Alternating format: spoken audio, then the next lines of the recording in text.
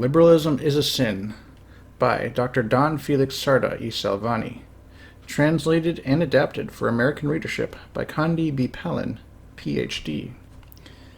This book was originally published in English in 1899 by B. Hooder Book Company, St. Louis, Missouri, under the title What is Liberalism?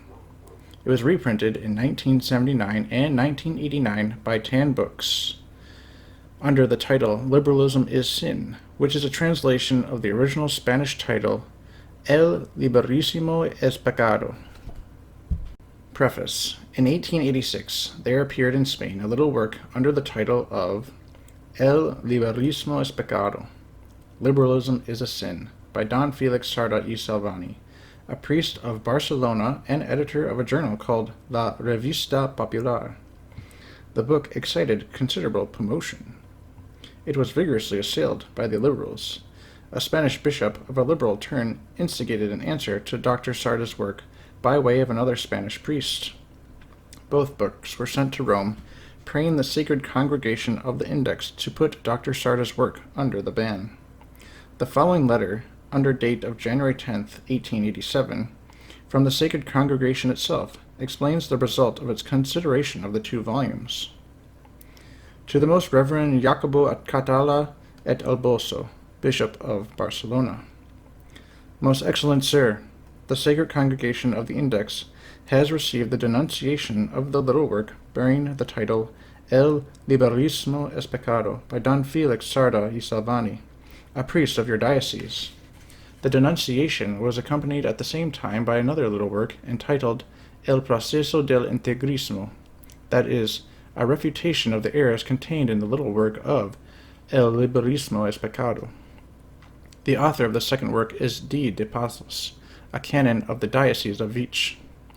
Whereupon the Sacred Congregation has carefully examined both works and decided as follows. In the first, not only is nothing found contrary to sound doctrine, but its author, D. Felix Sardà, merits great praise for his exposition and defense of the sound doctrine therein set forth with solidity, order, and lucidity, and without personal offense to anyone. The same judgment, however, cannot be passed on the other work, that by D. de Pazos, for, in matter, it needs corrections. Moreover, his injurious manner of speaking cannot be approved, for he inveighs rather against the person of D. Sardà than against the latter's supposed errors.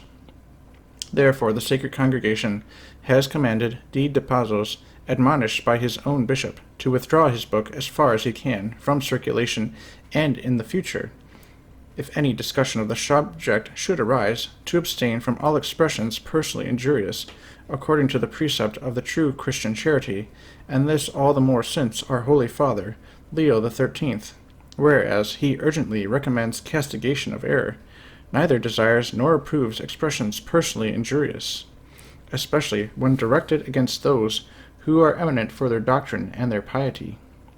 In communicating to you this order of the Sacred Congregation of the Index, that you may be able to make it known to the illustrious priest of your diocese, D. Sardà, for his peace of mind, I pray God to grant you all happiness and prosperity, and subscribe myself with great respect. Your most obedient service, Father Jerome Saccheri, O.P., Secretary of the Sacred Congregation of the Index. The following short chapters on liberalism are mainly and substantially Dr. Sardà's book, put into English and adapted to our American conditions. Their need and their use will be best understood and appreciated by their perusal. Publisher's Preface. People today are almost universally asking, what has happened to our society? What is wrong? The book you hold in your hands, dear reader, contains in essence the answers to these questions. This present edition of the book has been completely retypeset in a more readable style using modern spelling and punctuation. Plus, we have brought up to date Dr. Palin's statistics cited in Chapter 1. Also, we have changed the title from Dr. Palin's What is Liberalism back to Father Sardà y Salvany's original and more provocative title, Liberalism is a Sin. We have also added most of the italics and all the capitalization in the text to emphasize important points and to give the reader a little better frame of reference in each chapter. Other than these minor changes, The book is the same as the one Conde Pallin issued in 1899, and substantially the same as the Reverend Dr. Sardà y Salvany's original Spanish text. Liberalism is a Sin is one of the most important books for Catholics today, and for non-Catholics too, if they will read it with an open mind. For it discusses the problems of liberalism, both in its principles and in all its details and ramifications. It must be noted here that as the word is used in the present context, liberalism refers to religion and not politics, though it definitely bears upon that realm as well.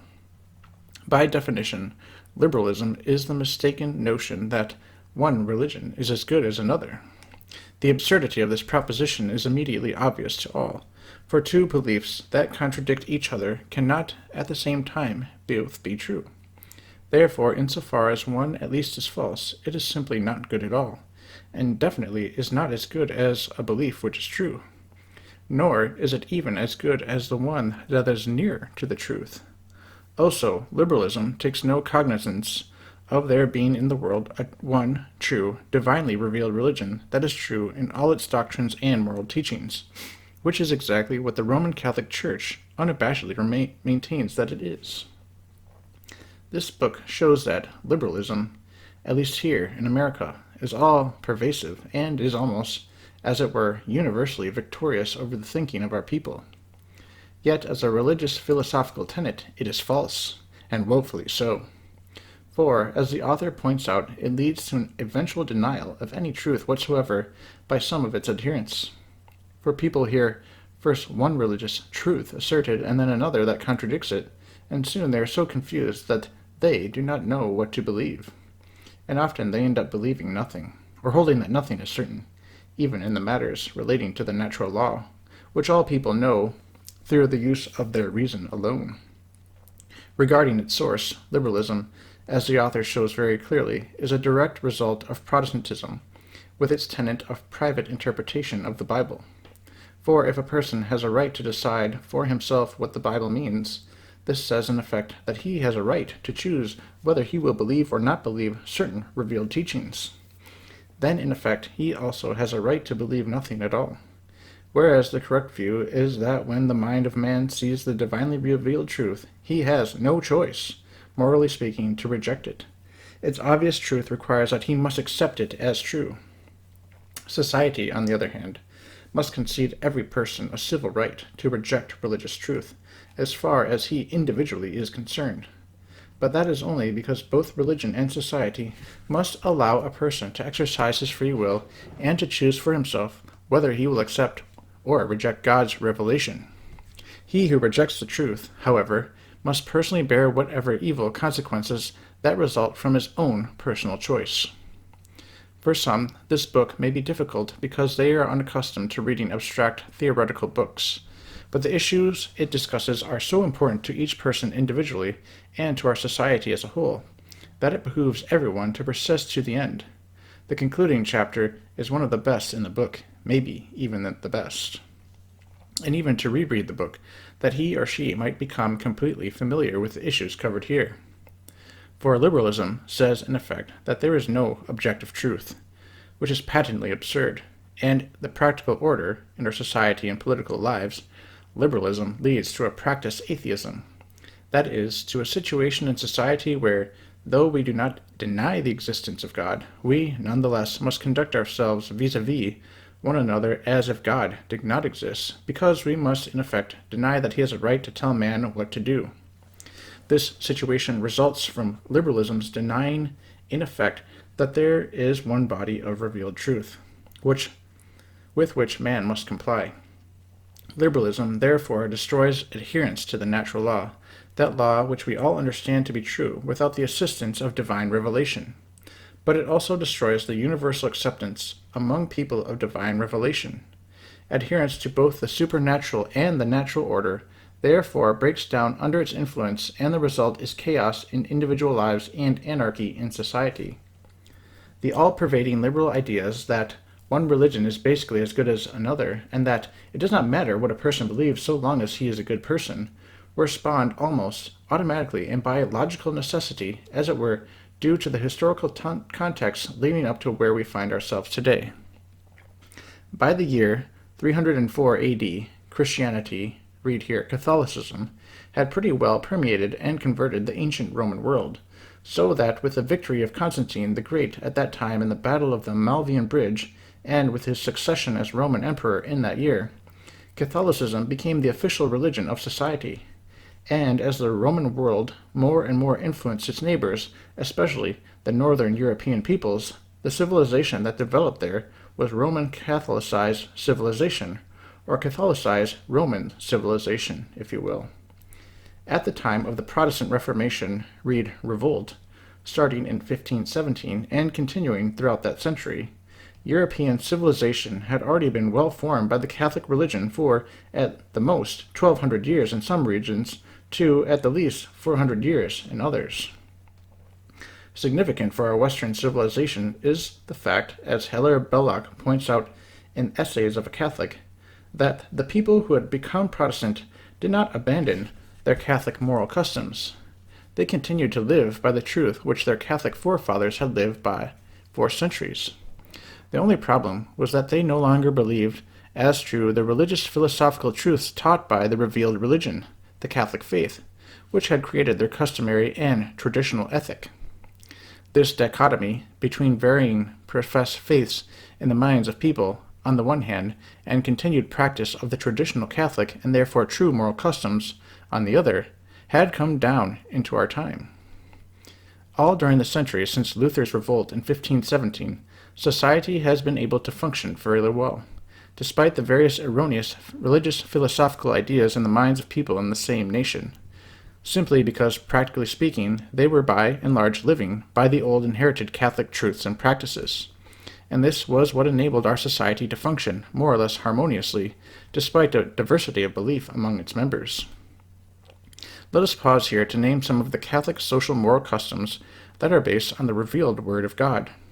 To worship God on Sunday, not to work on Sunday, to give honest work for your pay, not to steal, to keep monogamous marriage relations, not to practice polygamy, to avoid adultery and fornication, to shun homosexuality like a plague, to have children and not to practice birth control, let alone abortion, to raise and nurture them within the family they were born in, to respect and care for the elderly, to nurse the sick, to bury the dead, in anticipation of the resurrection of the body, etc., etc.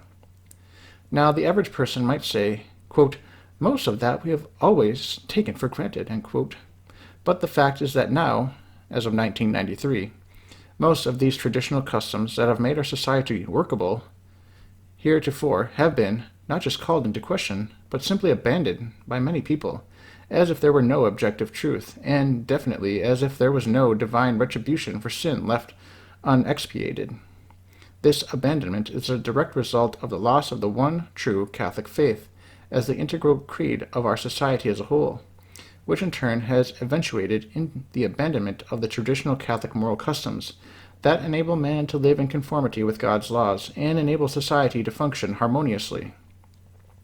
Liberalism, which in effect says, it does not matter what you believe, or whether you believe anything at all, could be held without dire results by even the majority of people in our present society, so long as the majority of our people were also still practicing the old, traditional, read true Catholic moral customs, for these customs, based on the revealed truths of Almighty God and adherence to the natural law, enabled our society to function reasonably well. But now, by the 1990s, with so many people having lost touch with the reasons for morality and goodness, we live in a situation where many of these customs have been abandoned by a large segment of our society, and the result is social disorder of the first magnitude.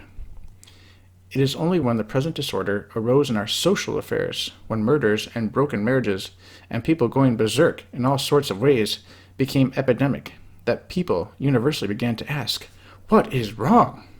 People, and generally, do not understand philosophy, let alone the bad effects that a bad philosophy can have. These evil effects must first impinge on their lives. Smack them hard in the face before they cry out, what is wrong? Well, dear reader, what is wrong is what has already been wrong for a long time in the thinking of our people. They no longer profess the truth. They abandoned it starting in 1517, when Martin Luther nailed his 95 theses to the chapel door at Wittenberg, and initiated his revolt against the true faith and a unified Catholic society. They jettisoned the revealed religion of God, sort of like naughty children left home alone and rebelling against their parents' firm but orderly rule, not realizing that they were destroying the very underpinnings of society itself, not to mention the infinitely more important matter of abandoning the one and only vehicle of their eternal salvation. And it was these people, by and large, who emigrated to North America and founded our nation. I believe we can say with good historical accuracy that the Catholic moral customs inherited from centuries of Catholic and Roman civilization survived until the decade of the 1960s, when the rot of liberalism, spread at an accelerated rate by the immoral movie industry, had prepared the social seedbed for people finally to abandon the traditional Catholic moral customs. This abandonment of order for hedonism and personal licentiousness was precipitated during the 1960s, more than anything else, I believe, by the advent of the birth control, accompanied by the utter daring of the movie industry in portraying on screen people actually committing fornication and adultery. The result over the next few years was a general disintegration of sexual morality, pandemic infidelity, a meteoric rise in divorce, and finally, the coup de grace for society, abortion. Top this all off with alarming increase in drug abuse, and the rest of human morals simply disintegrated in the train. This historical scenario we have actually witnessed in just the past 30 years. The discussion here, therefore, is not academic, for the collapse of Catholic customs has taken place only recently, and that within the lifetime of many of us, the result, if not soon reversed, will destroy what is left of our civilization. This collapse ultimately is the result of Protestantism, with its belief in private interpretation of the Bible. With the Protestant revolt from revealed truth and the divinely established authority in the person and the office of the Pope in Rome, everyone became his own little Pope. Whereas people could not abide one man's being infallible, one man who held the divine commission from Jesus Christ himself when he said to Peter, I say to thee, thou art Peter, and upon this rock I will build my church, and the gates of hell shall not prevail against it. And I will give to thee the keys to the kingdom of heaven, and whatsoever thou shalt bind upon earth, it shall be bound also in heaven. And whatsoever you shall loose on earth, it shall be loosed also in heaven. Matthew 16:18-20. Whereas they could not abide this one man's being infallible, whose authority exists only within the strictly defined limits of a tightly wrought, nearly 2,000-year universally known tradition, all the while being guided by the Holy Ghost, the Paraclete, whom Christ had sent. Whereas they could not accept this sort of God-assisted, worldwide visible, tightly constrained infallible teacher, they could and did accept, and continue to this day to accept, themselves as the infallible, unfailing, inerrant rule of faith and morals. They, who are often mental pygmies in theoretical matters, uninstructed in theology and philosophy, poorly informed, busy with practical affairs, weak, sick, and all of that, they themselves are the one, the true, and infallible authority which they will accept only themselves. God preserve us from such nonsense. Is it any wonder we have ended with the social dilemmas we now face when the majority of people in our society operate in an idea structure such as this? The moral, social, civil, political chaos we have brought upon ourselves is the direct result of Protestantism, with its disastrous tenet of private interpretation and its ugly stepchild, liberalism, which blesses the spiritual and moral disorder produced by Protestantism with a gooey mental salve of one religion is as good as another, and its equally absurd corollary, it doesn't matter what you believe, as long as you lead a good life.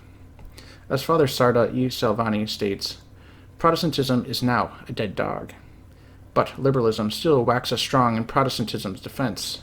However, the social upheaval of our times, brought on by these false ideas, now demands the ringing of the death knell of liberalism. We can no longer abide this error and survive as a civilization. For liberals in a society are like termites in a wooden house. They live off the house while it's still basically sound, saying all the while, what harm do we do? The house still stands. But we know that the house of our civilization is getting progressively weaker as the termite liberals increase and thrive. And at some point, in the not-too-distant future, we are going to crash. It is my opinion that we are now there.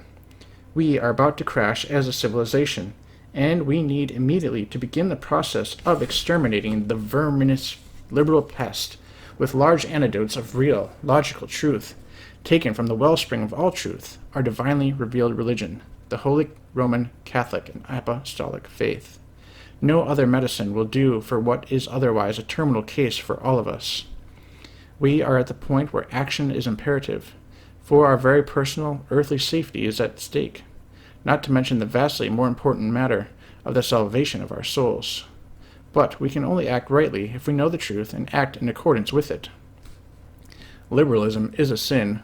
We'll focus our sights on the last enemy that needs to be destroyed before we can begin rebuilding the lost faith that makes life on this earth reasonable and harmonious, and that enables people to obtain eternal salvation, if they will only embrace it and live by it.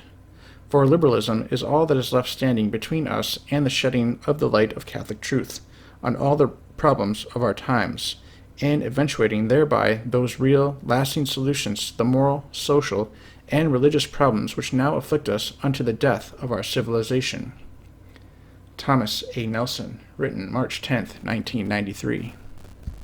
Forward. Why liberalism can exist. A major factor related to our living in a post-Catholic civilization allows liberalism to live and to thrive. It is an element the author does not touch upon, and in fact which I have never seen mentioned by any other author, and it is this. Christianity, read Catholicism, solved the nagging questions for mankind as to the purpose of life, whether man is immortal, and what is his eternal destiny. Those who have studied the pre-Christian era literature of ancient Greece and Rome realize that the answers to these questions held at that time were at the very best vague, shadowy, and uncertain notions in the minds of the ancient people. Save for the Israelite nation, singled out by God to prepare themselves, and to a certain extent the world, for the coming of a Redeemer, the nations of the world, by the time our Lord Jesus Christ entered the picture of human history, had pretty well lost the correct view of these important questions, which God had communicated to Adam and Eve, and which had been handed down through the millennia before Christ. But the teachings of Jesus Christ, once they had permeated the Roman world and spread to the barbarian European nations, solved all these ultimate questions for our ancestors in the West. People were assured by divine revelation that man is immortal, that he is destined ultimately either to heaven or to hell, that these states last forever, in an ever-present now, that the human mind, knowing only the element of change in this world, finds impossible fully to grasp, and that man's acceptance or rejection of Christ's doctrine, plus living an absolutely correct life and dying in God's grace, are the determining factors as to whether a person will go to heaven or to hell. Since the advent of Protestantism, it is my contention, the social awareness of the answers to man's questions about the immortality of the soul, the purpose of life, the ultimate end of man, and the role of human behavior in determining man's last end has not been lost. The historical reality of Catholicism being the only religion of Europe is not that old 16th century, and therefore the memory of its teachings is still fairly fresh from a social awareness aspect. Plus, Catholicism is still with us today. Example, almost 20% of the U.S. population is Catholic, at least in name, and some areas of the Western world are predominantly Catholic. So the ferment of Catholicism, the fountainhead of Christianity, with its true, unalloyed doctrines on these ultimate questions, is still in our midst, though in the post-Vatican II era, i.e. after 1965, it definitely has become significantly weaker. Consequently, there exists in our social awareness a pretty strong conviction among most people of our society today that man is immortal, that he is intended by God for an eternity of happiness, and that, if he will lead a good life here on earth, he will attain that end. The one aspect relative to all these Catholic answers to man's questions about the meaning of life and the ultimate end of man, which has been lost, alas, even by many Catholics, is exactly how salvation is attained, just what it takes to gain heaven. Non-Catholics no longer know this, or they would become Catholic, and even most Catholics today, those who are Catholic in name only, have lost it as well. The answer to how one attains salvation is simply this: to know and embrace Catholicism, the faith of Christ, James 2:1, the faith of God, Romans 3:3, and to live an absolutely correct moral life by means of sharing actively and regularly in the sacramental life of the Catholic Church. For without me you can do nothing, said our Lord in John 15:5, by which he meant that we need the light of his faith for knowledge of the way, plus the grace of his sacraments to receive the life of God in our souls and for assistance to lead a good life. Except you eat the flesh of the Son of Man and drink his blood, you shall not have life in you. He that eateth my flesh and drinketh my blood hath everlasting life, and I will raise him up in the last day. From John 6:54-55.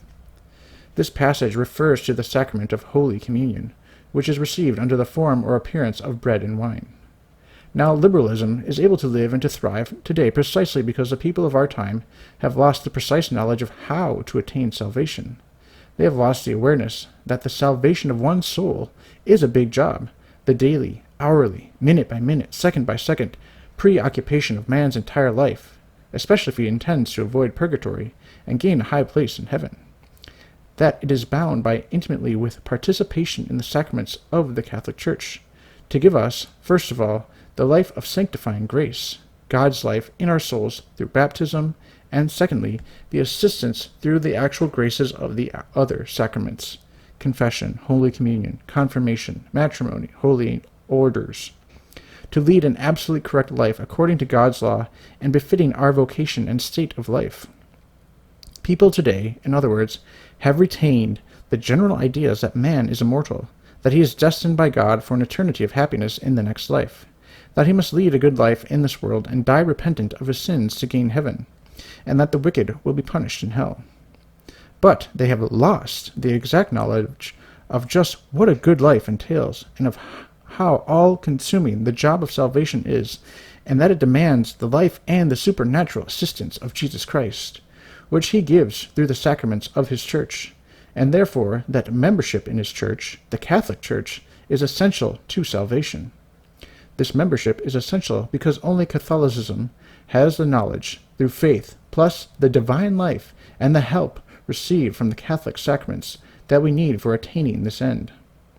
Therefore, in the distance between modern man's social awareness, inherited through the centuries from Catholicism, that all is well with man, we are immortal and destined for heaven if we will be good, and the precise knowledge of the monumental task of salvation, achievable only with the exact knowledge of the Catholic faith and the assistance of the Catholic sacraments. Liberalism, that doctrine that one religion is as good as another, that it does not matter what you believe as long as you lead a good life, that in effect, if you do not accept any religion at all, it is all right, finds a comfortable atmosphere in which to thrive, living as it only can on contemporary man's social awareness that, quote, all is well, end quote, regarding eternity and his ignorance of precise spiritual truths and his laziness to bestir himself to learn the truth, plus his fear of the challenge which a correct perception of the truth will force him to accept. Probably the most important spiritual fact lost to the majority of people today, a fact that makes liberalism so plausible, is the Catholic distinction between the natural and the supernatural orders, between natural ends and means and supernatural ones.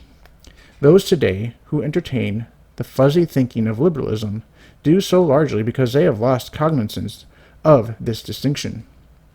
Heaven, according to Catholic teaching, is a supernatural state, an end or objective above man and beyond his ability to attain, a goal which man on his own cannot achieve. It is the presence of God. It is the eternal vision of God and an eternal sharing in the life of God himself. But this is not something within the nature of man to achieve or possess. It is rather a special, supernatural gift from God, an unwarranted, on man's part, gratuitous gift of God. We do not deserve it. We can only attain it by the special supernatural assistance, which God has given us through the knowledge of the faith of God, Romans 3:3, and the help of the sacraments of the Catholic Church, the divinely revealed religion. These sacraments were given by Jesus Christ, the second person of the Blessed Trinity, to the Church, and are supernatural means to give us supernatural assistance, to save our souls and attain heaven, a supernatural end. People who have lost the Catholic faith, but retain the social awareness that we can be saved, will just automatically think that every good or nice person who dies will be saved, not realizing that, quote, none is good but God alone, unquote, Luke 18:19, and that heaven is something we do not deserve in the natural course of things, but that it is a supernatural reward freely given by God as a result of supernatural faith in his revealed word and requiring supernatural means to attain, which he provides through the sacraments of the Catholic Church. Thus, when people lose the true faith, the natural and the supernatural get blurred or lost sight of, and people think everyone can be saved, or even that everyone is saved, no matter that they ignore and neglect the only means of salvation. This is why liberalism can exist. Liberalism, because modern man has lost the true Christian faith, with its recognized distinction between the natural and the supernatural, can mouth its absurdities and find a hearing among ignorant, lazy, and or unthinking people. But, as stated earlier, here on earth the ultimate fruit for man of liberalism's chaotic reasoning is chaos and anarchy in the social order, and that chaos is now upon us. So what people are now seriously asking, what is wrong? And therefore now is a time we must shed the light of the true faith upon the spiritual darkness of our times. Sweeping away liberalism is the last job to be accomplished before the work of the regeneration of the true faith and the reintroduction of the true doctrine of Jesus Christ, quote, the light of the world, unquote, 1 John 8:12, can begin. Thomas A. Nelson, March 15th, 1993. Chapter 1. What begets liberalism? Physical science tells us that floating through the atmosphere are innumerable disease germs seeking a suitable nidus in which to settle and propagate, and that we are constantly breathing these germs into the lungs. If the system be depleted or weakened, the dangerous microbe takes up its abode with us, and propagating its own kind with astonishing rapidity, undermines and ravages our health. The only safeguard against the encroachments of this insidious enemy, which we cannot escape, is a vigorous and healthy body, with adequate powers of resistance to repel the invader. It is equally true that we are subject to like infectious attacks in the spiritual order. Swarming in the atmosphere of our spiritual lives are innumerable deadly germs, ever ready to fasten upon the depleted and weakened soul, and propagating its leprous contagion through every faculty, destroy the spiritual life. Against the menace of this ever-threatening danger, whose advances we cannot avoid in our present circumstances, the ever-healthy soul alone can be prepared. To escape the contagion, the power of resistance must be equal to the emergencies of the attack, and that power will be in proportion to our spiritual health. To be prepared is to be armed, but to be prepared is not sufficient. We must possess the interior strength to throw off the germ. There must be no condition in the soul to make a suitable nidus for an enemy so insidious and so efficacious as to need only the slightest point of contact whence to spread its deadly contagion. It is not only through the avenues of disordered passions that this spiritual disease may gain an entrance. It may make its inroad through the intellect, and this under a disguise often calculated to deceive the unwary and incautious. The Trojans admitted the enemy into their walls under the impression that they were actually securing a valuable acquisition to their safety, and today their fatal experience has come down to us in the proverb, quote, beware of the Greeks when they bring gifts, end quote. Intellectual torpidity, inexperience, ignorance, indifference, and complacence, or even virtues such as benevolence, generosity, and pity, may be the unsuspected way open to the foe, and lo, we are surprised to find him in possession of the citadel. That we may know our danger, we must appreciate the possible shapes in which it may come. Here is just the difficulty. The uniform of the enemy is so various, changeable, sometimes even of our own colors, that if we rely upon the outward semblance alone, we shall be more often deceived than certain of his identity. But before laying down any tests by which we may distinguish friend from foe in a warfare so subtly fought within the precincts of our own souls, let us first reconnoitre the respective positions of either camp. And to do this best, we shall consider the origin and sources of the danger which surrounds us. For we may be asked, quote, where is this foe described as so intangible as scarcely to be apprehended by ordinary mortals? End quote. Or it may be argued, quote, is the danger as proximate, as frequent, as fearful as you allege? Whence is it, anyhow? Point it out. If we know from what direction the enemy comes, we may better appreciate the peril. End quote. As we are addressing ourselves to those who live amidst the peculiar circumstances of our American life, and as the spiritual and moral conditions which obtain in this country make up the moral and spiritual atmosphere in which we have our being, it is in the relation of our surroundings to ourselves, as well as of ourselves to our surroundings, that we shall find the answer to our question. Let us then consider these surroundings in a general way for the moment. First, as to some patent facts, the population of this country is at present something over 260 million from the 1990 census. Of these, 60 million are Catholics, and according to their claim, 80 million are Protestants, leaving a population of 120 million or more who do not possess any form of Christianity at all. Among the 80 million Protestants, every shade and variety of belief in the Christian dispensation finds easy lodgment, from the belief in the Incarnation and consubstantiation, the erroneous Lutheran belief that in the Eucharist the substance of the body and blood of Christ coexist in and with the substance of the bread and wine, as opposed to the Catholic teaching of transubstantiation, wherein the substance of the bread and wine are changed into the substance of Jesus Christ, who is thereafter present, body, blood, soul, and divinity, under the appearances of bread and wine, to the rejection of the divinity of Christ altogether in the vacuous creed of Unitarianism. In this scale of heresy, the adjustments of creeds are loose and easy. Lack of any decisive authority renders any exact standard of belief impossible. A Protestant may freely range from one end of the scale to the other, and still be considered orthodox according to Protestant estimation. A loose, indefinite belief in Christ, either as God redeeming the world or even as a great ethical teacher, not God himself, though sent by God, suffices to place the Protestant within the compass of his own standard of orthodoxy. Any specific expression of dogma or of particular truths bound up in the acceptance of Christianity is not required, or if required by any one sect or denomination, can find no authoritative exaction, for the differences between the sects, in the last resort, become mere differences of private opinion, dependent upon nothing but the caprice or choice of the individual. Outside of these various bodies of loosely professed Christians stands a still larger mass of our population who are either absolutely indifferent to Christianity as a creed or positively reject it.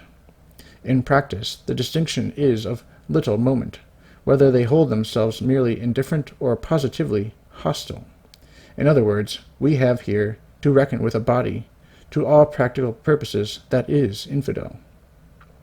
This mass comprises over 45% of our population, holding itself aloof from Christianity, and in some instances virulently antagonistic to it.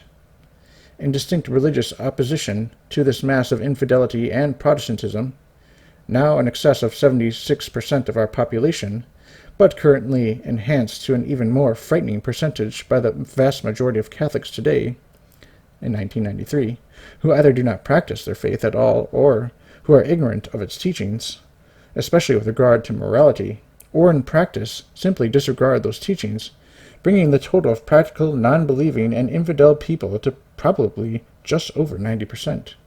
If we can presume there to be today approximately 25 million believing, practicing Catholics, Catholics find themselves sharply and radically opposed. Heresy and infidelity are irreconcilable with Catholicity. Quote, "He that is not with me is against me," Matthew 12:30, are the words of our Lord himself. For denial of Catholic truth is the radical and common element of both heresy and infidelity. The difference between them is merely a matter of degree. One denies less, the other more. Protestantism, with its sliding scale of creeds, is simply an inclined plane into the abyss of positive unbelief.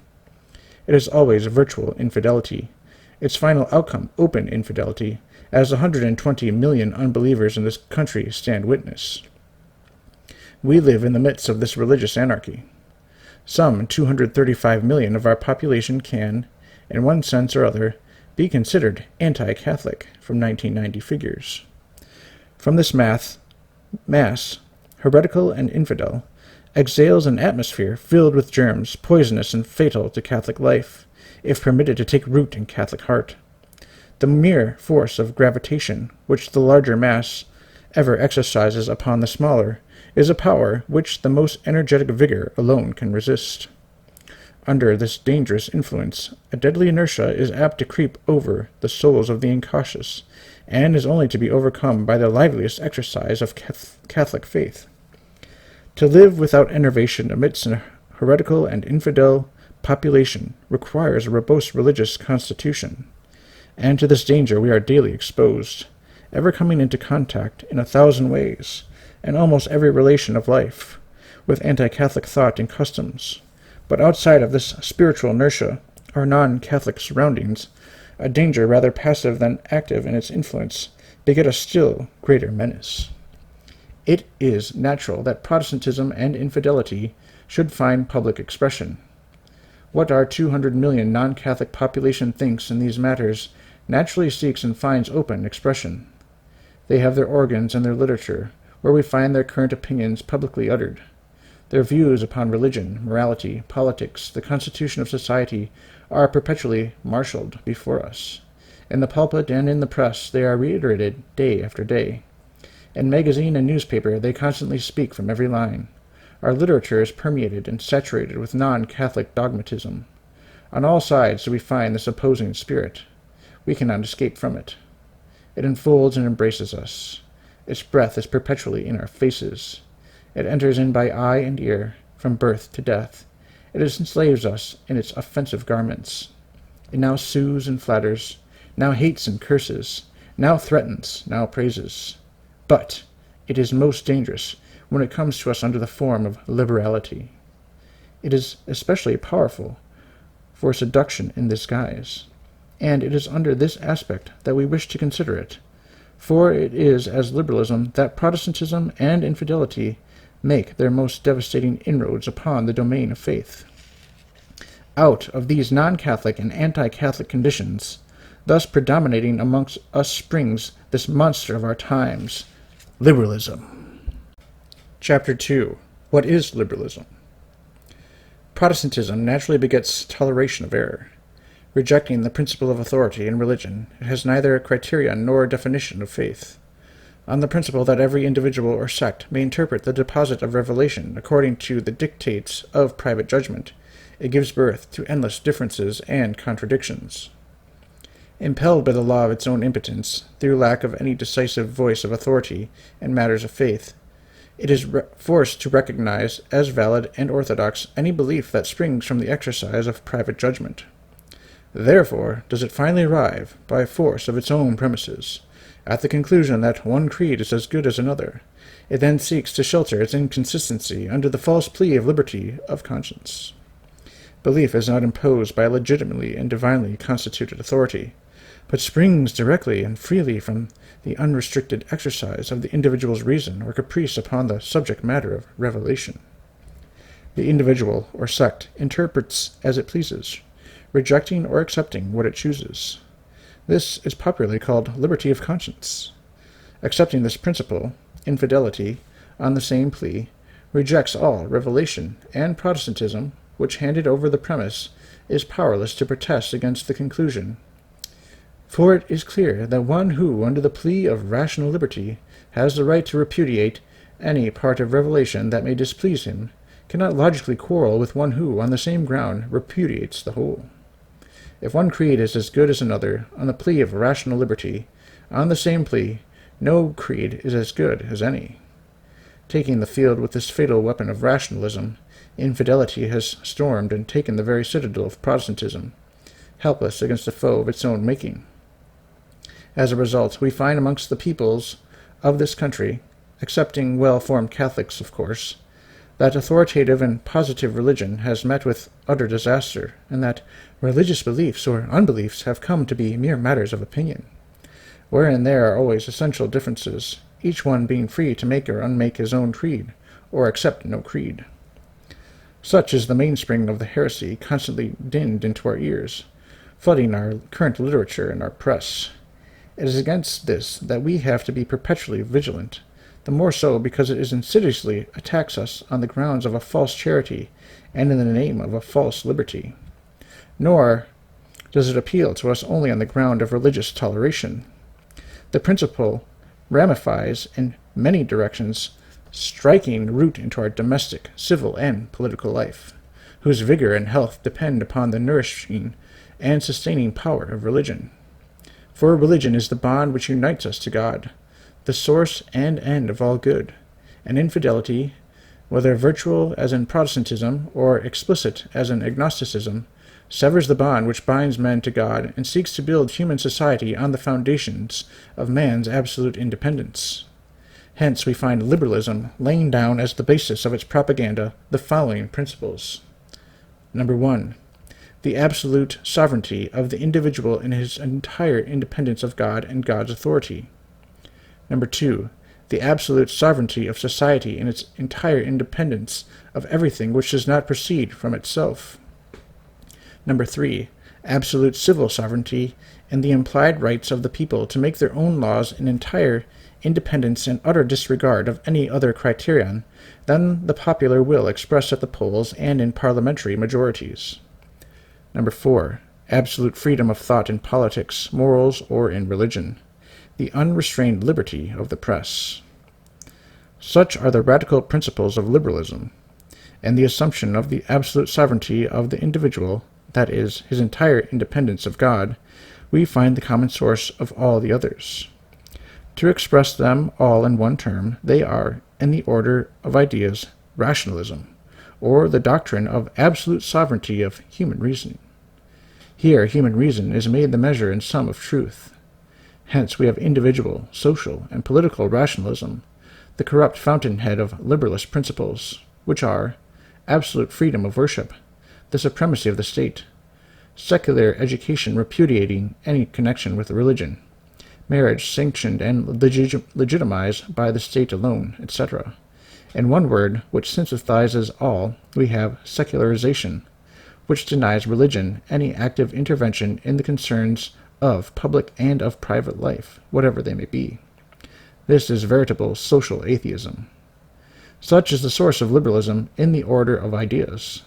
Such, in consequence of our Protestant and infidel surroundings, is the intellectual atmosphere which we are perpetually breathing into our souls. Nor do these principles remain simply in the speculative order, poised forever in the region of thought.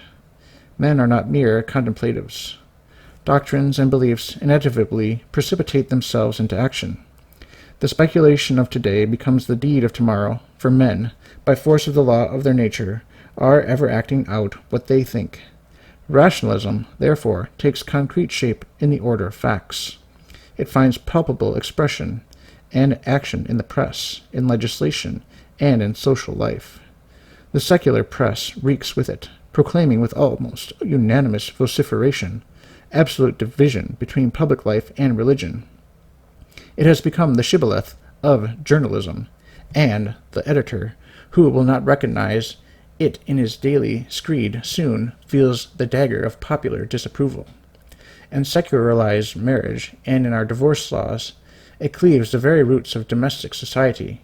In secularized education, the cardinal principle of our public school system, it propagates itself in the hearts of the future citizens and the future parents.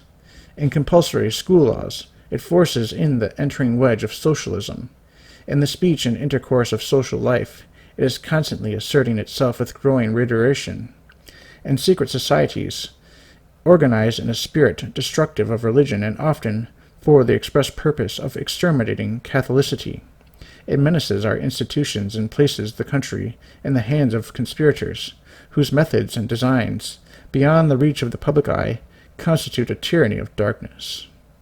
In 1,000 ways does the principle of rationalism find its action and expression in social and civil life, and however diversified be its manifestations, there is in it always a unity and a system of opposition to Catholicity. Whether concerted or not, it ever acts in the same direction, and whatever special school within the genus of liberalism professes it or puts into action, Be it in society, in domestic life, or in politics, the same essential characteristics will be found in all its protean shapes: opposition to the Church, and it will ever be found stigmatizing the most ardent defenders of the faith as reactionaries, clericals, ultramontanes, etc. Wherever found, whatever its uniform, liberalism, in its practical action, is ever a systematic warfare upon the Church. Whether it intrigue, whether it legislate, whether it orate or assassinate, whether it call itself liberty or government, or the state, or humanity or reason, or what not, its fundamental characteristic is an uncompromising opposition to the Church.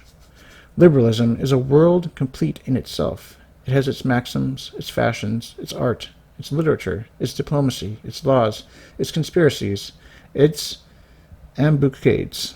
It is the world of Lucifer, disguised in our times under the name of liberalism, and radical opposition, and in perpetual warfare against that society composed of the children of God, the Church of Jesus Christ.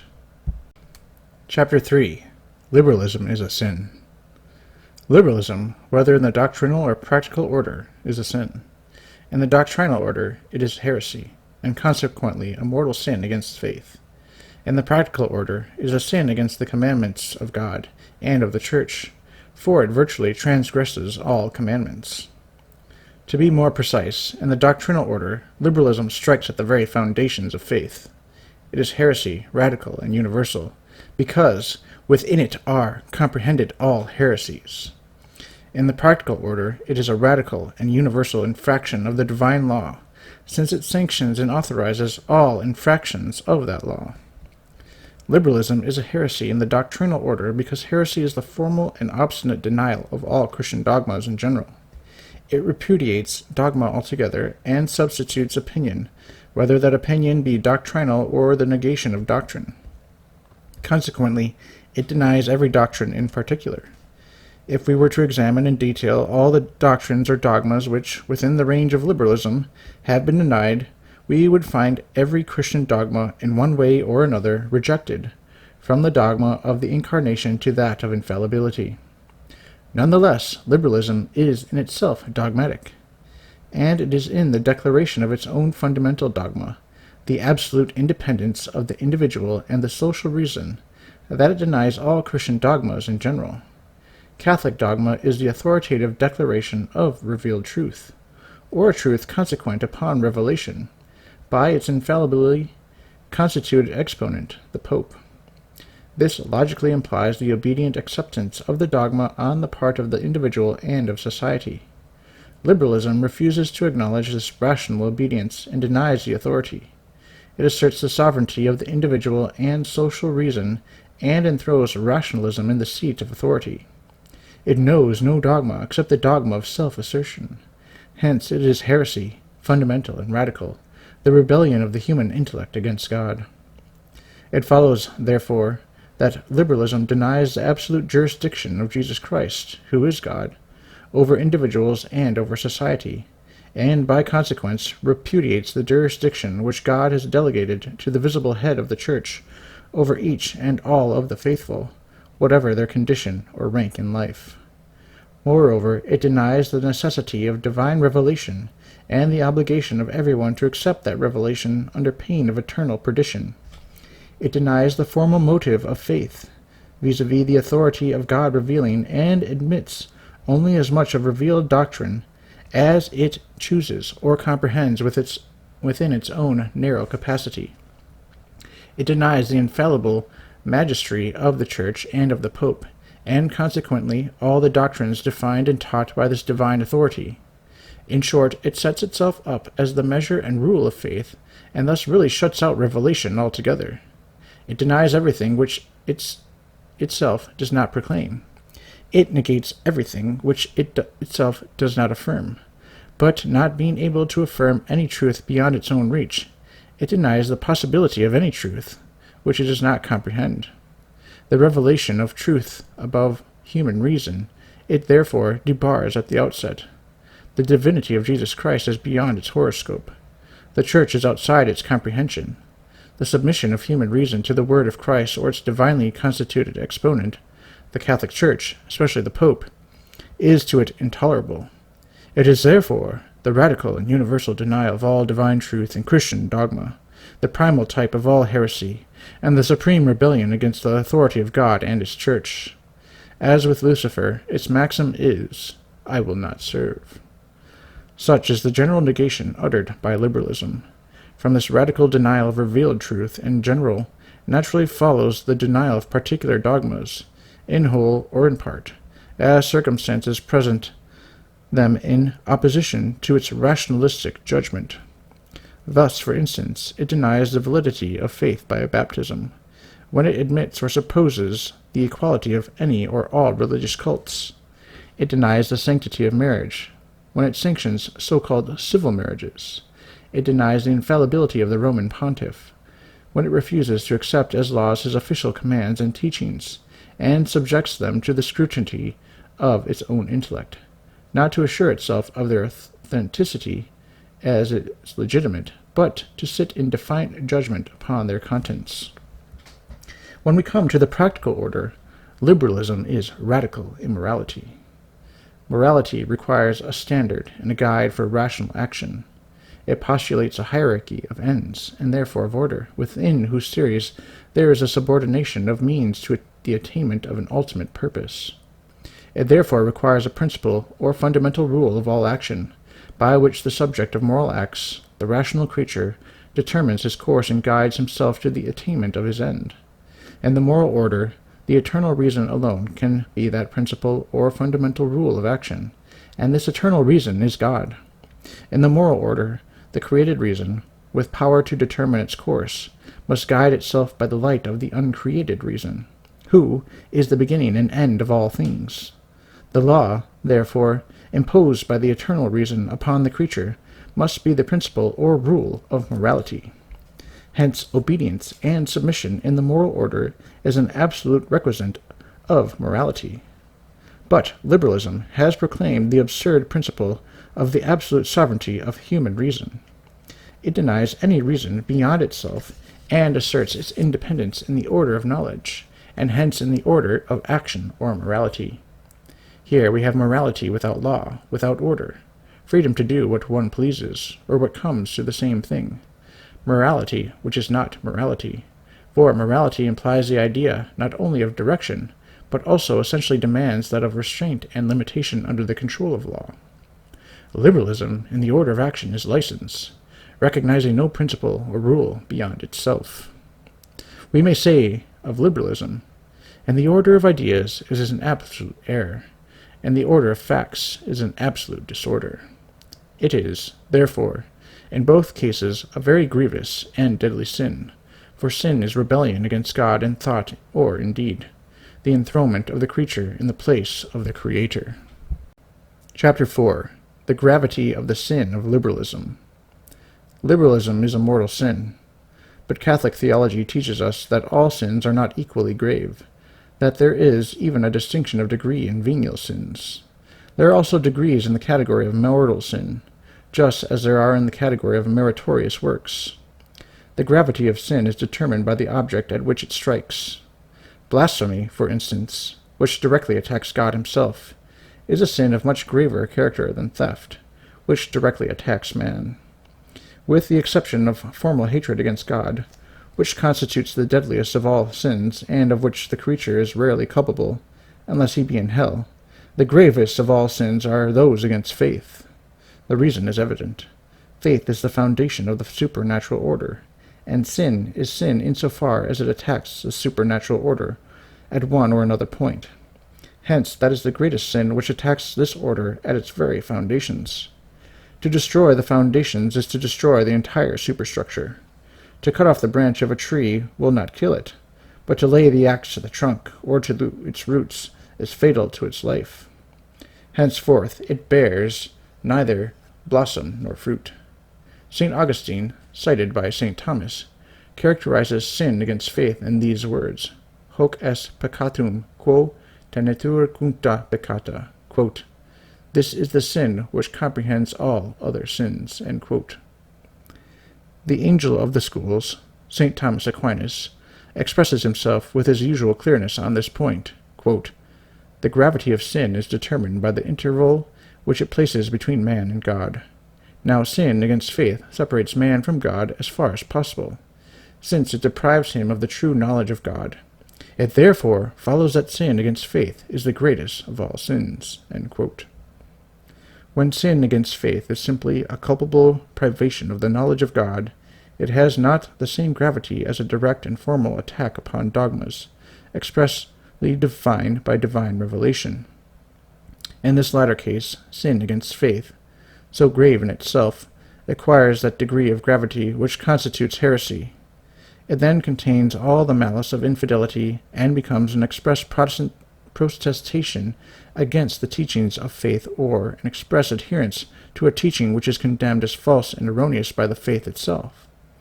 Besides the deadly sin against faith itself, it is accompanied by hardness of heart, obstinacy, and the proud preference for one's own reason over the reason of God himself. Hence, heretical doctrines and works inspired by them constitute the greatest of all sins, with the exception of formal hatred against God, of which only the demons in hell and the damned are capable.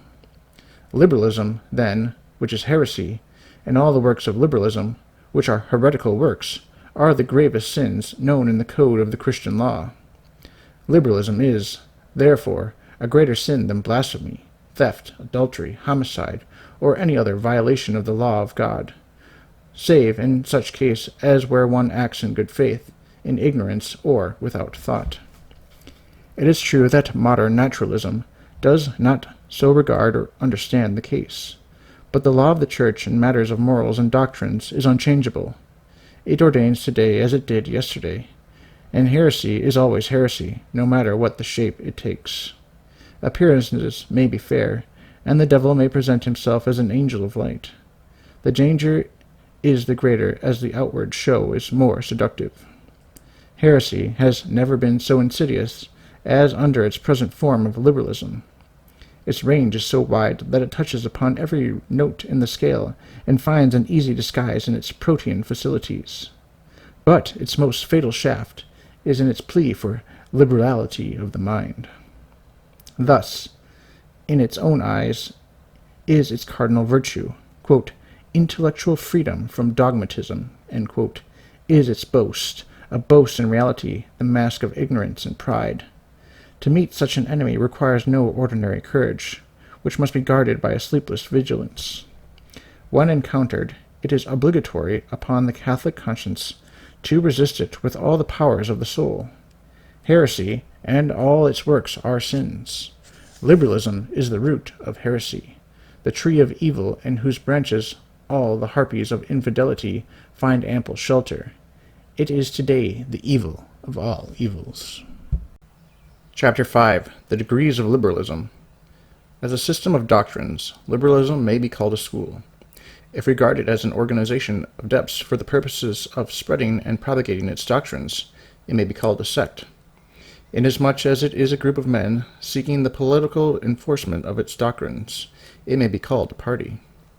But in whatever aspect we consider it, whether as a school or a sect or a party, it presents itself in various degrees or shades. Yet it is still nonetheless liberalism because variant. For with specific and logical unity there may be a multitudinous variety. Now the unity of liberalism is not positive but negative. It has no unity of its own.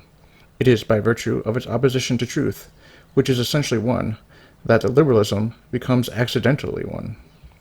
As the vis-a-vis, or opponent of truth, it possesses the unity of opposition.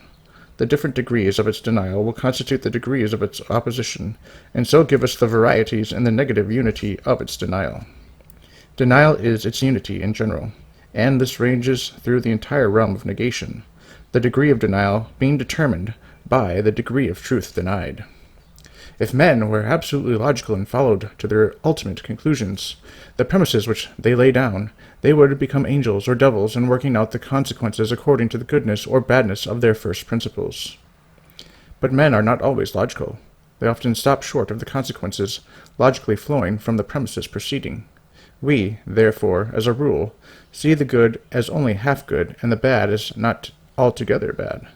Hence we find few out-and-out liberals. Not many go the full length of their principles. They are nevertheless true liberals, that is, veritable disciples, partisans, or followers of liberalism, ranging themselves under its banner, either as a school or sect or a party. There are liberals who accept its principles but reject the consequences, at least those most repugnant or extreme. For instance, there are men who believe that the Catholic Church is the great enemy of modern progress, the one great object in the way of triumph of their principles. Why not then openly persecute the Church and endeavor to wipe her off the face of the earth, as a Nero or a Domitian sought to do? No, they would not go to this extreme, although it is the practical consequence of their premise.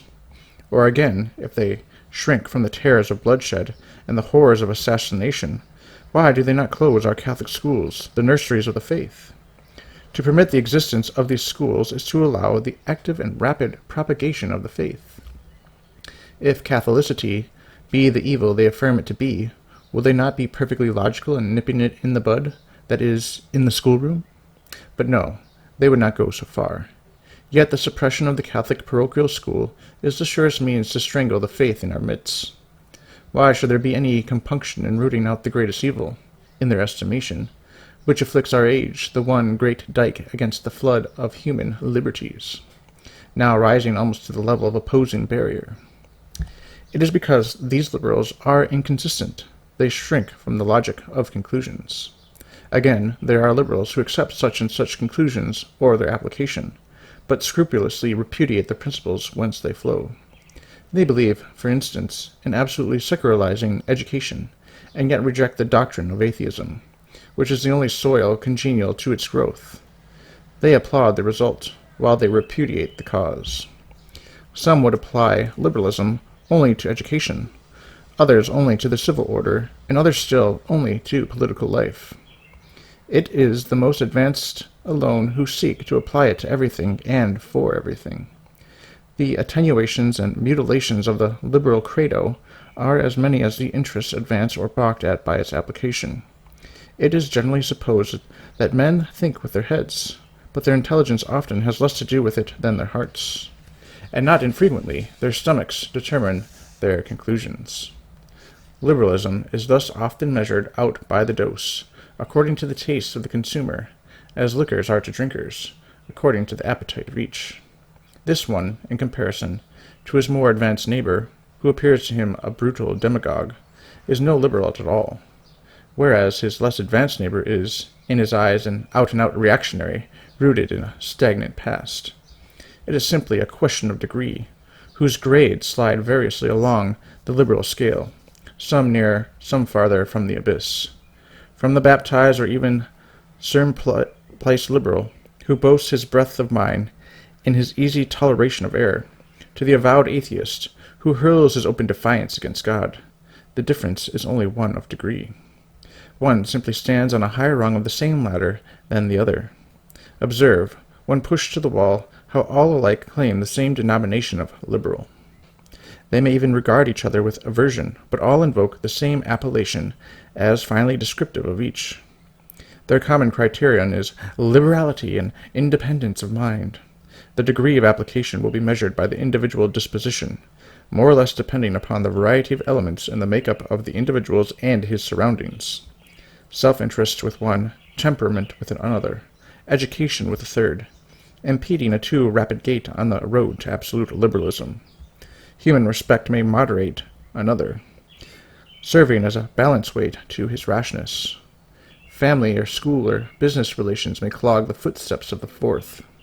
1,001 things may serve as a brake to a too accelerated descent, not to mention that satanic prudence which counsels a conservative advance in order not to alarm the timid.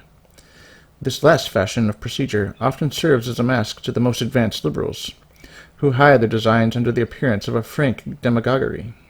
Sometimes liberalism stalks along in the careless trappings of an easy-going good nature or a simplicity of character, which invites our affection and allays our suspicion. Its very candor in this guise is an aggression difficult to resist. It does not appear responsible and excites our compassion before it has awakened our aversion. We seem to forgive it before we accuse it, but all the greater is the danger when it appears less possible. Such are the various fashions of liberalism. Its disguises are many, its degrees various. Withal, however, it is the same evil, though motley be its trappings. Liberalism is one, whereas liberals, like bad wine, differ in color and taste. Chapter 6. Catholic Liberalism, or Liberal Catholicism. Peace in war is an incongruity. Foes in the midst of battle cannot well be friends. Where the pressure of conflicting forces is intensest, there is little opportunity of reconciliation. Yet this absurdity and contradiction we find in the odious and repulsive attempt to unite liberalism with Catholicism. The monstrosity resulting is what is known as the liberal Catholic, or the Catholic liberal. Strange as it may seem, Catholics with good intentions have paid tribute to this absurdity and indulged the vain hope of peace with the eternal enemy. This fatal error has its source in the vain and exaggerated desire of reconciling and harmonizing in peace doctrines utterly incompatible and hostile by their very nature. Liberalism is the dogmatic affirmation of the absolute independence of the individual and of the social reason. Catholicity is the dogma of the absolute subjection of the individual and of the social order to the revealed law of God. One doctrine is the exact antithesis of the other. They are opposites in direct conflict. How is it possible to reconcile them? Opposition here necessarily means conflict, and the two can no more harmonize than the square can be made one with the circle. To the promoters of liberal Catholicism, the thing appears easy enough. It is admirable, they say, quote, for the individual reason to be subject to the law of God, if it so wishes. But we must distinguish between the public and the private reason, especially in an age like ours. The modern state does not recognize God or the Church. In the conflict of different religious creeds, the public reason must stand neutral and impartial. Hence the necessary independence of the public reason. The state as state can have no religion. Let the simple citizen, if he wishes, submit to the revelation of Jesus Christ. But the statesman and the man in public life must comport himself as if no revelation existed. End quote. Now all this means civil or social atheism. It means that society is independent of God, its author. That while individuals may recognize their dependence on the divine law, civil society should not. A distinction whose sophism is founded on an intolerable contradiction. It is clear that, if the individual reason is obliged to submit to the law of God, the public and the social reason cannot logically escape the same duty without falling into an extravagant dualism, by virtue of which men would be forced to submit to the law of two contrary and opposed consciences. Privately, men would have to be Christian. Publicly, they would be free to be atheistic. Furthermore, the road is open to an odious tyranny.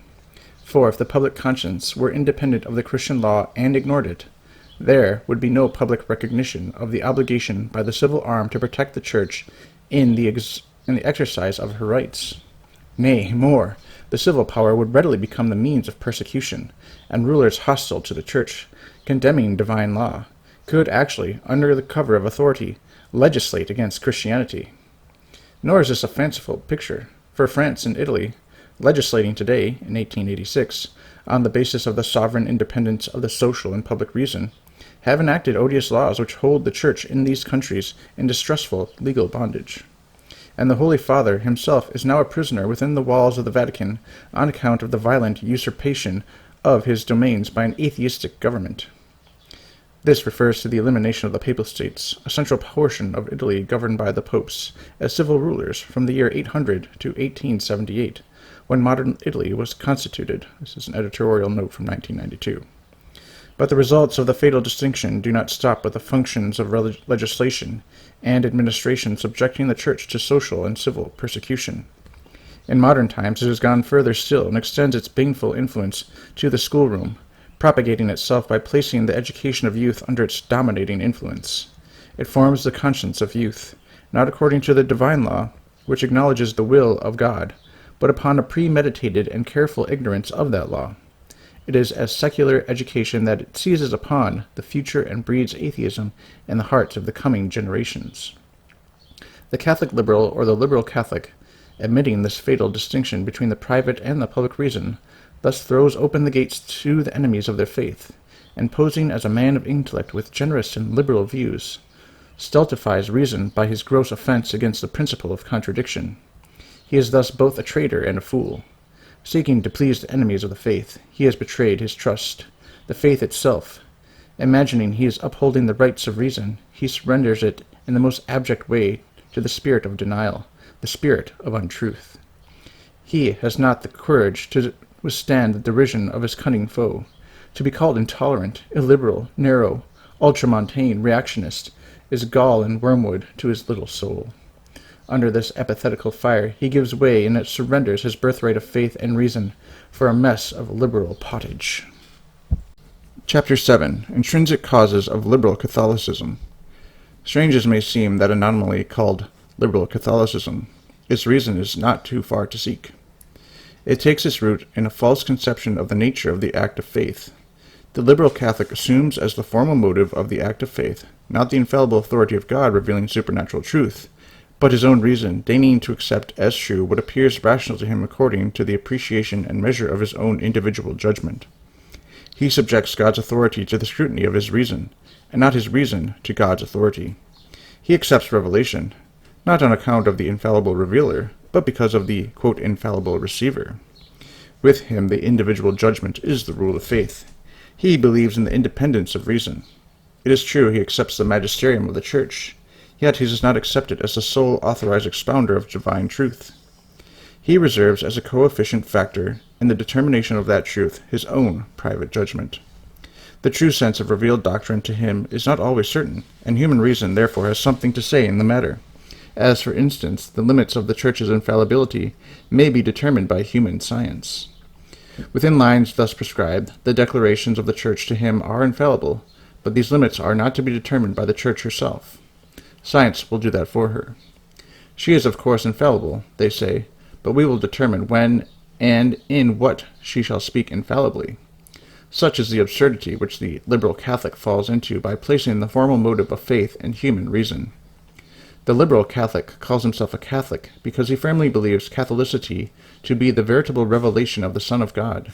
He calls himself a liberal Catholic because he believes that no one can impose upon him any belief which his individual judgment does not measure as perfectly rational. What is not rational he rejects. He is intellectually free to accept or reject. What appears good he assents to, but he is intellectually bound to no one. Thus, and wittingly, he falls an easy victim to the snare set by the devil for the intellectually proud. He has substituted the naturalistic principle of free examination for the supernatural principle of faith. As a consequence, he is not really Christian, but pagan. He has no real supernatural faith, but only a simple human conviction. In the acceptance of the principle that the individual reason is thus free to believe or not to believe, liberal Catholics are deluded into the notion that incredulity is a virtue rather than a vice. They fail to see in it an infirmity of understanding, a voluntary blindness of the heart, and a consequent weakness of will. On the other hand, they look upon the skeptical attitude as a legitimate condition wherein intellectual freedom is preserved, the skeptic remaining master of himself to believe or deny. They have a horror of any coercive element in matters of faith. Any chastisement of error shocks their tender susceptibilities, and they detest any Catholic legislation in the direction of what they are pleased to call intolerance. The syllabus of errors of Pius IX is a nightmare to them, a most inopportune, dominating, harsh, and peremptory document, calculated to offend the sensibilities of the Protestant and modern world. It need not be accepted as an infallible utterance, and, if accepted, must be taken in a very modified sense. The ultramontane interpretation to him is violent and extreme, and does much more harm than good by driving back the well-disposed at such a show of illiberality. Close upon this squeamishness in regard to the pronouncement of Catholic doctrine follows an abhorrence of antagonizing the convictions of others, no matter how directly opposed to revealed truth. For with liberal Catholics, the most erroneous are as sacred as the truest convictions, being equally founded upon the principle of intellectual liberty. Thus they erect into a dogma what is called the principle of toleration. The differences of belief are, after all, they complacently argue, due to differences of temperament, education, etc. We will not exactly approve them, but we should at least condone them. The first conception of faith being naturalistic, and the development and application of that conception, either to the individual or to society, the same naturalistic element evolves itself. Hence it follows that the liberal Catholic's appreciation of the Church has no foundation in its supernatural character. The Church does not address herself to his sympathies as a supernatural society, whose first and supernatural end is the glory of God and the salvation of souls. It is on her social and human side that he regards her with affection. It is as the great civilizing and humanizing power which has lifted so many people from a state of barbarism, as the guardian of the ancient arts and letters, as the promoter of learning, that she wins his applause and approbation. She is first, not because she is first in herself by divine right, but first in virtue of the approval of his own great intellect. Under this false conception, apologies have been written in our times, and with strange inconsistency the Church is often lauded as the great promoter and preserver of civilization in the past, while her regressive tendencies are deplored in the present, as if an institution which alone by divine constitution has the perennial force of progress could ever weaken or fail in her mission of human regeneration. Under the glamour of an advance towards the mirage of a false happiness in the desert of this life, our liberal Catholics are proclaiming the shadow while rejecting the substance. True progress, which can only be achieved through an advance toward God, can never be effective save through that agency divinely appointed to lead us to God. This the Church of Jesus Christ alone can do, for she, under his institution, is as he himself, the way, the truth, and the life. Forgetting the divine and supernatural character of the Church, and she is nothing if not divine and supernatural, liberal Catholics talk and write about her as a simple human development, accepting, in the blindness of their false conception, the naturalistic definition of faith. They thus eviscerate the Church, making her the mere husk of what she really is. Piety itself does not escape the action of this pernicious naturalistic principle. It converts it into pietism, that is to say, into a parody of true piety, as it is painfully seen in the pious practices of so many people who seek in their devotions only the sentimental emotions of which they themselves are able to be the source. They are devout over themselves, worshipping their own little sentiments and offering incense to idols graven after their own image. This is simply spiritual sensualism and nothing else. Thus we see in our day in so many souls the degeneration of Christian asceticism, which is the purification of the heart by the regression of the appetites, and the falsification of Christian mysticism, which is neither emotion nor interior consolation, nor any other Epicurean foible of human sentiment, but union with God through a supernatural love for him, and through absolute submission to his holy will. Therefore, it is that the Catholicity of a great number of people in our times is a liberal Catholicity, or rather a false Catholicity. It is really not Catholicity, but near naturalism, a pure rationalism.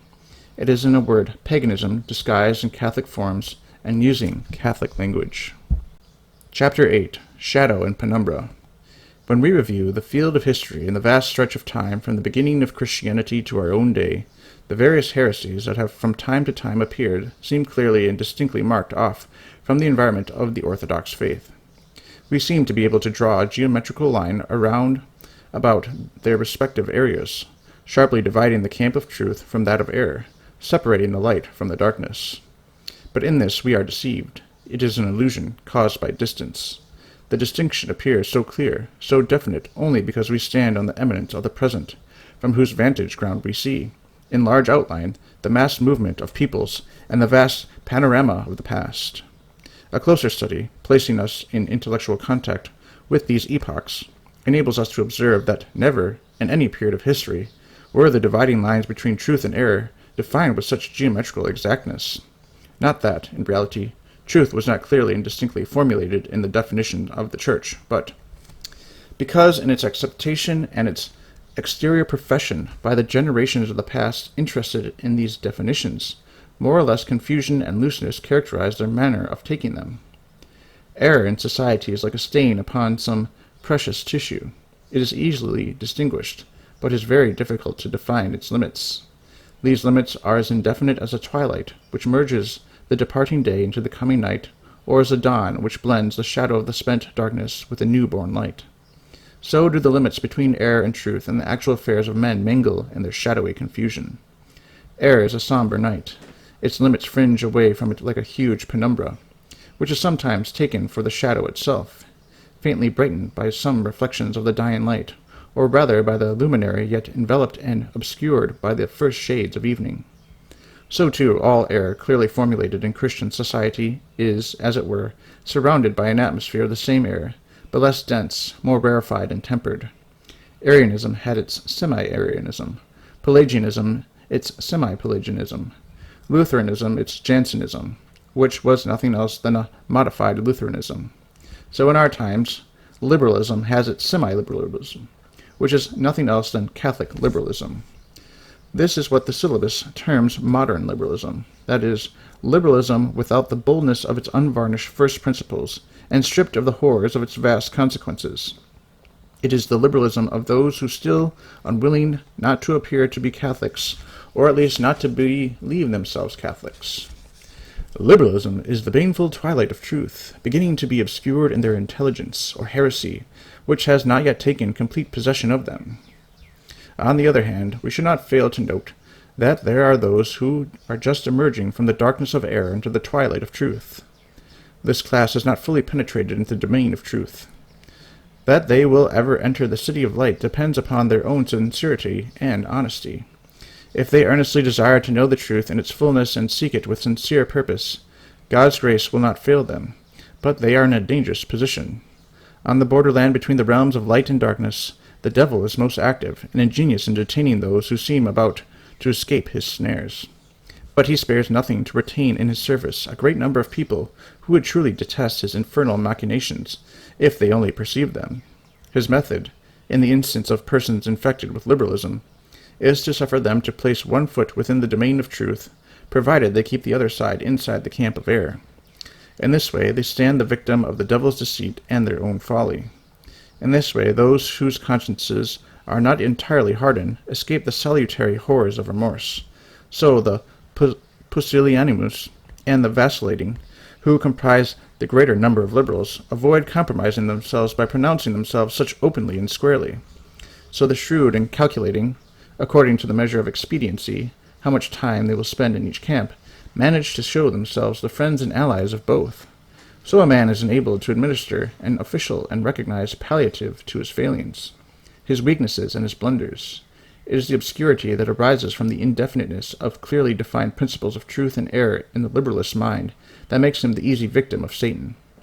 His boasted strength is the very source of his weakness. It is because he has no real, solid knowledge of the principles of truth and error that he is so easily deluded into the belief of his own intellectual superiority. He is in a mental haze, a fog, which hides from him the abyss into which his vanity and pride, cunningly played upon by Satan, are invariable, drawing him. Chapter 9. 2 kinds of liberalism. Philosophy and theology teach that there are 2 kinds of atheism, doctrinal or speculative, and practical. The first consists in an open and direct denial of the existence of God. The second consists in acting and living without denying the existence of God, but yes, as if he did not really exist. Those who profess the first are called theoretical or doctrinal atheists. Those who live according to the second, practical atheists, the latter are the more numerous. It is the same with liberalism and liberals. There are theoretical and practical liberals. The first are the dogmatizers of the sect, the philosophers, the professors, the controversialists, the journalists. They teach liberalism in books, in discourses, and articles, by argument or by authority, in conformity with a rationalistic criterion, in disguise or open opposition to the criterion of the divine and supernatural revelation of Jesus Christ. Practical liberalists are by far in the greater majority. Like a flock of sheep with closed eyes, they follow their leaders. They know nothing in the truth of principles and systems, and, did they perceive the perversity of their instructors, would perhaps detest them. But, deceived by a false cry or shibboleth, they troop docilely after their false guides. They are nonetheless the hands that act, while the theorists are the heads that direct them. Without them, example, the practical liberals, liberalism would never pass beyond the narrow bounds of speculation. It is the practical liberalists that give it life and exterior movement. They constitute the prime matter of liberalism, disposed to take on any form, ready for any folly or absurdity proposed by the leaders. Amongst Catholic liberals, many go to Mass, even make novenas, and yet when they come into contact with the world, they lead the lives of practical liberals. They make it a rule to, quote, to live up to the times, end quote, as they call it. The Church they believe to be somewhat out of date, an old fogey, that she is held back by a certain set of reactionaries, ultramontanes. But they have hopes that she will, in the course of time, catch up with the modern spirit of progress, of which they are the van. The barnacles of medievalism still encumber the bark of Peter, but time, they believe, will remedy this. The straw of medieval philosophy and theology they hope before long to thrash out by the introduction of the modern spirit into her schools. Then will a new theology be developed, more in conformity with the needs of the times, more in harmony with the modern spirit, which makes such large demands upon our intellectual liberty. Unfortunately, we have witnessed all this come to pass in the wake of the Vatican Council II, 1962 through 1965, with disastrous results. Editor note 1993. So they believe, or imagine they believe, that all is well. Is their responsibility before God therefore lessened? Surely not. They sin directly in the light of faith. They are less excusable than those liberals who have never been within the pale of the Church. In short, they sin with their eyes open. Amongst liberals, we must not forget to include those who manage to evade any direct exposition or expression of the liberal theory, but who nevertheless obliquely sustain it in their daily practice by writing and orating after the liberal method, by recommending liberal books and men, measuring and appreciating everything according to the liberal criterion, and manifesting on every occasion that offers an intense hatred for anything that tends to discredit or weaken their beloved liberalism. Such is the conduct of those prudent journalists, whom it is difficult to apprehend in the flagrant advocacy of any proposition concretely liberal, but who nevertheless, in what they say and what they do not say, never cease to labor for the propagation of this cunning heresy. Of all liberal reptiles, these are the most venomous. Chapter 10. Liberalism of all shades condemned by the Church. Liberalism of every degree and all forms has been formally condemned, so much so that outside of the motives of its intrinsic malice it stands under the formal ban of the Church, which is sufficient for all faithful Catholics. It would be impossible for an error so widespread and so radical to escape condemnation. Upon its appearance in France at the time of the Revolution, 1789 to 1799, the famous Declaration of the Rights of Man, which contains in germ all the follies of liberalism, was condemned by Pius VI from 1775 to 1799. Later, the baneful doctrine infected all the countries of Europe. In Spain, it first took the name of liberalism, under which it has since been known everywhere. Upon the occasion of the appearance of the first errors of de Lamennais, Gregory XVI, who was pope from 1831 to 1846, in his encyclical Morari Vos, explicitly condemned liberalism, as it was then understood, taught, and practiced by the constitutional government of Europe. Later on, when the full tide of the deplorable deluge had submerged all Europe, carrying all before it, God raised up to his church Pius IX, who was pope from 1846 to 1878, who was justly passed into history as the scourge of liberalism. Liberal error, under all its forms, shapes, and shades, has been unmasked by this pope. That his words might carry, as it were, more authority on this question, Providence has willed that these reiterated condemnations of liberalism should fall from the lips of a pontiff who, at the beginning of his pontificate, was hailed by liberalists as their own. But he left no refuge to which their error might have resort. The numerous briefs and allocutions of Pius IX have clearly shown to Christian peoples what this baneful heresy is, and the Syllabus of Errors, written in 1864, has put on the final seal of condemnation. Let us see the principal contents of some of the pontifical documents. Amongst all that we might place before our readers, we will cite only a few. On the 18th of June, 1871, responding to a disputation of French Catholics, Pius IX spoke thus, quote, "Atheism in legislation, indifference in matters of religion, and the pernicious maxims which go under the name of liberal Catholicism are the true causes of the destruction of states. They have been the ruin of France. Believe me, the evil I denounce is more terrible than the Revolution, more terrible even than the Commune. I have always condemned liberal Catholicism, and I will condemn it again 40 times over if it be necessary." End quote. In a brief from the 6th of March, 1873, addressed to the circle of St. Ambrose of Milan, the sovereign pontiff thus expresses himself, quote, "People are not wanting who pretend to form an alliance between light and darkness, and to associate justice with iniquity in favor of those doctrines called liberal Catholicism, which, based on the most pernicious principles, show themselves favorable to the intrusion of secular power upon the domain of spirituals. They lead their partisans to esteem, or at least to tolerate, iniquitous laws, as if it were written that no one can serve two masters.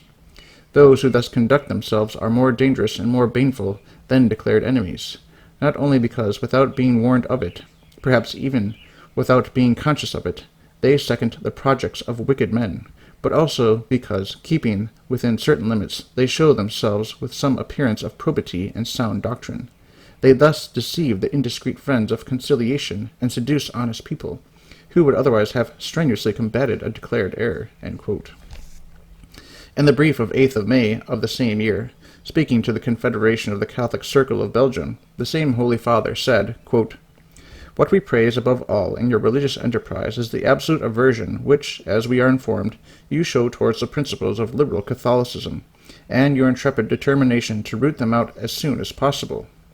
In truth, you will extirpate the fatal root of discord, and you will efficaciously contribute to unite and strengthen the minds of all in so combating this insidious error, much more dangerous than an open enemy, because it hides itself under this specious veil of zeal and of charity, and is so endeavoring to protect the people in general from its contaminating influence.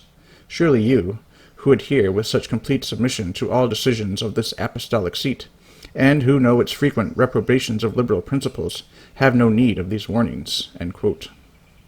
In the brief to the La Croix, a Belgian journal, on the 24th of May, 1874, the Pope expresses himself thus, quote, "We cannot do less than to praise the design expressed in this letter, which we know your journal will satisfactorily fulfill, the design to publish, to spread, to comment on, and inculcate in all minds all that the Holy See teaches against the perverse, or at least false doctrines professed in so many quarters, and particularly against liberal Catholicism, bitterly striving to conciliate light with darkness and truth with error." End quote. On the 9th of June, 1873, Pius IX wrote to the President of the Council of the Catholic Association of Orleans, and without mentioning its name, depicts pietistic and moderated liberalism in the following terms, quote, "Although you have not, strictly speaking, to combat impiety, are you not perhaps menaced on this side by as great dangers as those of the group of friends deceived by that ambiguous doctrine, which, while rejecting the last consequences of error, obstinately retain the germs, and which, not willing to embrace the truth in its fullness, and not daring to abandon it entirely, exhausts itself in interpreting the traditions and teachings of the Church by running them through the mold of its own private opinions." End quote. In address to the Bishop of Quimper, and speaking in reference to the General Assembly of the Catholic Association of that diocese, the Pope said, quote, "Assuredly, these associations are not wanting in the obedience due to the Church, neither on account of the writings nor the actions of those who pursue them with invectives and abuse, but they might be pushed into the slippery path of error by the force of those opinions called liberal, opinions accepted by many Catholics who are otherwise honest and pious, and who, even by the very influence which gives them their piety, are easily captivated and induced to profess the most pernicious maxims. Inculcate, therefore, venerable brother, in the minds of this Catholic assembly, that, when we have so often rebuked the sectaries of this liberal opinions, we have not had in view the declared enemies of the Church, whom it would have been idle to denounce, but rather that those of whom we are speaking are such as secretly guard the virus of liberal principles which they have imbibed with their mother's milk. They boldly inoculate this virus into the people's minds, as if it were not impregnated with a manifest malice, and as if it were as harmless to religion as they think. They thus propagate the seed of those troubles which have held the world in revolution so long. Let them avoid these ambuscades. Let them endeavor to direct their blows against this perfidious enemy, and certainly they will merit much from their religion and their country." End quote. With these utterances from the mouth of the Vicar of Christ, our friends as well as our enemies must see that the Pope has said in diverse briefs, and particularly in the last citation, in a general way, all that can be said on this question, which we are studying in its details. Chapter 11. The Solemn Condemnation of Liberalism by the Syllabus. Liberalism has been condemned by the Pope in many and various documents. From these let us select a few epithets, which stigmatize it with unsparing emphasis. they will bring out in striking relief the perfidious character of this cunning heresy. In his brief to Monsignor de Ségur, in regard to the latter's well-known work, Homage to Catholic Liberals, the Pope calls it a perfidious enemy.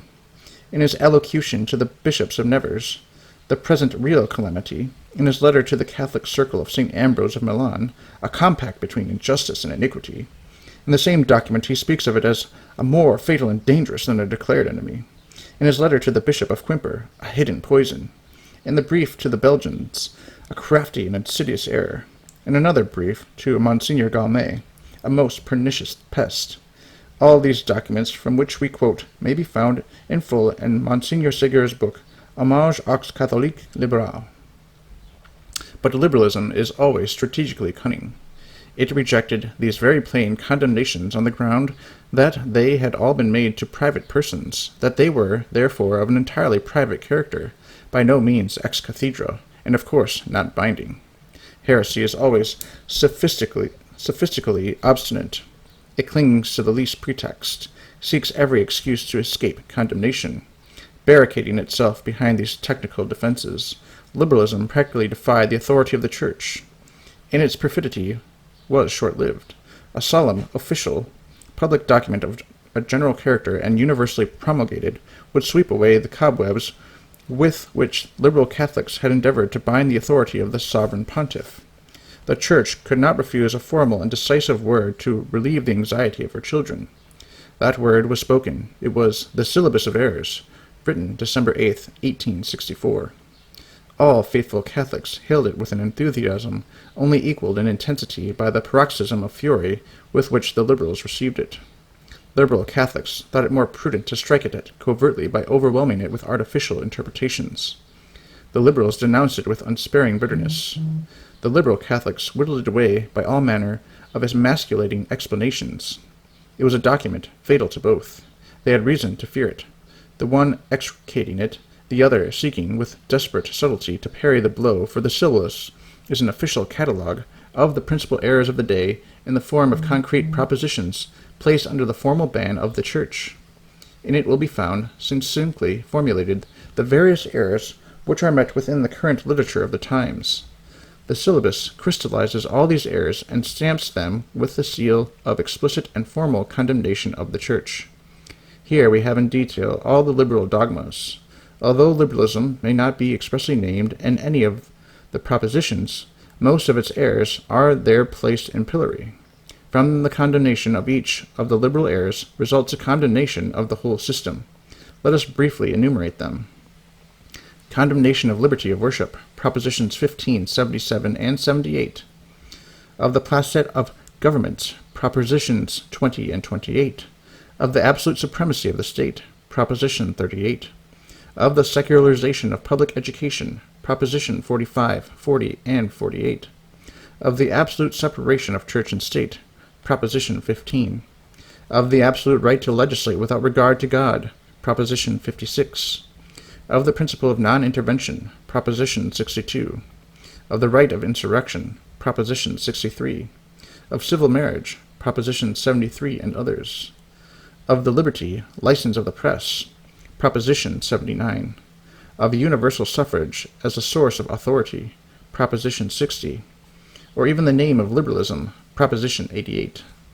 There have been books, pamphlets, and articles, innumerable, written on the proper interpretation of the propositions of the syllabus, but the most authoritative interpretation ought to be that of its radical enemies, not of course in the absurdities of their misunderstandings or perversions, like Mr. Gladstone's unfortunate attempt to distort some of its propositions into a sanction of civil disloyalty, a position from which he has since withdrawn, we are glad to be able to say. But outside of such patent misconstructions, we may rely upon the interpretation given by liberals of all shades, especially in those points wherein we see them wince under its uncompromising phraseology.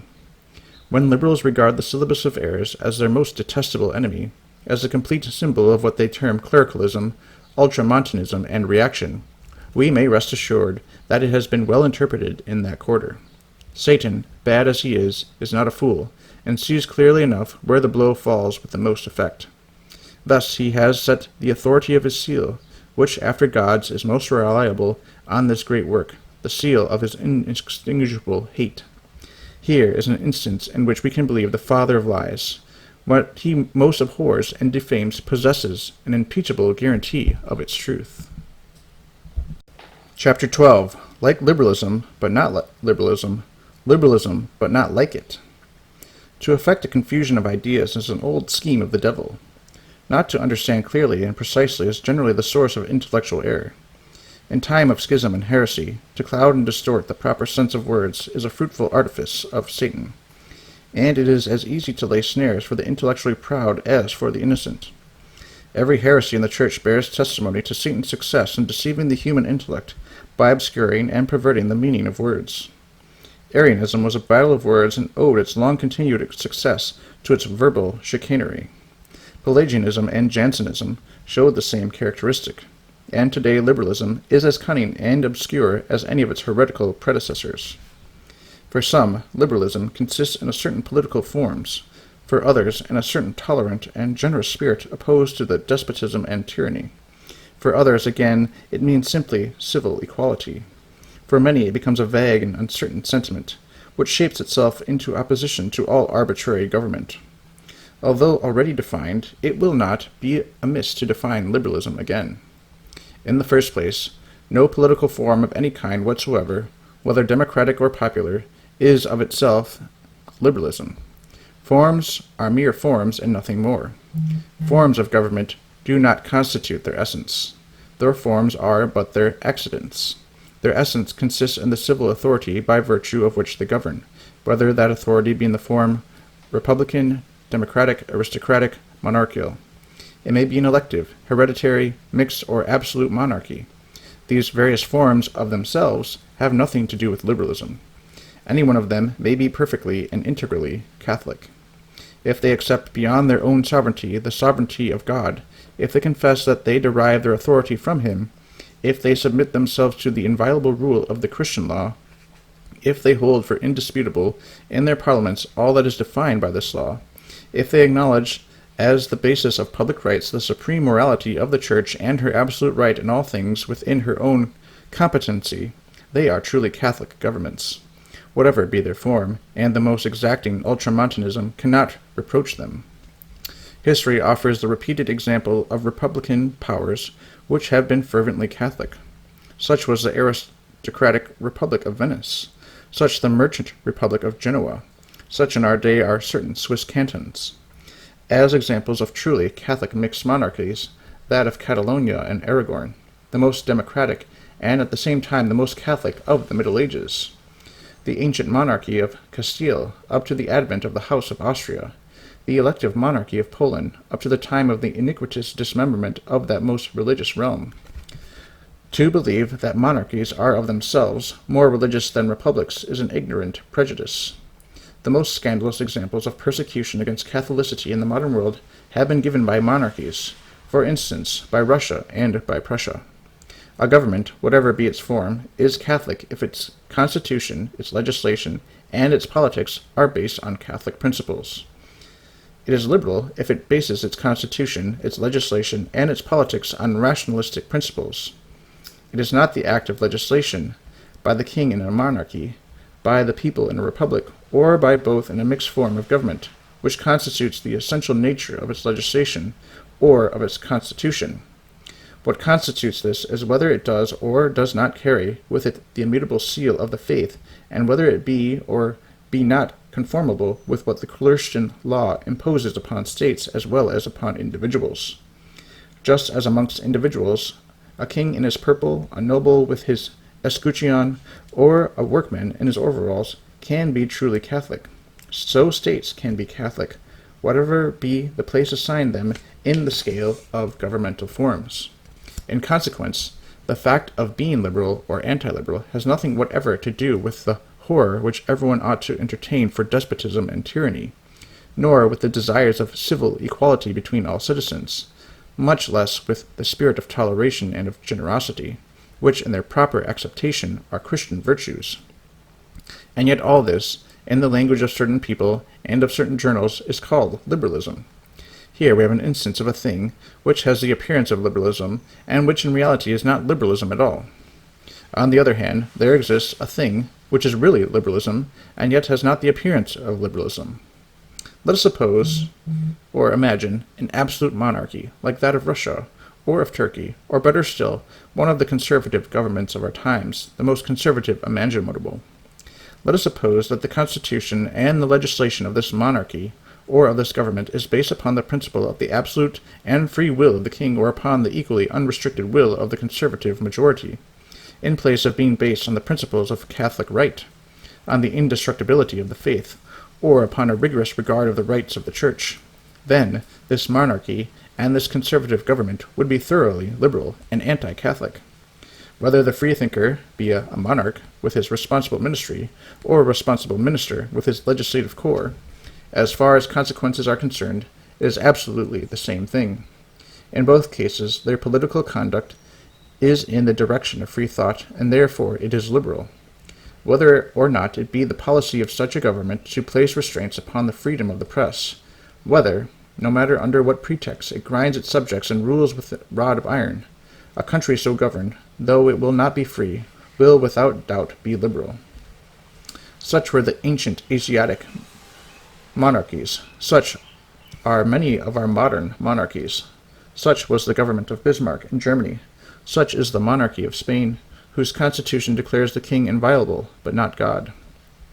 Here, then, we have something which, without seemingly to resemble liberalism, really is liberalism, the more subtle and dangerous precisely because it has not the appearance of the evil it is. We see, then, what care must be used in treating questions of this kind. It is of great importance, above all, that the terms of the discussion be carefully defined, and that the equivocations be studiously avoided, which would favor error more than the truth. Chapter 13. The name Liberalism. May a good Catholic take the term liberalism in good part, and may he regard it credible to be a liberal. What harm, it may be urged, is there in the usage of these terms, as long as there is no actual acceptance of the liberal creed? Why should not Catholics use the term with a good sense injected into them? Let us see if there be validity in this claim. It is certain that in the present age the word liberalism signifies something not entirely in accord with true Catholicity. It cannot be said that we describe the situation in exaggerated terms. It must be admitted that in the current acceptation of the word, liberalism and Catholic liberalism have been explicitly condemned by Pius IX. Leaving aside for the moment those who pretend to profess a certain liberalism without wishing it to be known as such, there is no doubt that the liberalist current in Europe and America is anti-Catholic and rationalistic. Pass the world in review what is meant by the liberal party in Belgium, in France, in Germany, in Holland, in Austria, in Italy, in the South American republics. Are they not anti-clerical, anti-Catholic? What is meant by their current language when they speak of the liberal criterion, a liberal atmosphere, liberal thought, etc.? Look at the leaders of these parties, both in Europe and America.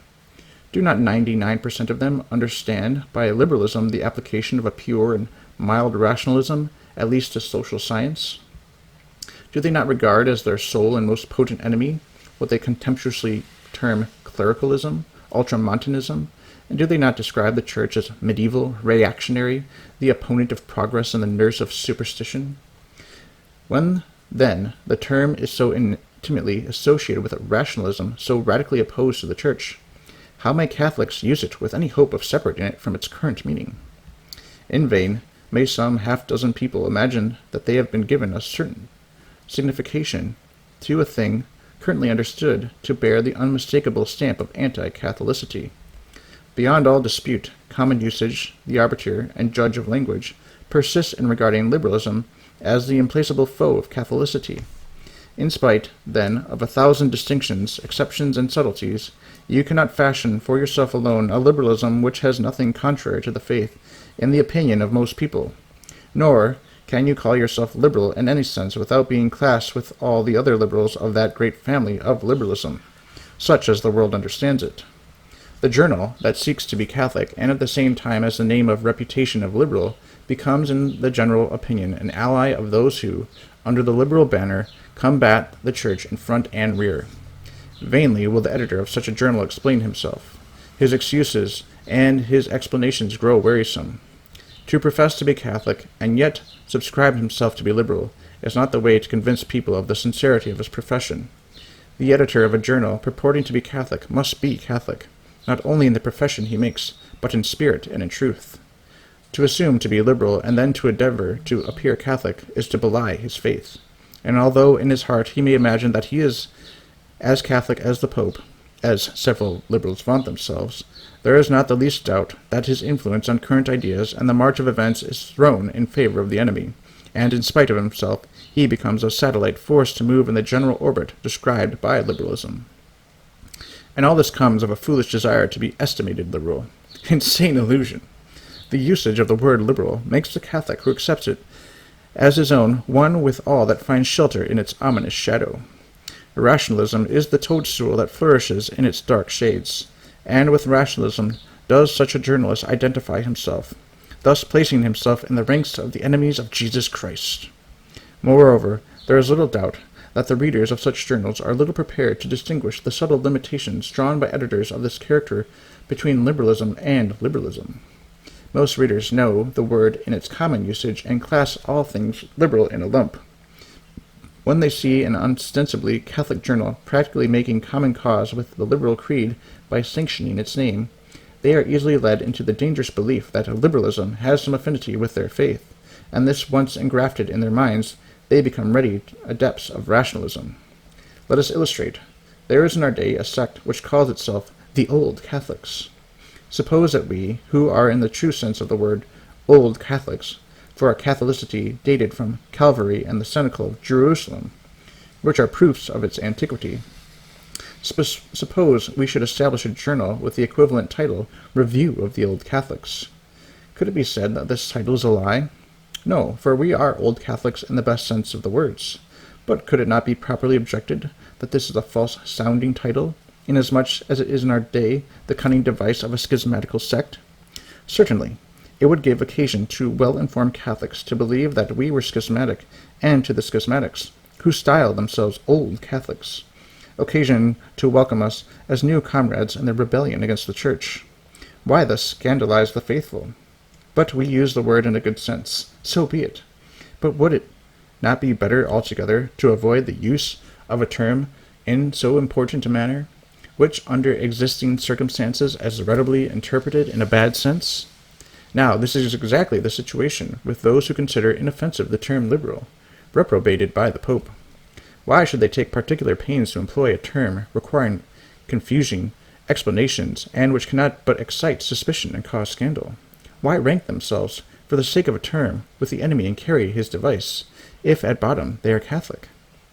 But it may be said that words are of little importance. Why quibble in this way over the meaning of a term? We protest. Words are of paramount importance, especially in our day, when intellectual confusion so obscures fundamental truths in the modern mind. Words represent ideas. That is their value and their use. Modern error largely owes its success to its use of terms of an ambiguous character, or rather, by injecting a meaning into its words which hitherto carried a different signification. Agnosticism and positivism have thus retained a Christian phraseology without the Christian meaning. They speak of God and sanctity and holiness and duty and freedom, but they have eviscerated the Christian meaning. Still, these terms with their former meanings pass current in the public mind, and so half disguise the fatalism and paganism of the agnostic and positivist schools. Socialism has adopted the terms liberty, equality, and fraternity as its watchwords, where in reality they mean revolution, destruction, and despotism. Yet it deceives the simple by thus disguising its real intent. So has it always been. All heresies have begun in verbal disputes and ended in sanguinary conflicts of ideas. St. Paul exhorts Timothy to be on his guard, not only against false science, oppositiones falsi nominis scientiae, but also against profane novelties of words, profanus vocum novitiates. What would the great apostle of the nations say if today he saw Catholics decorating themselves with the title of liberal, when that term stands in such violent and open antithesis to all that is Catholic? It is not merely a question of words, but of what words represent. It is a question of truth and salvation. No, you cannot be a liberal Catholic. Incompatible cannot be reconciled. You cannot assume this reprobated name although you may be able to subtle sophisms to discover some secret way of reconciling it with your faith. Christian charity will not defend you, although you may repeatedly invoke it, and would make it synonymous with the toleration of error.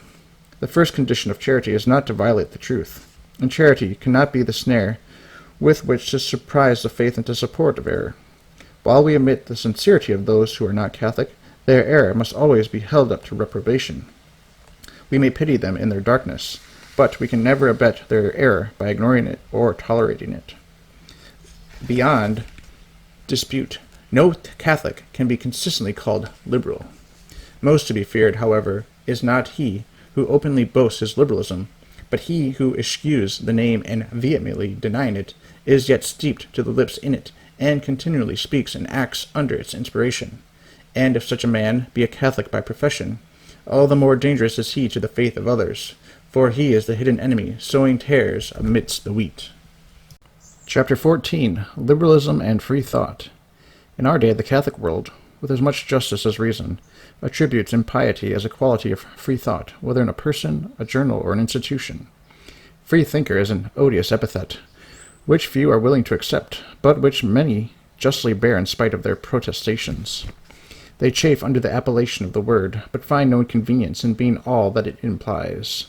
Persons, societies, books, governments, which reject in matters of faith and morals the only and exclusive criterion, that of the Catholic Church, are liberals.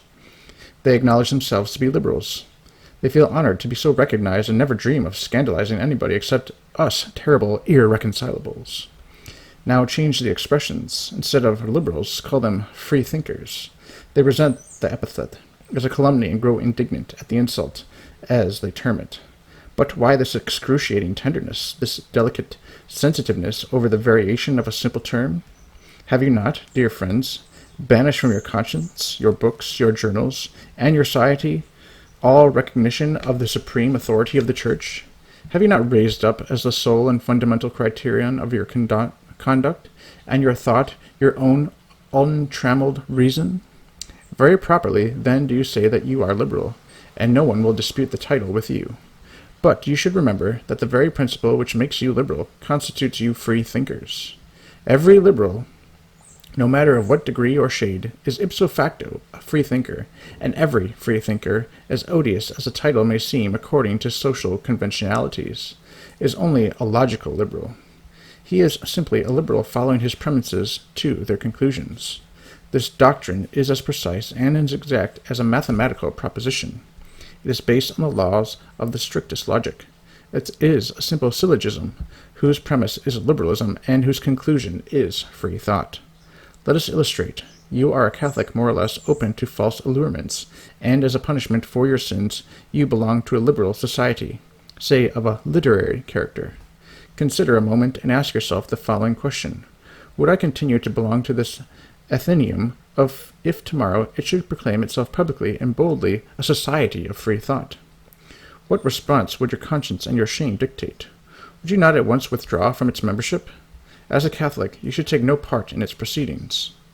Again, you subscribe to a journal and read it without scruple, although it bears a liberal title and speaks and reasons accordingly.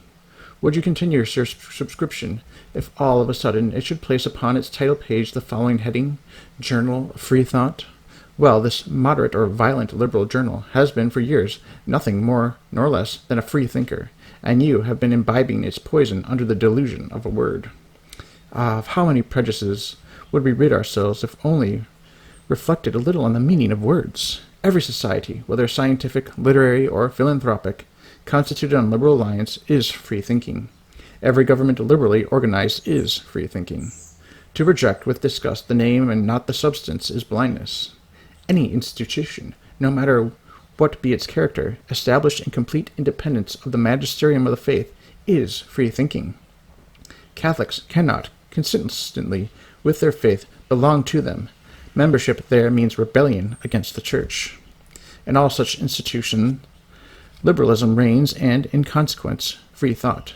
No Catholic can remain a Catholic and affiliate with them. We are Catholics all in all, or not at all. We cannot dwell in an atmosphere where God is not. There is no true spiritual life where Jesus Christ is not, and he has given his promise to be with his Church forever. He who abides not in him lives in the outer darkness. How much do perverse Catholics serve the devil by obstinately clinging to such associations and participating in their works? In the folly of their ignorance, which they assert against the wisdom of the Church, they harden their consciences to the practical guidance of the Holy See, and blindly enlist in the service of an enemy whose cunning deludes them into the slavery of hell, under the disguise of freedom. They forget that the truth alone makes them free. To know and serve God is the only freedom, and liberalism completely severs the bond which links man to God.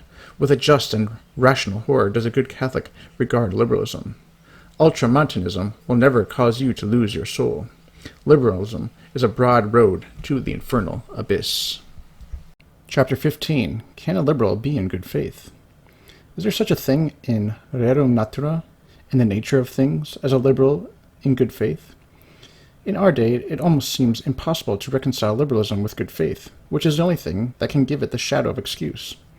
It cannot, however, be denied that, absolutely speaking, there may exist under peculiar circumstances an exceptional case, but this will indeed be unique. In the history of heresy, we frequently find some individuals, even many, who, in spite of themselves, are dragged into the torrent of error for no other reason than their supreme ignorance. But it must be admitted that, if ever an error has been deprived of any excuse on this score, that error is liberalism as it exists today. Most heresies which have rent the bosom of the Church have attempted to disguise their errors under an exterior of affected piety. Jansenism, perhaps the most subtle of all heresies, won over a great number of adherents by its cunning simulation of sanctity. Its morals were rigid to the extreme, its dogmas formidable, the exterior conduct of its promoters ascetic and apparently enlightened. It wore the visage of a saint, while at heart it reeked with the corruption of pride. The majority of ancient heresies turned upon very subtle points of doctrine, which only the skilled theologian could discern, and upon which the ignorant multitude could give no judgment, save such as they received in confidence from their leaders. By a very natural consequence, when the hierarch of a diocese fell into error, most of his subordinates, clerics, and laity, full of confidence in their pastor, fell with him. This was all the easier, owing to the difficulty of communication with Rome in ancient times, when the infallible voice of the universal pastor could not readily reach the flock in parts remote from the chair of Peter. The diffusion of many ancient heresies, which were mostly purely theological, was nearly always due to this cause. Hence we find St. Jerome crying out in the 4th century, Ingenuumuit universus orbis se esse Arianum, quote, the whole world going to find itself Arian, end quote. This also explains how in the midst of great schisms and great heresies, such as the Greek schism and Anglican heresy, there may be numbers of souls in whom the roots of the true faith are not dead, although in its exterior profession this faith may appear deformed and vicious. Such was the case in England for many years after the rebellion of Henry VIII, and such, in some instances, is the case in our own times. 1886. For the ready acceptance of the true faith by many English converts of recent years bears ample witness to the vitality of faith in souls so grossly betrayed into heresy by apostate guides 3 centuries ago, i.e. in the 16th century. Such souls, united to the mystical body of the Church by baptism, by interior sanctifying grace, are able to gain eternal salvation with ourselves. Can the same be said of liberalism? Liberalism first presented itself under a political mask, but since its debut, this mask has become so transparent that blind indeed is he who cannot divine the perversity of such a miserable travesty. The veil of hypocrisy and pietism, which some of its panegyrists first threw around it, has been stripped off. The halo in which it was first depicted has shown itself to be, not the soft light of heaven, but the lurid glare of hell. It has gathered under its banner all the dregs of society, wherever corruption was its precursor and promoter. The new doctrines which it preached, and which it wished to substitute for ancient truth, had nothing abstract nor metaphysical. It rejected everything but brutal facts, which portrayed it as the offspring of Satan and the enemy of mankind. The terrors of the French Revolution were the evidence of its origins, as sprung from the corruptions of a society that had abandoned God and battened on the bestial results of Voltairean skepticism. No wonder it avoided the abstract and the metaphysical, to revel in the atrocious deeds of a bloody revolution, the French Revolution from 1789 to 1799. which proclaim the absolute sovereignty of man against his creator and the Church. If such were the horrors of the birth of liberalism, what must be said of its odious development in our own day, with its infernal principles bask in the full light of the world's approbation? Never has an error been more severely castigated by the condemnation of the Church. Never more accurately have those condemnations been borne out by the testimony of experience and history.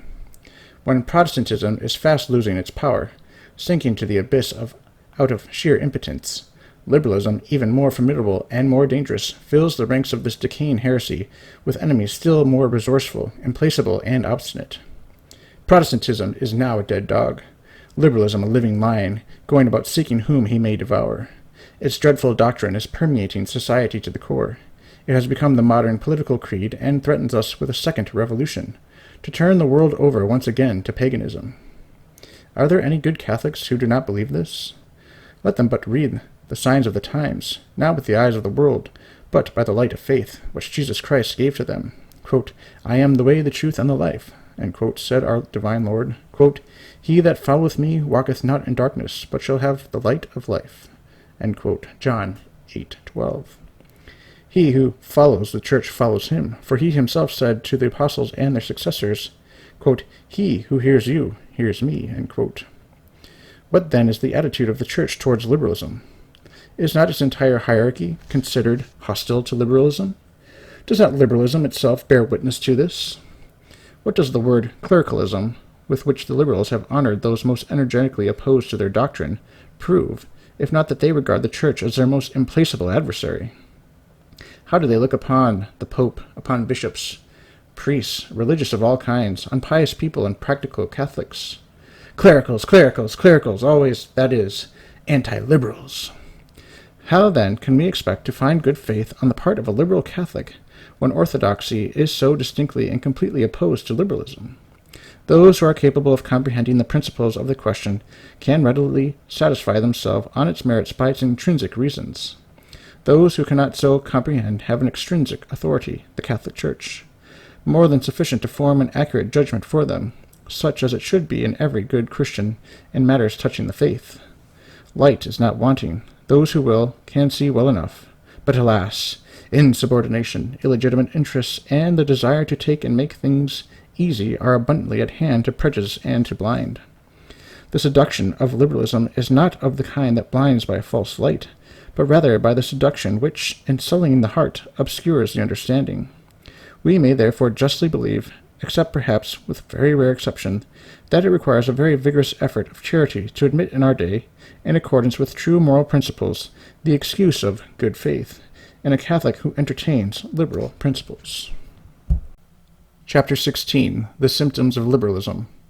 What are the signs or symptoms by which we may distinguish what is and what is not liberalism in a person, a journal, a book, or an institution? We are surrounded by liberalism in all its shapes and varieties, and it behooves us to be on our guard against its subtle dangers. To lay down special rules by which we may detect it in its shadings and minutiae is neither practical nor necessary. But some general directions may be given. Their application must be left to each one's proper discretion. To facilitate the matter, we will divide liberals, whether persons or writings, into three classes. 1. Extreme liberals. 2. Moderate liberals. 3. Quasi-liberals, or those only tainted with liberalism. We will essay a description of each of these types. The study of their physiognomy will not be without interest and profit, for in the types we shall find a rule for our guidance in distinguishing liberalism in its practical details. The extreme liberal is easily recognized. He does not attempt to deny or conceal his perversity. He is declared enemy of the Pope, of priests, of everything ecclesiastical. A thing has only to be sacred to rouse his implacable wrath. Priestcraft is his favorite shibboleth. He subscribes to all the most violent and incendiary journals. The more impious and blasphemous, the better to his liking. He is ready to go to the furthermost conclusions of his baneful system. His premise of destruction once laid down, his conclusion of nihilism is a mere matter of logic. He would put into practical execution with pleasure and exultation if circumstances permitted. He is a revolutionist, socialist, anarchist. He glories in living a life devoid of all religion. He belongs to secret societies, dies in their embrace, and is buried by their ritual. He has always defied religion and dies in his defiance. The moderate liberal is just as bad as his extreme confrere, but he takes good care not to appear so. Social conventionalities and good manners are everything to him. These points secured, the rest is of little importance. Provided his iniquity is kid-gloved, it finds ready extenuation in his own mind. The niceties of polite society preserved, his liberalism knows no bounds. He would not burn a convent, that would appear too brutal, but the convent once burned, he has no scruple in seizing upon the outraged property. The cheap impiety of a penny paper grates on his well-bred nerves. The vulgar blasphemy of Ingersoll he deprecates. But let the same impiety and the same blasphemy appear in the columns of a so-called reputable journal, or be couched in the silken phraseology of a Huxley in the name of science, and he applauds the polished sin. It is with him a question of manner, not matter. At the mere mention of the name of a nihilistic or socialistic club, he is thrown into a cold sweat, for there, he declares, the masses are seduced into principles which lead to the destruction of foundations of society. Yet, according to him, there is no danger, no inconvenience in a free lyceum, where the same principles are elegantly debated and sympathetically applauded. For who could dare to condemn the scientific discussion of social problems? The moderate liberal does not detest the Pope. He may even express admiration for his sagacity.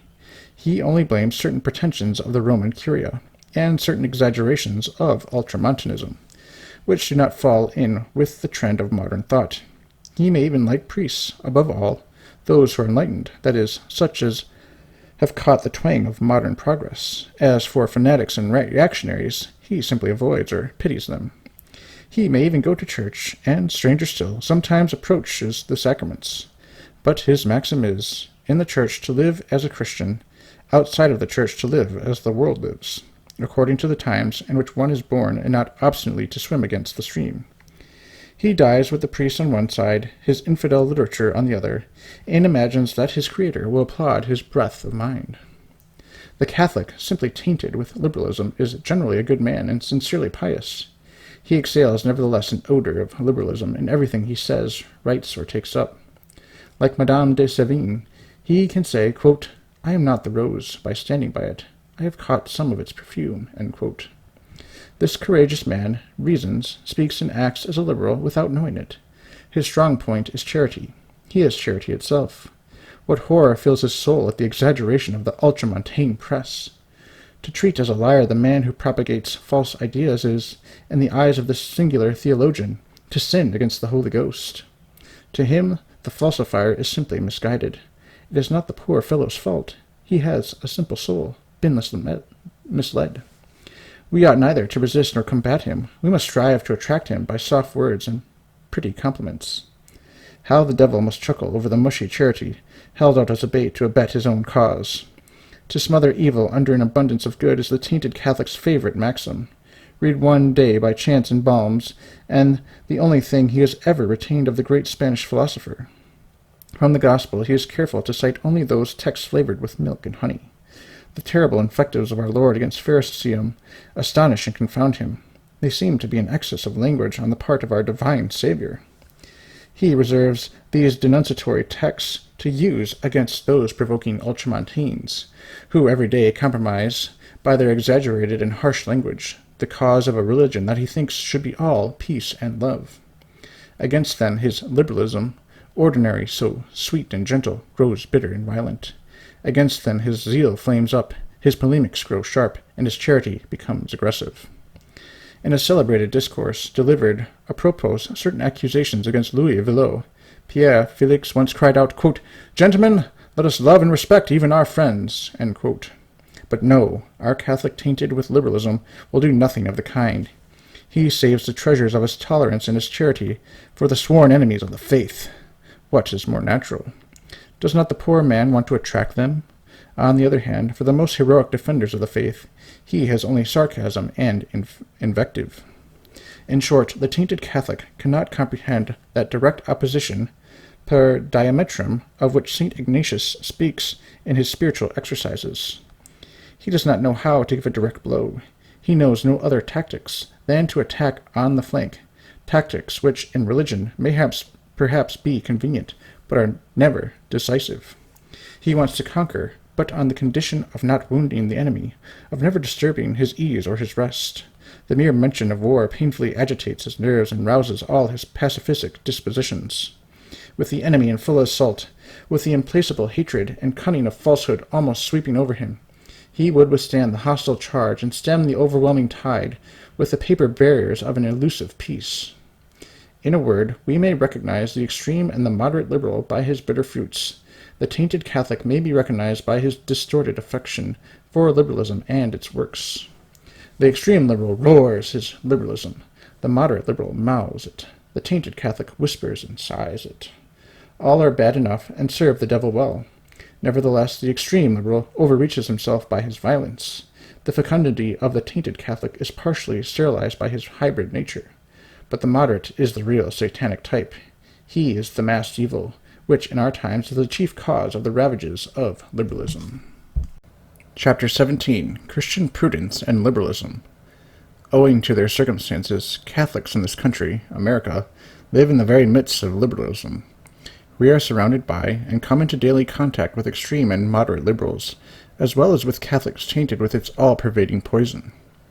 So did Catholics in the 4th century live among Arians, those of the 5th among Pelagians, and those of the 17th among Jansenists. It is impossible not to sustain some relations with the liberals who surround us. We meet them everywhere, in our social dealings, in our business affairs, in our amusements and pleasures, even in church and in the family. How then shall we comport ourselves in our unavoidable intercourse with those who are thus spiritually diseased? How may we avoid contagion, or at least diminish the risk to a minimum? To lay down a precise rule for every case is a difficulty beyond human capacity, but some general rules of guidance may be given. Their application must be left to the prudence of those who are individually concerned, according to their circumstances and special obligations. It will be well first to distinguish, in a general way, 3 possible relations between a Catholic and liberalism, or rather between a Catholic and liberals. 1. Necessary relations. 2. Useful relations. 3. Relations of pure affection or pleasure.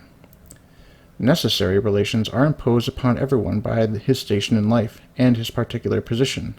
They cannot be avoided. Such are the family relations, the relations of inferior and superior, etc.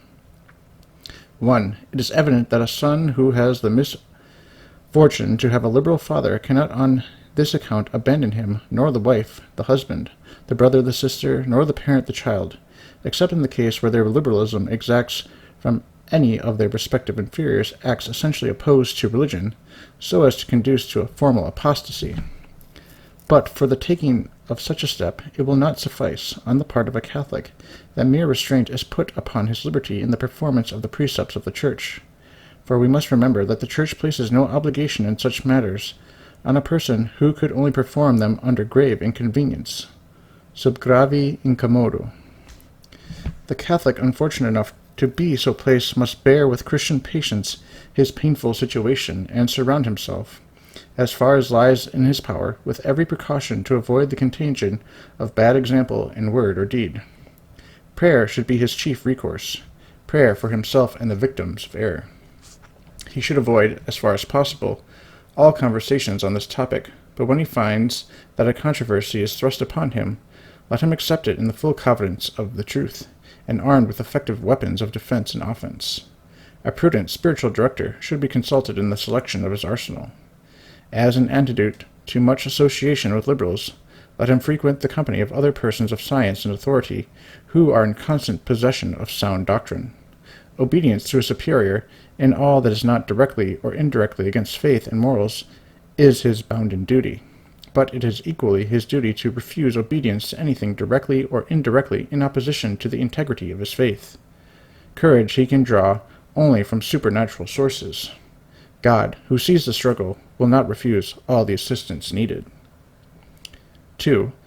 There are other relations which we have with liberals which are not absolutely, but which are morally indispensable, and without which social life, which consists in a mutual exchange of services, is impossible. Such are the relations of commerce, trade, labor, the professions, etc. But that strict subjection, which holds under the necessary relations of which we have just been speaking, does not exist here, and in consequence one can exercise more independence. The fundamental rule in these cases is not to enter into unnecessary intercourse. What the gearing of the social machine demands, and no more, is sufficient. If you are a merchant, buy and sell with liberals in accordance with the needs of your business. More than this, avoid. If you are a domestic, limit your intercourse to the necessities of your service.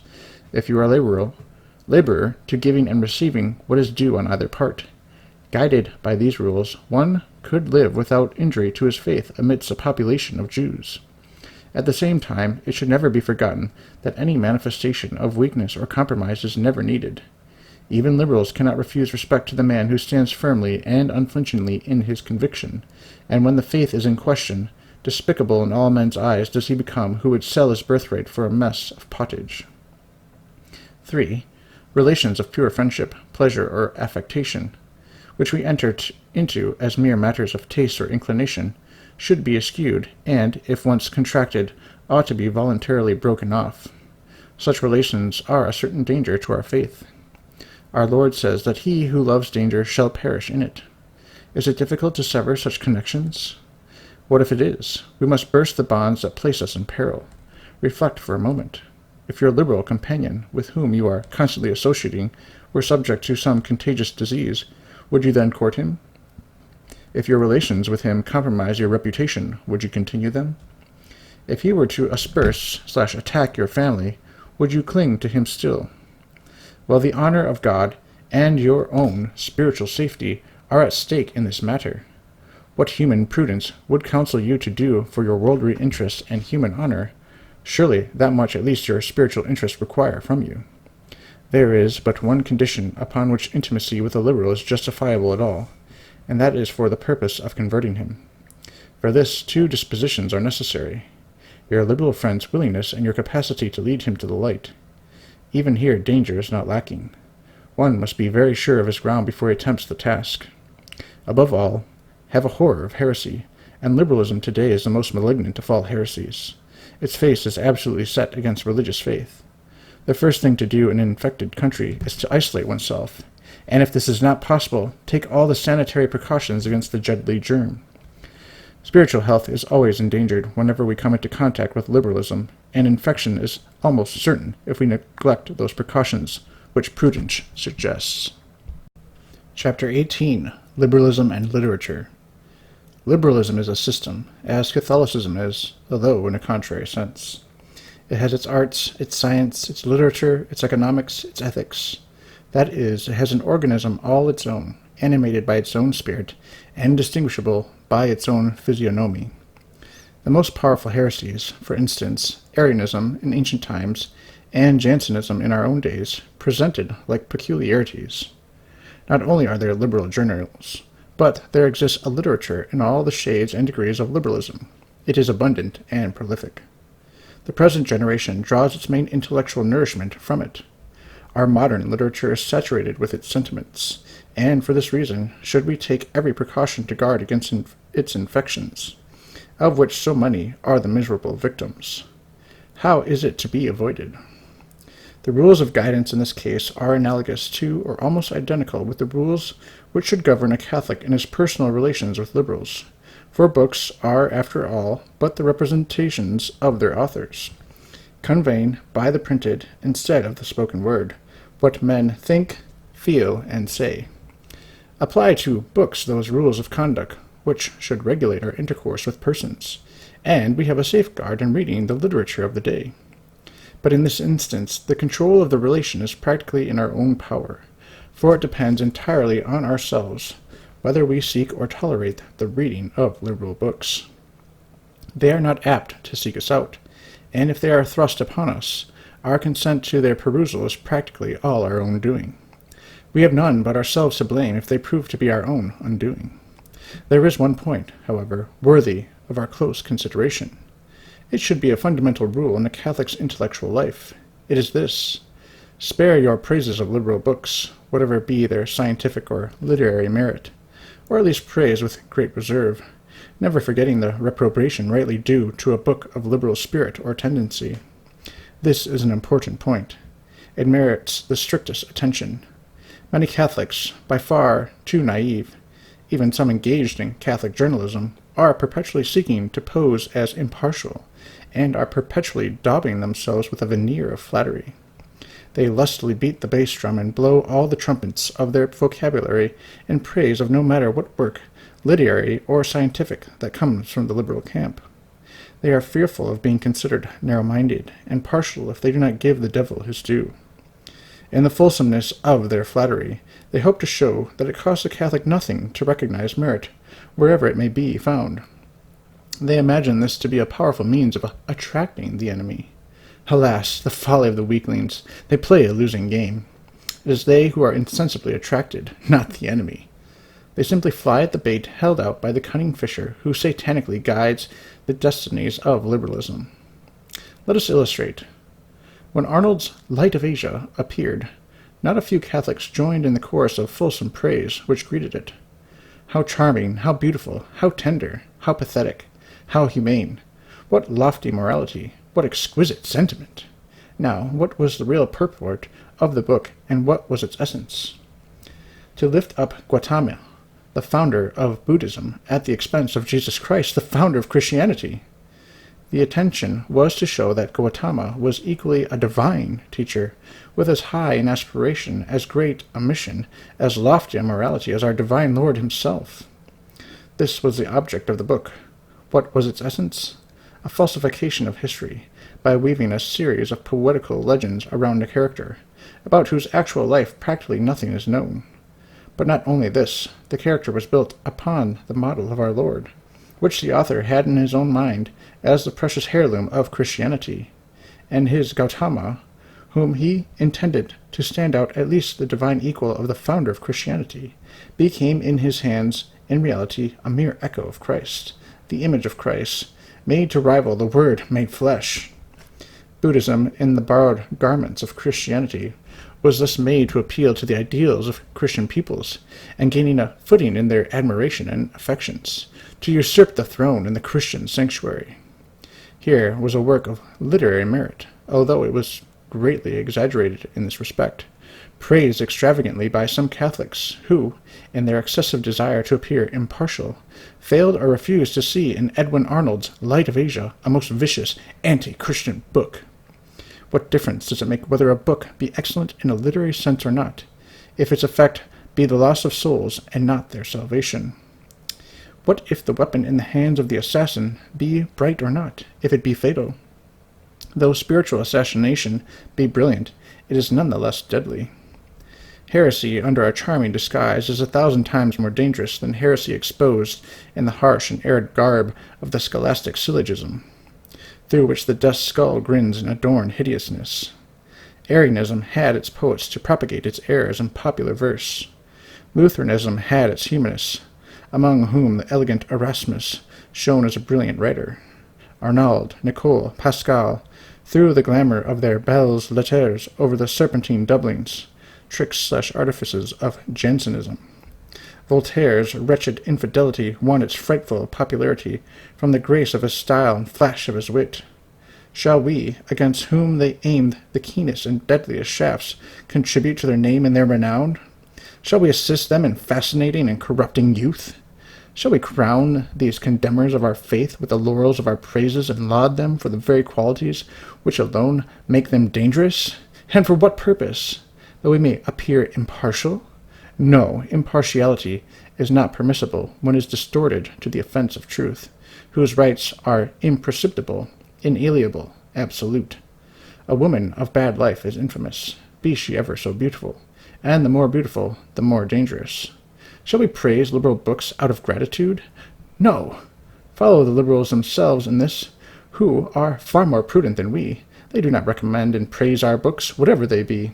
They, with the instinct of evil, fully appreciate where the danger lies. They either seek to discredit us or to pass us by in silence. Si quis non amat Dominum nostrum Iesum Christum sit anathema. Quote, if anyone does not love the Lord Jesus Christ, let him be anathema, end quote. Says St. Paul. Liberal literature is the written hatred of our Lord and his Church. If its blasphemy were open and direct, no Catholic would tolerate it for an instant. It is it any more tolerable because, like a courtesan, it seeks to disguise its sordid features by the artifice of paint and powder? Chapter 19. Charity and Liberalism. Narrow, intolerant, uncompromising. These are the epithets of odium hurled by liberal votaries of all degrees at us ultramontanes, i.e., Roman Catholics or Papists, literally. Beyond the mountains, for entrance to Italy from the continent of Europe requires traversing the Alpine mountains, the highest in Europe. Thus to Europe the Roman Catholic Church has its government, its head, its nerve center, beyond the mountains. Are not liberals our neighbors like other men? Do we not owe to them the same charity we apply to others? Are not your vigorous denunciations, it is urged, against us, harsh and uncharitable, and in the very teeth of the teaching of Christianity, which is essentially a religion of love? Such is the accusation continually flung in our face. Let us see what its value is. Let us see all that the word charity signifies. The Catechism of the Council of Trent, that popular and most authoritative epitome of Catholic theology, gives us the most complete and succinct definition of charity. It is full of wisdom and philosophy. Charity is a supernatural virtue, which induces us to love God above all things and our neighbors as ourselves for the love of God. Thus, after God, we ought to love our neighbor as ourselves, and this not just in any way, but for the love of God and in obedience to his law. And now, what is it to love? Amare est vere bonum, replies the philosopher, quote, To love is to wish good to him whom we love, end quote. To whom does charity command us to wish good? To our neighbor, that is to say, not to this or that man only, but to everyone. What is that good which true love wishes? First of all, supernatural good, then goods of the natural order, which are not incompatible with it. All this is included in the phrase, for the love of God. It follows, therefore, that we can love our neighbor when displeasing him, when opposing him, when causing him some material injury, and even on certain occasions when depriving him of life. In short, all is reduced to this. Whether in the instance where we displease, oppose, or humiliate him, it is or is not for his own good, or for the good of someone whose rights are superior to his, or simply for the greater service of God. If it is shown that in displeasing or offending our neighbor we act for his good, it is evident that we love him, even when opposing or crossing him. The physician cauterizing his patient or cutting off his gangrene limb may nonetheless love him. When we correct the wicked by restraining or by punishing them, we do nonetheless love them. This is charity, and perfect charity. It is often necessary to displease or offend one person, not for his own good, but to deliver another from the evil he is inflicting. It is then an obligation of charity to repel the unjust violence of the aggressor. One may inflict as much injury on the aggressor as necessary for defense. Such would be the case should one see a highwayman attacking a traveler. In this instance, to kill, wound, or at least take such measures as to render the aggressor impotent would be an act of true charity. The good of all good is the divine good, just as God is for all men the neighbor of all neighbors. In consequence, the love due to a man, inasmuch as he is our neighbor, ought always to be subordinated to that which is due to our common Lord. For his love and in his service we must not hesitate to offend men. The degree of our offense towards men can only be measured by the degree of our obligation to him. Charity is primarily the love of God, secondarily the love of our neighbor for God's sake. To sacrifice the first is to abandon the latter. Therefore, to offend our neighbor for the love of God is a true act of charity. Not to offend our neighbor for the love of God is a sin. Modern liberalism reverses this order. It imposes a false notion of charity, our neighbor first, and, if at all, God afterwards.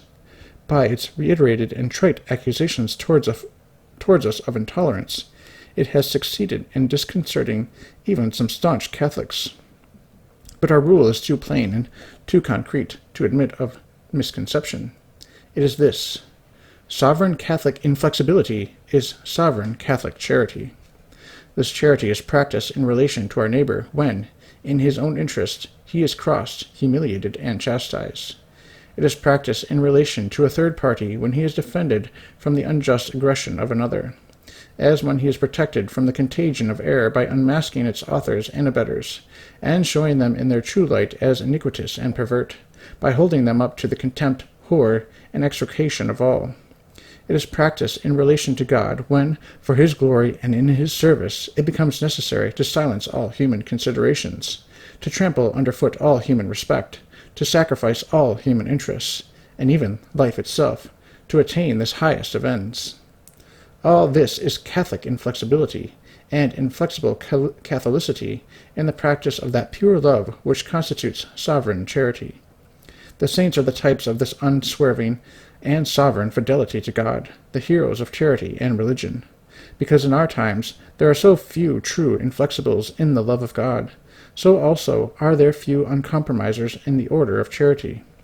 Liberal charity is condescending, affectionate, even tender in appearance, but at bottom it is an essential contempt for the true good of men, of the supreme interests of truth, and ultimately of God. It is human self-love, usurping the throne of the Most High, and demanding that worship which belongs to God alone. Chapter 20. Polemical Charity and Liberalism. Liberalism never gives battle on solid ground. It knows too well that in a discussion of principles it must meet with irretrievable defeat. It prefers tactics of recrimination, and, under the sting of just flagellation, vinily accusing Catholics of the lack of charity in their polemics. This is also the ground which certain Catholics, tainted with liberalism, are in the habit of taking. Let us see what is to be said on this score. We Catholics on this point, as on all others, have reason on our side, whereas liberals have only its shadow. In the first place, a Catholic can handle his liberal adversary quite openly, if such he be in truth, i.e. openly liberal. No one can doubt this. If an author or a journalist make open profession of liberalism and does not conceal his liberal predilections, what injury can be done him in calling him a liberal? Si palam les est, repetitio injuria non est. Quote, to say what everybody knows is no injury. End quote. With much stronger reason, to say of our neighbor what he every instant says of himself cannot justly offend. And yet, how many liberals, especially those of the easy-going and moderate type, regard the expressions liberal and friend of liberals which Catholic adversaries apply to them as offensive and uncharitable? Granting that liberalism is a bad thing, to call the public defenders and professors of liberalism bad is no want of charity. The law of justice, potent in all ages, can be applied in this case. The Catholics of today are no innovators in this respect. We are simply holding to the constant practice of antiquity. The propagators and abettors of heresy, as well as its authors, have at all times been called heretics. As the Church has always considered heresy a very grave evil, so has she always called its adherents bad and pervert. Run over the list of ecclesiastical writers, you will then see how the apostles treated the first heretics, how the fathers and modern controversialists and the Church herself in her official language has pursued them. There is then no sin against charity in calling evil, evil, its authors, abettors, and its disciples bad, all its acts, words, and writings iniquitous, wicked, malicious. In short, the wolf has always been called the wolf, and in so calling it, no one ever has believed that wrong was done to the flock and the shepherd.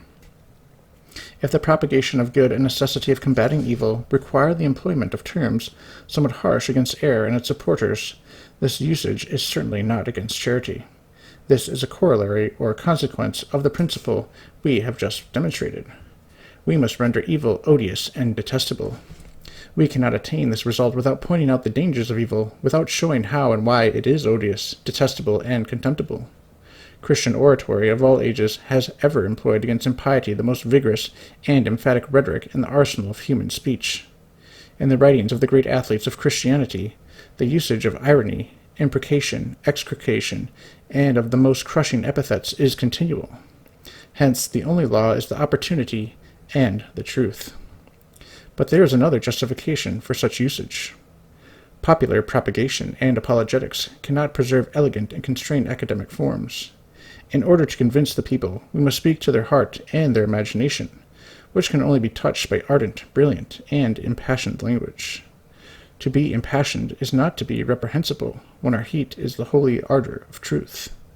The supposed violence of modern ultramontane journalism not only falls short of liberal journalism, but is amply justified by every page of the works of our great Catholic polemists of other epochs. This is easily verified. St. John the Baptist calls the Pharisees a race of vipers. Jesus Christ, our divine Savior, hurls at them the epithets hypocrites, whitened sepulchres, a perverse and adulterous generation, without thinking for this reason that he sullies the sanctity of his benevolent speech. St. Paul criticizes the schismatic Cretians as always liars, evil beasts, slothful bellies. The same apostle calls Elymas, the magician, a seducer, full of guile and deceit, a child of the devil, and an enemy of all justice. If we open the Fathers, we find the same vigorous castigation of heresy and heretics. St. Jerome, arguing against Vigilantius, cast in his face his former occupation of saloon-keeper. Quote, "From your infancy," quote, he says to him, quote, "you have learned other things than theology, and betaken yourself to other pursuits, to verify at the same time the value of your money accounts and the value of scriptural texts. To sample wines and grasp the meaning of the prophets and apostles are certainly not occupations which the same man can accomplish with credit." End quote. On another occasion, attacking the same Vigilantius, who denied the excellence of virginity and of fasting, St. Jerome, with his usual sprightliness, asked him if he spoke thus, quote, "in order not to diminish the receipts of his saloon." End quote. Heavens! What an outcry would be raised if one of our ultramontane controversialists were to write against a liberal critic or heretic of our own day in this fashion. What shall we say of St. John Chrysostom? Is his famous invective against Eutropius not incomparable in its personal and aggressive character to the cruel invectives of Cicero against Catiline and against Verres? The gentle St. Bernard did not honey his words when he attacked the enemies of the faith. Addressing Arnold of Brescia, the great liberal agitator of his times, he calls him in all his letters, quote, "seducer, vase of injuries, scorpion, cruel wolf." End quote. The pacific St. Thomas of Aquinas forgets the calm of his cold syllogisms when he hurls his violent apostrophe against William of St. Amour and his disciples, quote, "enemies of God," he cries out, "ministers of the devil, members of Antichrist, ignorami, perverts, reprobates." End quote. Never did the illustrious Louis Villot speak so boldly. The seraphic St. Bonaventure, so full of sweetness, overwhelms his adversary Gerard with such epithets as, quote, "impudent, calumniator, spirit of malice, impious, shameless, ignorant, impostor, malefactor, perfidious, ingrate." End quote. Did St. Francis de Sales, so delicately exquisite and tender, ever purr softly over the heretics of his age and country? He pardoned their injuries, heaped benefits on them, even to the point of saving the lives of those who sought to take his. But with the enemies of the faith, he preserved neither moderation nor consideration. Asked by a Catholic who desired to know if it were permissible to speak evil of a heretic who propagated false doctrines, he replied, quote, "Yes, you can, on the condition that you adhere to the exact truth, to what you know of his bad conduct, presenting that which is doubtful as doubtful, according to the degree of doubt which you may have in this regard." End quote. In his introduction to the Devout Life, that precious and popular work, he expresses himself again, quote, "If the declared enemies of God and of the Church ought to be blamed and censured with all possible vigor, charity obliges us to cry wolf when the wolf slips into the midst of the flock, and in every way and place we may meet him." End quote. But enough! What the greatest Catholic polemists and saints have done is assuredly a fair example for even the humblest defenders of the faith. Modern ultramontanism has never yet surpassed the vigor of their castigation of heresy and heretics. Charity forbids us to do unto another what we would not reasonably have them do unto ourselves. Mark the adverb reasonably. It includes the entire substance of the question. The essential difference between ourselves and the liberals on this subject consists in this, that they look upon the apostles of error as free citizens, simply exercising their full right to think as they please on matters of religion. We, on the contrary, see in them the declared enemies of the faith, which we are obligated to defend. We do not see in their errors simply free opinions, but culpable and formal heresies, as the law of God teaches us as they are. By virtue of the assumed freedom of their own opinions, the liberals are bound not only to tolerate, but even to respect ours. For since freedom of opinion is, in their eyes, the most cardinal of virtues, no matter what the opinion be, they are bound to respect it as the expression of man's rational freedom. It is not what is thought, but the mere thinking, that constitutes the standard of excellence with them. To acknowledge God or deny him is equally rational by the standard of liberalism, and liberalism is grossly inconsistent with itself when it seeks to combat Catholic truths, in the holding of which there is as much exercise of rational freedom, in the liberal sense, as is in rejecting them. But our Catholic standpoint is absolute. There is but one truth, in which there is no room for opposition or contradiction.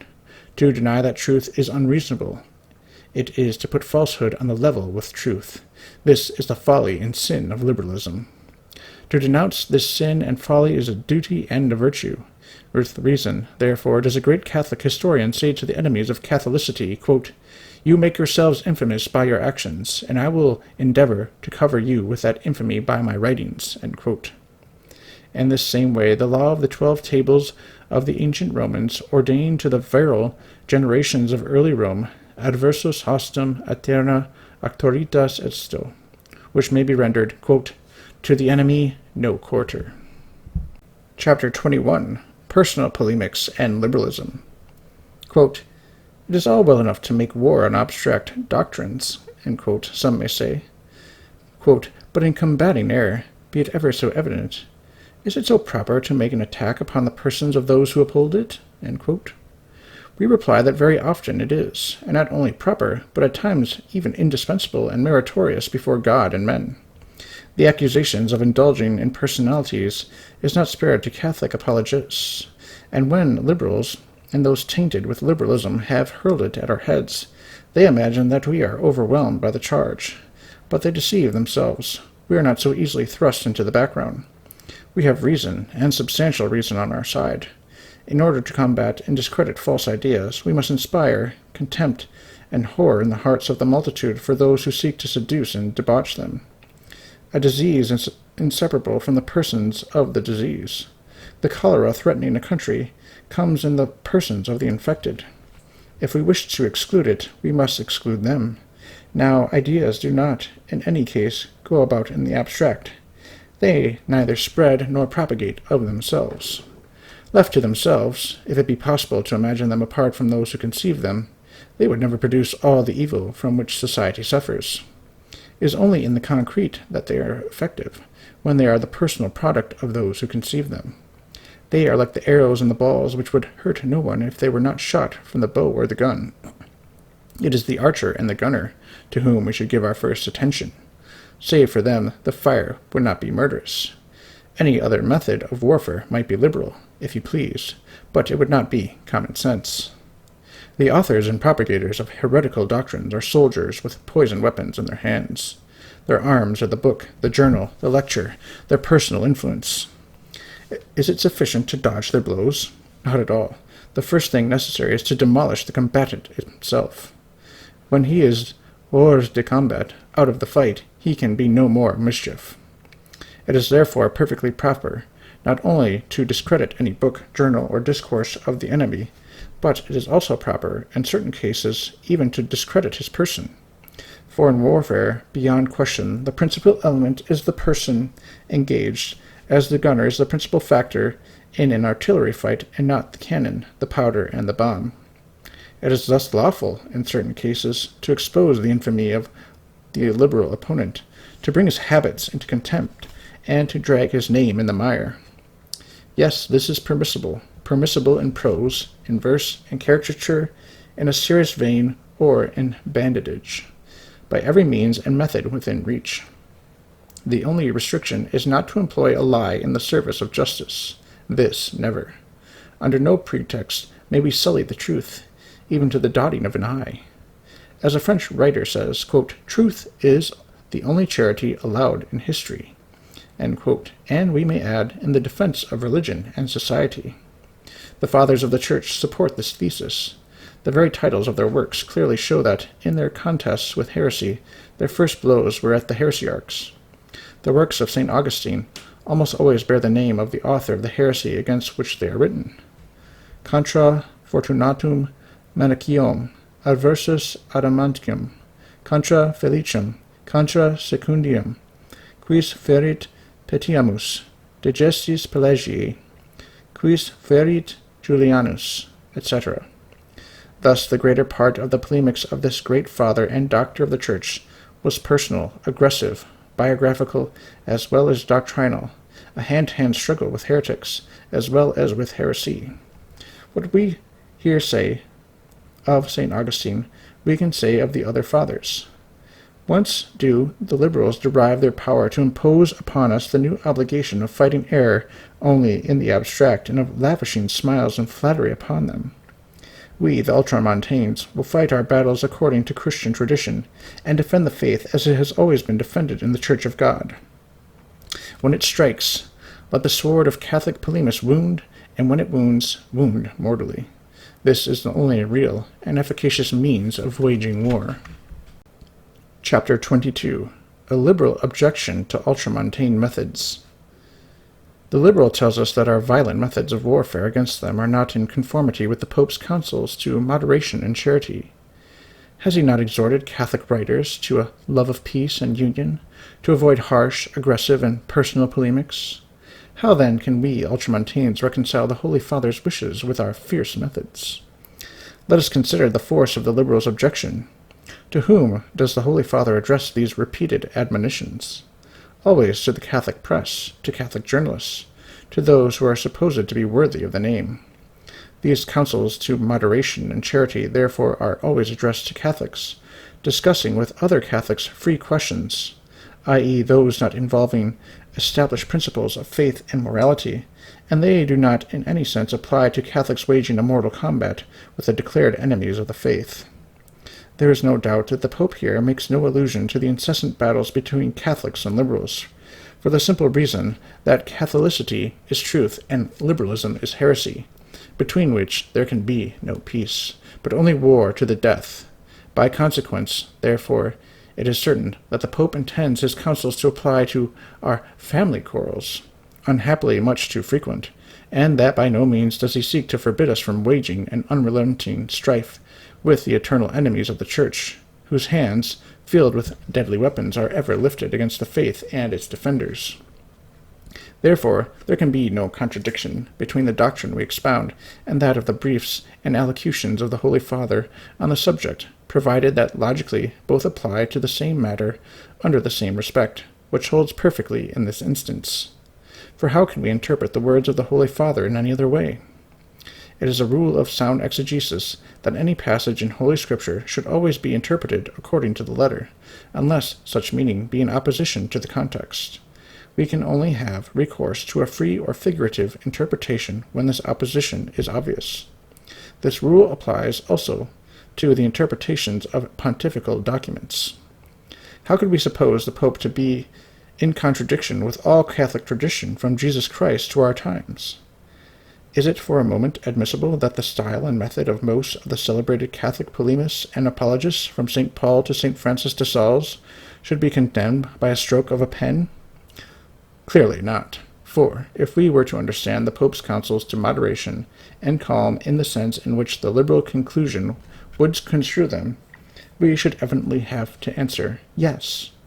Consequently, we must conclude that the Holy Father's words are not addressed to Catholics battling with the enemies of Catholicity, but only to Catholics controverting on free questions amongst themselves. Common sense itself shows this. Imagine a general in the midst of a raging battle, issuing an order to his soldiers not to injure the enemy too severely. Imagine a captain rushing up and down the ranks shouting to his soldiers, "Be careful, don't hurt the enemy! Attention there, don't aim at the heart!" What more need be said? Pius IX has given us an explanation of the proper meaning of his words. On a memorable occasion, he calls the sectaries of the Commune demons, and worse than demons, the sectaries of liberalism. Who then need fear to thunderbolt such an enemy with epithets too harsh and severe? In vain do the liberals cite the words of Leo XIII in the encyclical Cum Multa, written in 1882, exhorting Catholics to avoid violence in the discussion of the sacred rights of the Church, and to rely rather upon the weight of reason to gain victory. Further words have reference to polemics between Catholics discussing the best means to preserve their common cause, and by no means apply as a rule to govern polemics with the sectaries of liberalism. The intrinsic evidence of the encyclical proves this beyond cavil. The Pope concludes by exhorting all associations and individual Catholics to a still closer and more intimate union, and after pointing out the inestimable advantages of such a union, he insists, as the means of preserving it, that moderation of language and charity of which we are speaking. The argument is plain. The Pope recommends moderation and charity to Catholic writers as a means of preserving peace and mutual union. Clearly, this peace and union is between Catholics, and not between Catholics and their enemies. Therefore, the moderation and charity recommended by the Pope to Catholic writers applies only to Catholic polemics between Catholics on free questions. Would it not be absurd to imagine that there could be any union between truth and error, therefore between the advocates of truth on the one side and error on the other? Irreconcilable opposites never unite. One or the other must disappear. Chapter 23. The Civiltà Catholica's Charity to Liberals. Charity and controversy with liberals would be like taking a serpent to one's bosom. It would be as if one embraced some loathsome, contagious disease with the foolish notion that to court it would secure immunity from its fearful ravages. Notwithstanding the plain common sense of the situation, and the memorable warning of our Lord that he who loves the fire shall perish in it, some foolish Catholics join with the liberals in their cry for a magnanimous display of charity on our part when we wage war against them. Lest our competence to judge in so important a matter be called into question, we will cite as authority on this subject the foremost religious journal of the world, the Civiltà Cattolica, founded by Pius IX himself, and confided by him to the conduct of the Fathers of the Society of the Jesus. The Civiltà, never suffering an instant of repose to Italian liberalism, has often been reproached for its want of charity towards the liberals. Replying to these pharisaical homilies on the measure of charity due them, the Civiltà published a delightfully humorous and, at the same time, solidly philosophical article, some passages of which we here transcribe for the consolation of our liberals, and those tainted Catholics who make common cause with them, in decrying ultramontane methods. Quote, De Maistre said that the Church and the Pope have never asked anything but truth and justice for their cause. On the other hand, the liberals, no doubt on account of the horror they naturally entertain for truth, and above all for justice, are always demanding charity.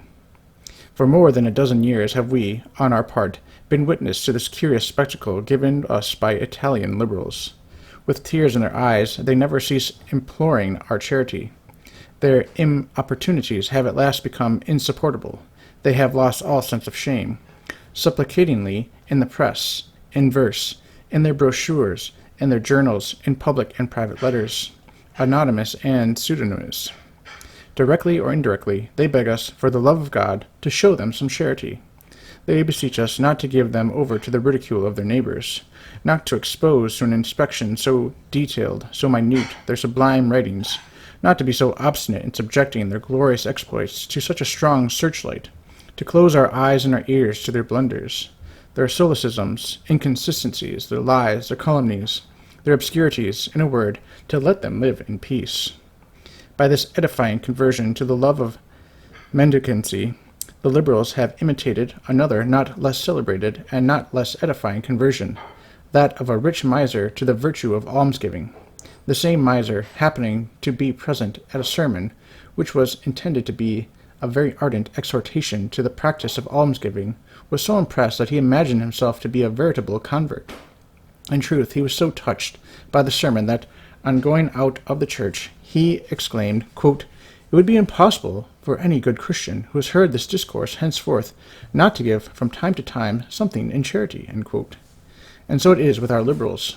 After having shown, according to the measure of their means, by their acts and their writings, that they have a love for charity equal to the devil's for holy water, when they hear it spoken of, they suddenly remember that there exists in the world a thing called charity, which might on certain occasions prove very profitable to them. So they show themselves distractedly enamored with it, and vociferously demand it from pope, bishop, clergy, religious, journalists, and everybody, even from the editors of the Civiltà. It is curious to follow all the excellent reasons they offer in their own favor. To believe them is not in their own interests at all, that they hold such language. Heavens, no. When they speak thus, it is entirely in the interests of our holy religion, which they cherish in their heart's core, and which suffers so much from our very uncharitable manner of defending it. They even speak in the interest of the reactionaries themselves, and especially, who would believe it, in the interest of the editors of the Civiltà Cattolica. What obliges you to enter into these quarrels, they confidently say to us. Have you not enough enemies already? Be tolerant, and your adversaries will be so with you. What do you gain by following this wretched occupation, like a dog spending his life barking at robbers? If in the end you are beaten, struck down, to whom do you owe it, if not to yourselves and that indomitable animosity of yours, which is ever seeking the lash? What sage and disinterested reasoning, whose only defect in that it singularly resembles that which the police officer urged upon Renzo Tremolino in the romance The Betrothed, when he essayed to conduct him to prison by persuasion, fearing that if he used force, the young man would offer resistance. The only result of these exhortations was to confirm Renzo in his design to pursue a course just opposite to that which the officer advised. This design, to speak properly, we are strongly tempted also to form, for in truth we cannot persuade ourselves that the injury, great or small, which we cause religion, matters much or little to the liberals, nor that they would give themselves so much trouble for our sakes. We are persuaded, on the contrary, that if the liberals really believed that our manner of acting were hurtful to religion or to ourselves, they would carefully refrain from adverting to it, but rather encourage us in it by their applause. We even conclude that the zeal which they show in our regard and their reiterated prayers to us to modify our style are the sure signs that religion suffers nothing from our methods, and moreover that our writings have some readers, which is always some slight consolation to the writer. But as many of them, the liberals, continue to beg, and as they have recently published a little book at Perugia entitled, What Does the Catholic Party Say?, which they devote entirely to demand upon the Civiltà Cattolica for charity, it will be useful, in beginning this 15th series of our review, to confute once more the old objections with old answers. It will be in fact a great charity, not such indeed as the liberals beg of us, but one truly very meritorious, the charity of listening to them with patience for the 100th time." End quote. Chapter 24. A Liberal Sophism and the Church's Diplomacy. Liberals often urge, as an objection to ultramontane vigor, the fact that the Church herself enters into amicable relations with liberal governments and personages, or what comes to the same thing, with liberalism itself. If the Church can take such a position, surely ultramontanes, who are looked upon as the vanguard of the Church, may find an example in this her policy worthy of imitation. We reply, we are to consider these relations as official amities and nothing more. They by no means suppose any particular affection for the persons who are their object, much less approbation of their actions, and infinitely less any adhesion to their doctrines or the approval of them. In the first place, we must remember that there are two ministrations in the Church of God. One, which we may call apostolic, relative to the propagation of the faith and the salvation of souls. The other, which we may very properly term diplomatic, having for its subject human relations with the powers of the world. The first is the most noble, properly speaking. It is the principal and essential ministration. The second is inferior and subordinate to the first, of which is only the auxiliary. In the first, the Church is intolerant and uncompromising. In this she goes straight to her end and breaks rather than bends. Frangi non flecti. Witness, in this respect, the persecutions she has suffered. When it is a question of divine rights and divine duties, neither attenuation nor compromise is possible. And the second ministration, the Church is condescending, benevolent, and full of patience. She discusses, she solicits, she negotiates, she praises, that she may often soften the hard. She is silent sometimes, that she may better succeed, seems to retreat, that she may better advance, and soon attain a better vantage. In this order of relations, her motto might be, flecti non frangi, to bend, not to break. When it is a question of mere human relations, she comports herself with a certain flexibility and admits the usage of special resources. In this domain, everything that is not declared bad and prohibited by the law common to the ordinary relations of men is lawful and proper. More explicitly, the Church deems that she may properly make use of all the resources of an honest diplomacy. Who would dare reproach her for accrediting ambassadors to bad and even infidel governments, and on the other hand in accepting ambassadors from them, for honoring their noble and distinguished families by her courtesies and enhancing their public festivities by the presence of her legates? But why, interrupts the liberals, should you manifest such detestation for liberalism and so vehemently combat liberal governments, when the Pope thus negotiates with them, recognizes them, and even confers distinctions on them? We can best answer this foolish thrust by a comparison. We will suppose you are the father of a family. You have 5 or 6 daughters, whom you have brought up in the most scrupulous and rigorous virtue. Opposite to our house, or perhaps next door, we will imagine dwell some neighbors of blemished reputation. You command your daughters, without cessation, under no circumstances, to have aught to do with these people. They obey you strictly. But suppose now that some matter should arise relative to both you and your neighbors' interests in common, such as the paving of a street, the laying of a water main, etc. This obliges you to consult and advise with your neighbors as to this common interest. In your intercourse with them, you treat them with the usual courtesies of society, and seek to conclude the business on hand in a harmonious way. Would your daughters, therefore, be justified in declaring that, as you, their father, had entered into certain relations with these neighbors, and extended to them the usual courtesies of society, so should they be allowed to associate with them? As long as you, their father, had thus entered into relation with them, so they had a right to conclude that they were people of good morals? The Church is a home of good people, or of those who ought to be and desire to be, but she is surrounded by governments more or less perverted, or even entirely perverted. She says to her children, quote, "Detest the maxims of these governments, combat these maxims, their doctrine is error, their laws are iniquitous," end quote. At the same time, in questions, when her own and sometimes their interests are involved, she finds herself under the necessity of treating with the heads of the representatives of these governments, and in fact she does treat with them, accepts their compliments, and employs in their regard the formula of the polished diplomacy and usage in all countries. She negotiates with them in relation to matters of common interest, seeking to make the best of the situation in the midst of such neighbors. In thus acting, does she do anything wrong?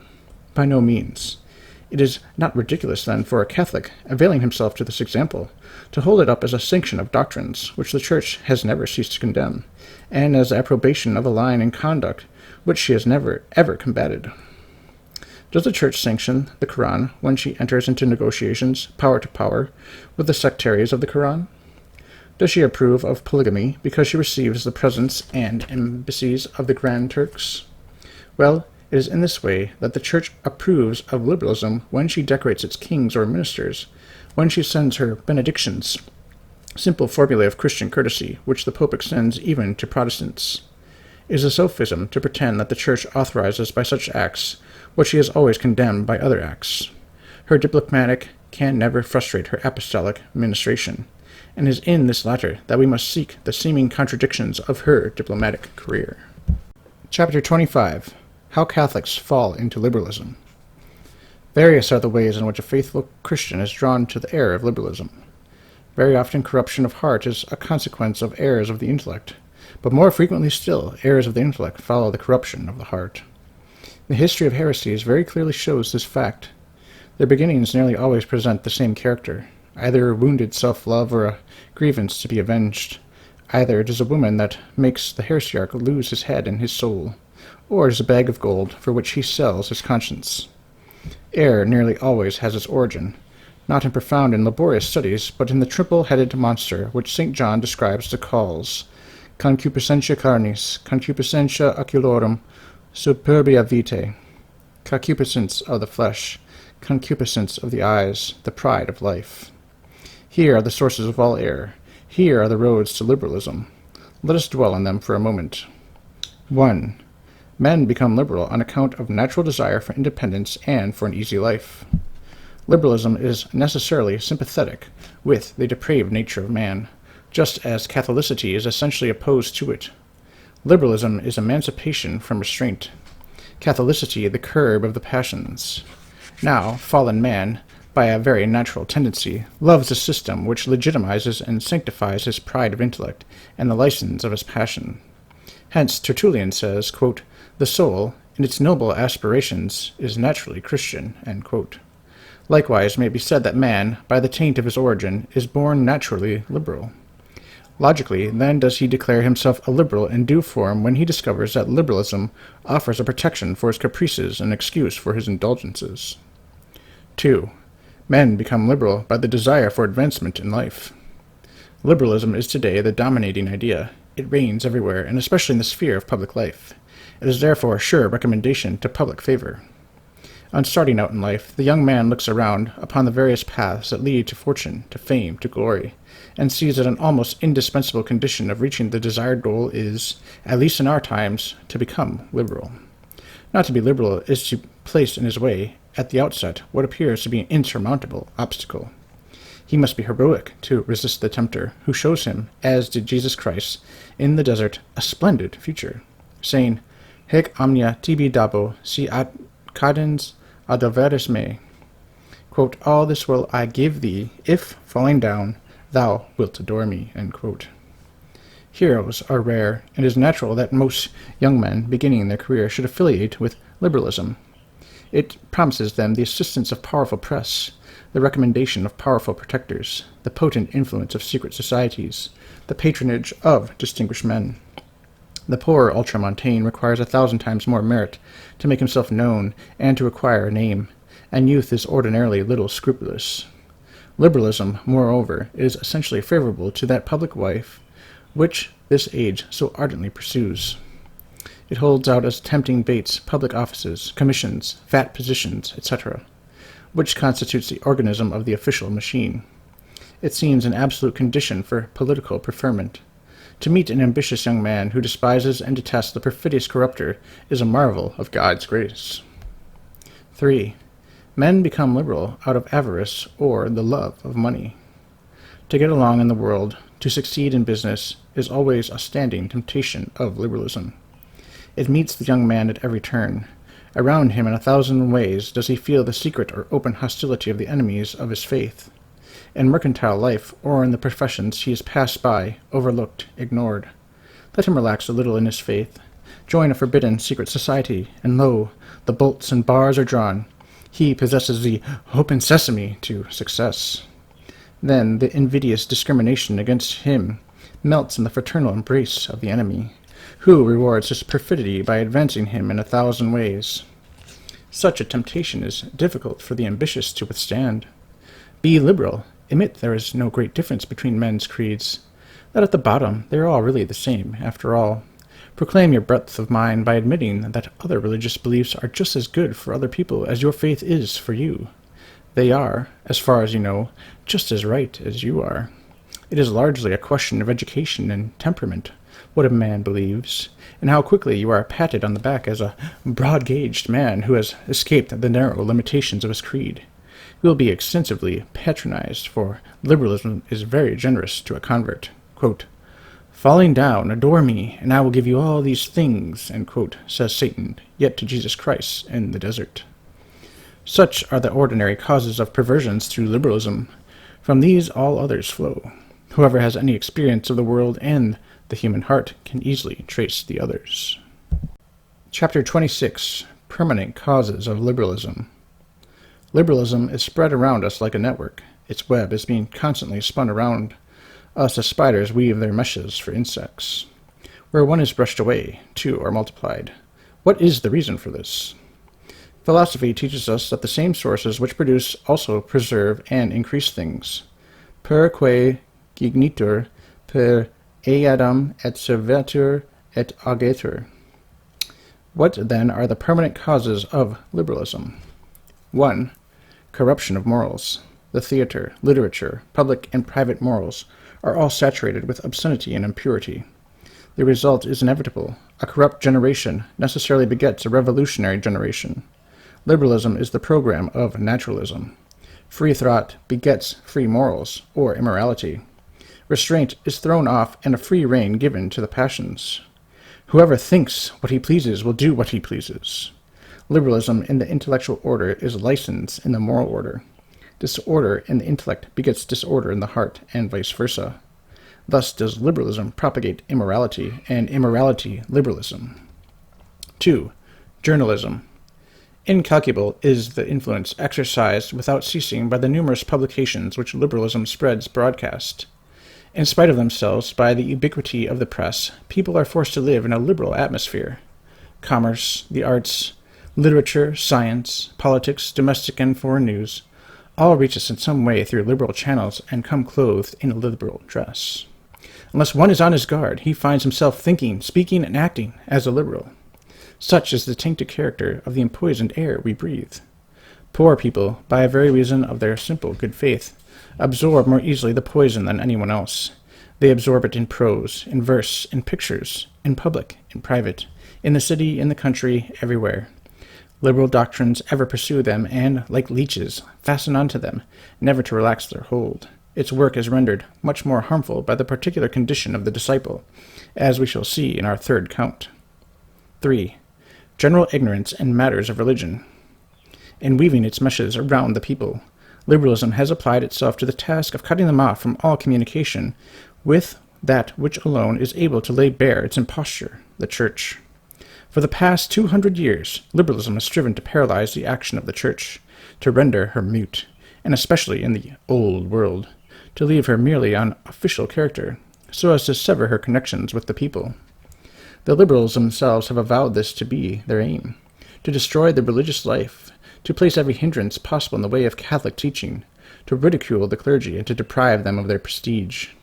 In Italy and France today, see the 1,001 artificial arrangements thrown around the Church to hinder and hamper her actions, to render ineffectual her opposition to the floods of liberalism. The concordats, such as are observed at the present time, are so many iron collars which liberalism has placed around her neck to stifle her. Freemasonry in Europe and South America are constantly seeking to bind her hand and foot, that she may be put at its satanic mercy. By open and secret means, this organization has sought to undermine her discipline in every country where it has obtained a footing. Between her and the people, it seeks to dig a deeper and deeper abyss of hate, prejudice, and calumny. Naturalism, the denial of the supernatural, it inculcates everywhere. To divorce the entire life of the people from her influence, by the institution of civil marriage, by civil burial and divorce, by teaching the insidious doctrine that society as such has no religious relations or obligations, and that man as a social and civil being is absolutely independent of God and his Church, and that religion is a mere private opinion to be entertained or not entertained as one pleases. Such is the program, such is the effect, and such, in turn, is the cause of liberalism. But the most pernicious, because the most successful and lasting propagator of liberalism is 4. Secular education. To gain the child is to secure the man. To educate a generation apart from God and the Church is to feed the fires of liberalism to repletion. When religion is divorced from the school, liberalism becomes its paramour. Secularism is naturalism, the denial of the supernatural. When that denial is instilled into the soul of the child, the soil of the supernatural becomes sterilized. Liberalism has realized the terrific power of education, and with satanic energy is now striving, the world over, for the possession of the child. With what success we only have to look around us to realize. In its efforts to slay Christ, it decrees the slaughter of the innocents. Quote, "Snatch the soul of the child from the breast of its mother, the Church," end quote, says liberalism, "and I will conquer the world." Here is the real battleground between faith and infidelity. He who is victor here is victor everywhere. Chapter 27. How to avoid liberalism. How may Catholics, who are perpetually surrounded by the snares of liberalism, guard themselves securely against its dangers? 1. By the organization of all good Catholics, be their number great or small. They should become known to each other, meet each other, unite together in every locality, every city, town, or village, should have a nucleus of Catholic men of action. Such an organization will attract the undecided, give courage to the hesitating, and counteract the influence of hostile or indifferent surroundings. If you number only a dozen men of spirit, no matter. Found societies, especially of young men, Put yourselves in correspondence with older societies in your neighborhood, or even at a distance. Link your associations together, association with association, as the Roman legions used to form the military tortoise, by uniting shield with shield over their heads.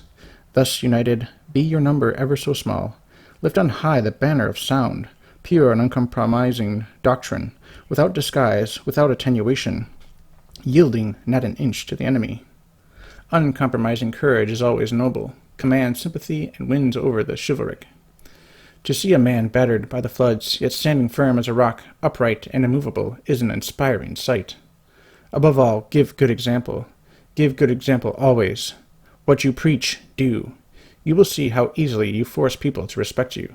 When you have gained their admiration, their sympathy will soon follow. Proselytes will be forthcoming. If Catholics only stood, what a brilliant secular apostolate they could exercise by being open, straightforward, uncompromising, practical Catholics in word and deed. Liberalism and heresy would die a quick death. 2. Good journals. Choose from among good journals that which is best, the one best adapted to your needs and the intelligence of the people who surround you. Read it, but not content with that. Give it to others to read, explain it, comment on it. Let it be your basis of operations. Busy yourself in securing subscriptions for it. Encourage the reluctant to take it. Make it easy for those to whom it seems troublesome to send in their subscriptions. Place it in the hands of young people who are beginning their careers. Impress on them the necessity of reading it. Show them its merits and its values. They will begin by tasting the sauce and will at last eat the fish. This is the way the advocates of liberalism and impiety work for their journals. So then ought we work for ours. A good Catholic journal is a peremptory or imperative necessity in our day. Whatever be its defects or inconveniences, its advantages and its benefits will outweigh them 1,000-fold. The Holy Father has said that, quote, a Catholic paper is a perpetual mission in every parish, end quote. It is ever an antidote to the false journalism that meets you on every side. In general, do all in your power to further the circulation of Catholic literature, be it in the shape of book, brochure, lecture, sermon, or pastoral letter. The weapon of the crusader of our times is the printed word. 3. The Catholic School. With all your power, support the Catholic school, in deed and in word, with your whole heart and your whole soul. The Catholic school has become in this age the only secure bridge of the faith from generation to generation. In our own country, we have been compelled to establish our own schools, unaided and alone. The prejudice and intolerance of liberalism has refused us common justice. While we protest against the wrong and never cease demanding our right, our clear and peremptory duty is to provide the best possible schools of our own, where our children may be educated in the full and only true sense of the word. Where Catholic schools are needed, build them, build them, build them. Never tire in this absolutely necessary work. Bend every energy to it. Archbishop Hughes said, quote, not until I have built my school shall one stone of my cathedral be laid upon another, end quote. This great prelate fully realized what every Catholic today should take as his motto, quote, the foundation of the parish church is the schoolhouse, end quote. Be the support of the school a burden, be it built and perpetuated at a great sacrifice. Its value is beyond estimation. The burden and the sacrifice are featherweights in comparison to the good that arises from the Catholic school. The spiritual life of a parish without a school is tepid, neither hot nor cold. Let the school be the best possible. Too much time or too much care cannot be given to it, for Catholic education amidst the deluge of liberalism, which has overwhelmed the world, is the ark of salvation. Speak out fearlessly on this matter of education. Say squarely and frankly that irreligious education leads to the devil. An irreligious school is the school of Satan. Danton, a celebrated French revolutionist, continually cried, quote, boldness, more boldness, end quote. But we, for our part, must let our constant cry be, quote, frankness, frankness, light, light, end quote. Nothing will more quickly put to flight the legions of hell who seduce only under the shelter of darkness. Chapter 28. How to distinguish Catholic from liberal works. Qui male agit audit lucem. Everyone that doth evil hateth the light. John 3:20. Said our divine Lord.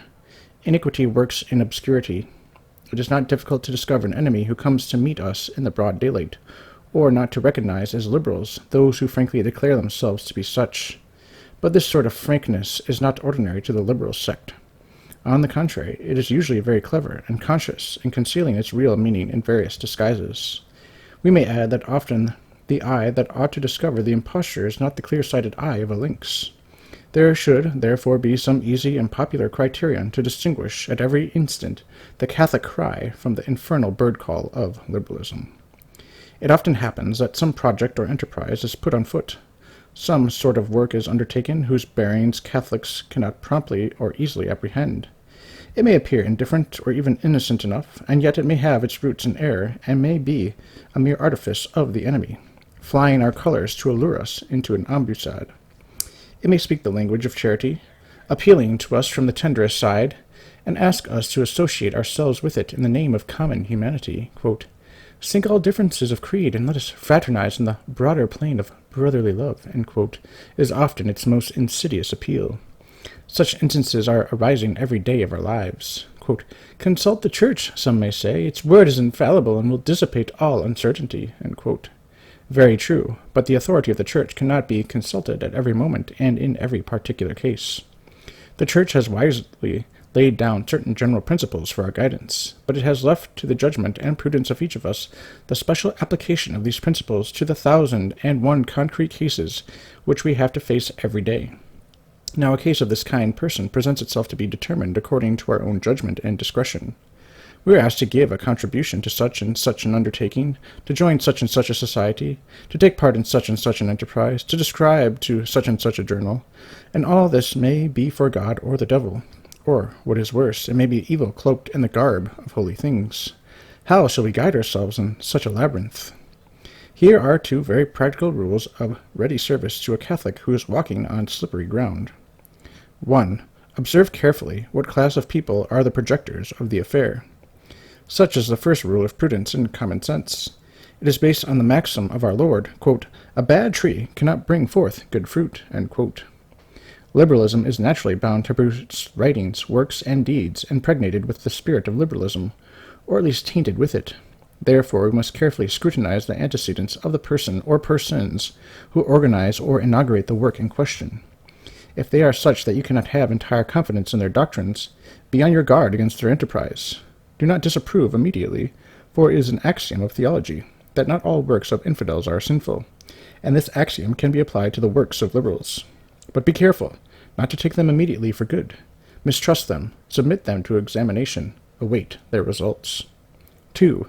Observe the kind of people who praise the work in question. This is an even surer rule than the preceding. There are in the world two perfectly distinct currents, the Catholic current and the liberal current. The first is reflected for the most part by the Catholic press. The second is reflected by the liberal press. Is a new book announced? Are the beginnings of a new project published? See if the liberal current approves, recommends, and accounts them its own. If yes, the book and the project are judged. They belong to liberalism. It is evident that liberalism has inspired them, distinguishing immediately what is injurious or useful to it. For liberalism is never such a fool as not to understand what is opposed to it, or to be opposed to that which is favorable to it. The sects, religious or infidel, have an instinct, a particular intuition, olfactus mentis, as philosophers say, which reveals to them a priori what is good or what is bad for them. Repudiate, then, whatever liberals praise or vaunt. It is evident that they have recognized, by its nature, or by its origin, or as a means, or as an end, something in the object so praised that is favorable to liberalism.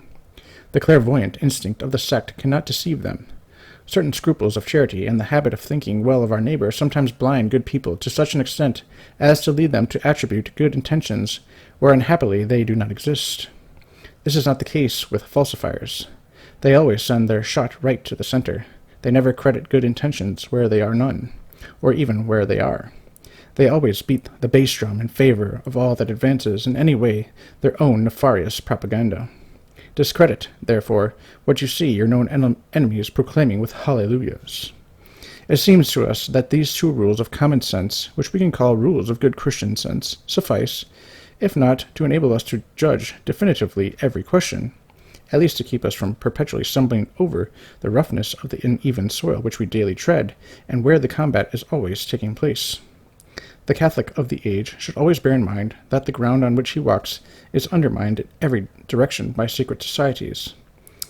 that it is these who give the keynote to anti-Catholic polemics, that unconsciously and very often these secret societies are served even by those who detest their infernal work. The actual strife is principally underground and against an invisible enemy, who rarely presents himself under his real device. He is to be scented rather than seen, to be divined by instinct rather than pointed out with the finger. A good scent and practical sense are more necessary here than subtle reasoning or labored theories. Chapter 29. Liberalism and Journalism. The press has grown so omnipresent nowadays that there is no escape from it. It is therefore important to know exactly how to steer our course amidst the many perils that beset Catholics on this score. How then are we to distinguish between journals that merit or do not merit our confidence? Or rather, what kind of journals ought to inspire us with very little, and what with no confidence? In the first place, it is clear that such journals as boast of their liberalism have no claim to our confidence in matters that liberalism touches on. These are precisely the enemies against whom we have to be constantly on guard, against whom we have to wage perpetual war. This point, then, is outside of our present consideration. All those who in our times claim the title of liberalism, in the specific sense in which we always use the term, become our declared enemies and the enemies of the Church of God. But there is another class of journals, less prompt to unmask and proclaim themselves, who love to live amidst ambiguities in an undefined and indefinite region of compromise. They declare themselves Catholic, and ever their detestation and abhorrence of liberalism, at least if we credit their words. These journals are generally known as liberal Catholic. This is the class which we should especially mistrust, and we should not permit ourselves to be duped by its pretended piety.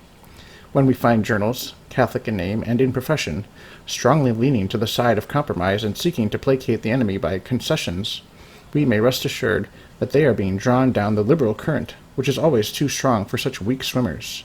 He who places himself in the vortex of a maelstrom is sure in the end to be engulfed in it. The logic of the situation brings the inevitable conclusion. The liberal current is easier to follow. It is largely made up of proselytes and readily attracts the self-love of the weak. The Catholic current is apparently more difficult. It has fewer partisans and friends, and requires us constantly to row against the stream, to stem the tide of perverse ideas and corrupt passions.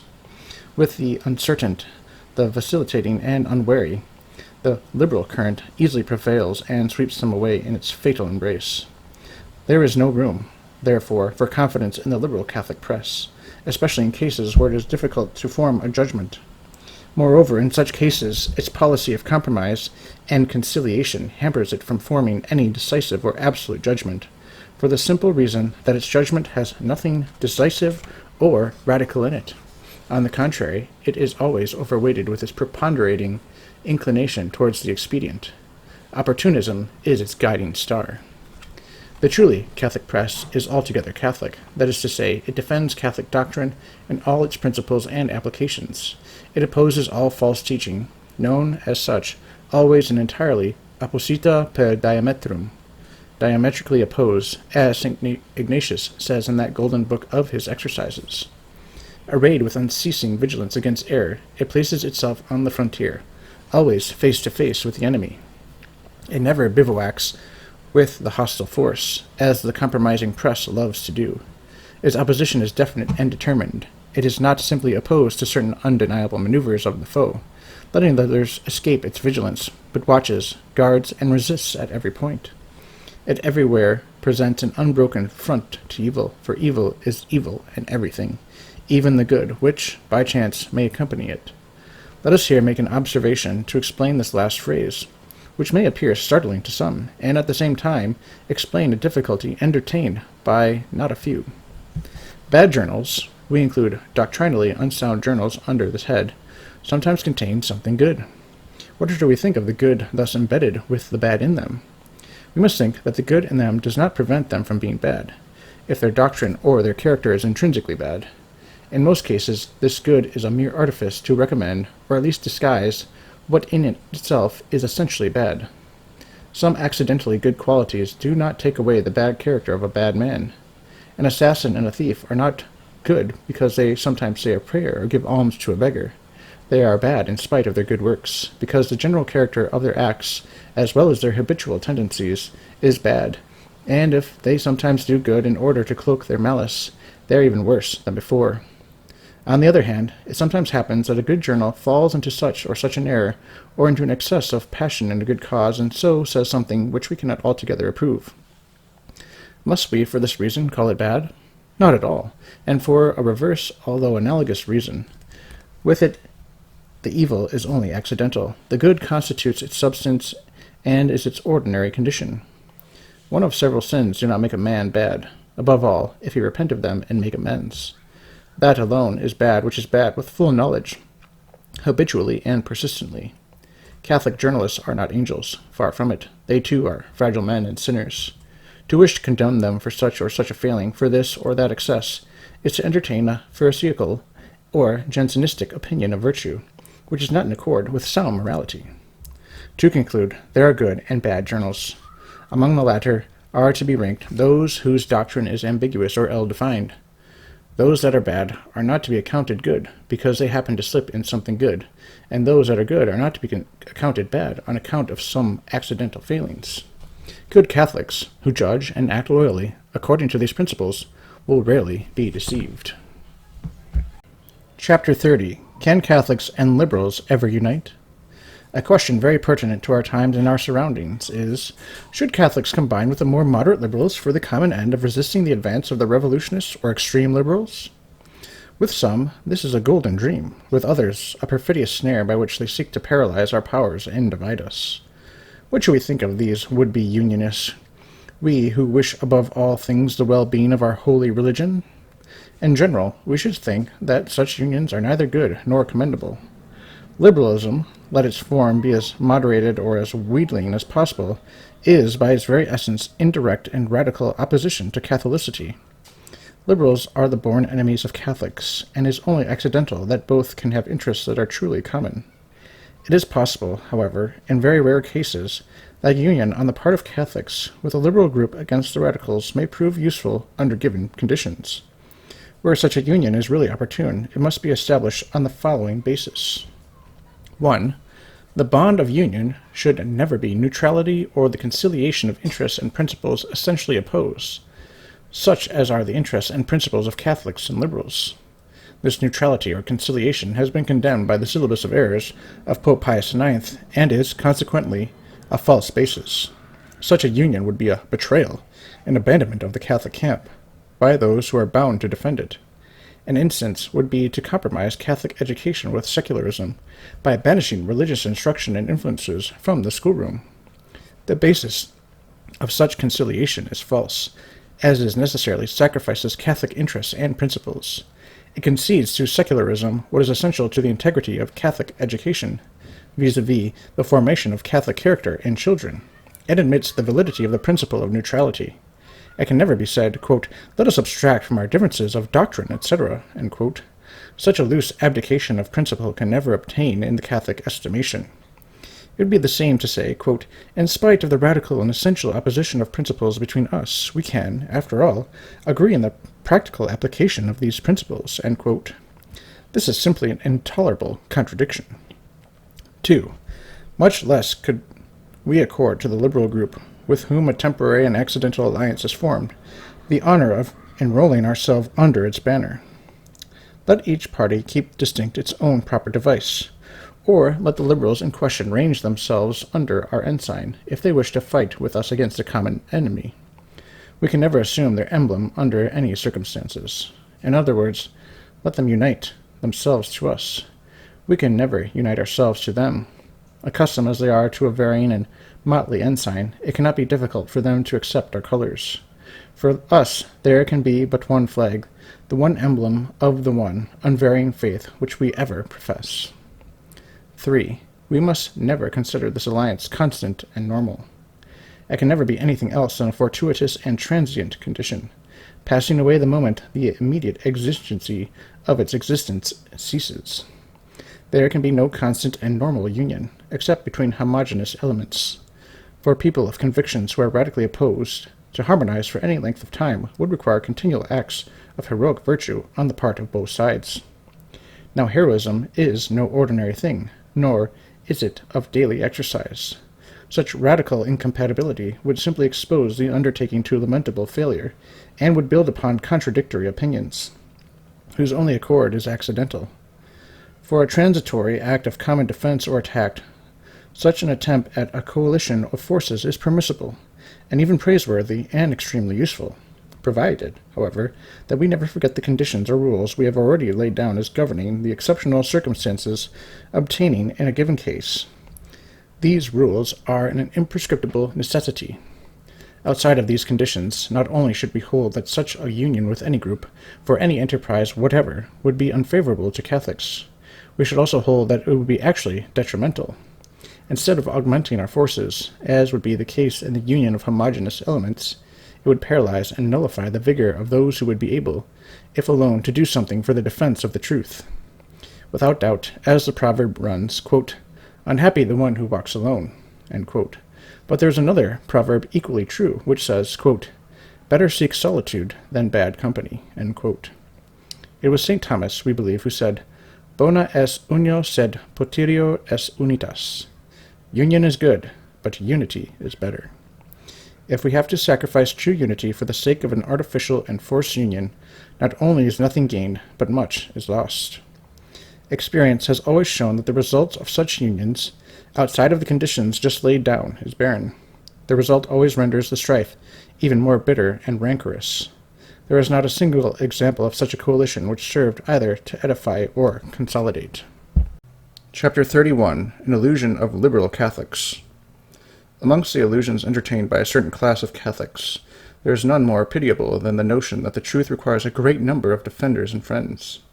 To these people, numbers seem a synonym for force. They imagine that to multiply heterogeneous qualities is to multiply power. Now, true force, real power, in the physical as in the moral order, consists in intensity rather than in extension. A greater volume of matter equally intensely evidently produces a greater effect, not by reason of the increased volume, but by virtue of the augmented intensities contained in it. It is therefore a rule of sound mechanics to seek to increase the extension and number of forces, but always on the condition that the final result be augmentation of their intensities. To be content with an increase without consideration of the value of the increments is not only to accumulate fictitious force, but to expose to paralysis the powers which one does possess by the congestion of an unwieldy mass. The millions of Xerxes' army constituted a force of tremendous extension, but they were of no avail against the vigorous intensity of the Greek 300 at Thermopylae. Faith possesses a power of its own, which it communicates to its friends and defenders. It is not they who give the truth power, but truth which charges them with its own vigor. This on the condition that they use that power in its defense. If the defender, under the pretext of better defending the truth, begins to mutilate it, to minimize it, to attenuate it, then he is no longer defending the truth. He is simply defending his own invention, a mere human creation, more or less beautiful in appearance, but having no relation to truth, which is the daughter of heaven. Such is the delusion of which many of our brethren are the unconscious victims, through a detestable contact with liberalism. They imagine, with blinded good faith, that they are defending and propagating Catholicity, but by dint of accommodating it to their own narrow views and feeble courage, in order to make it, they say, more acceptable to the enemy whom they wish to overcome, they do not perceive that they are no longer defending Catholicity, but a thing of their own manufacture, which they naively call Catholicity, but which they ought to call by another name. Poor victims of self-deception, who at the beginning of the battle, in order to win over the enemy, whet their own powder and blunt the edge and the point of their swords. They do not stop to reflect that an edgeless and pointless sword is no longer a weapon, but a useless piece of old iron, and that wet powder cannot be fired. Their journals, their books, and their discourses, veneered with Catholicity, but bereft of its spirit and its life, have more value in the cause of the faith than the toy swords and pistols of the nursery. To an army of this kind, be it 10 times as numerous as the multitudinous hosts of Xerxes, a single platoon of well-armed soldiers, knowing what they are defending, against whom they are contending, and with what arms they fight in order to defend the truth, is preferable 1,000 times over. This is the kind of soldiers we need. This is the kind who have always and will yet do something more for the glory of his name. They go into the deadly, imminent breach and never flinch. No compromising, no minimizing with them. They plant their banner on the topmost height and form a solid, invincible phalanx around it that all the legions of earth and hell combined can budge a single inch. They make no alliance, no compromise with a foe, whose single aim, disguised or open, is the destruction of the truth. They know that the enemy is by nature implacable, and that his flag of truth is but a cunning device of treachery.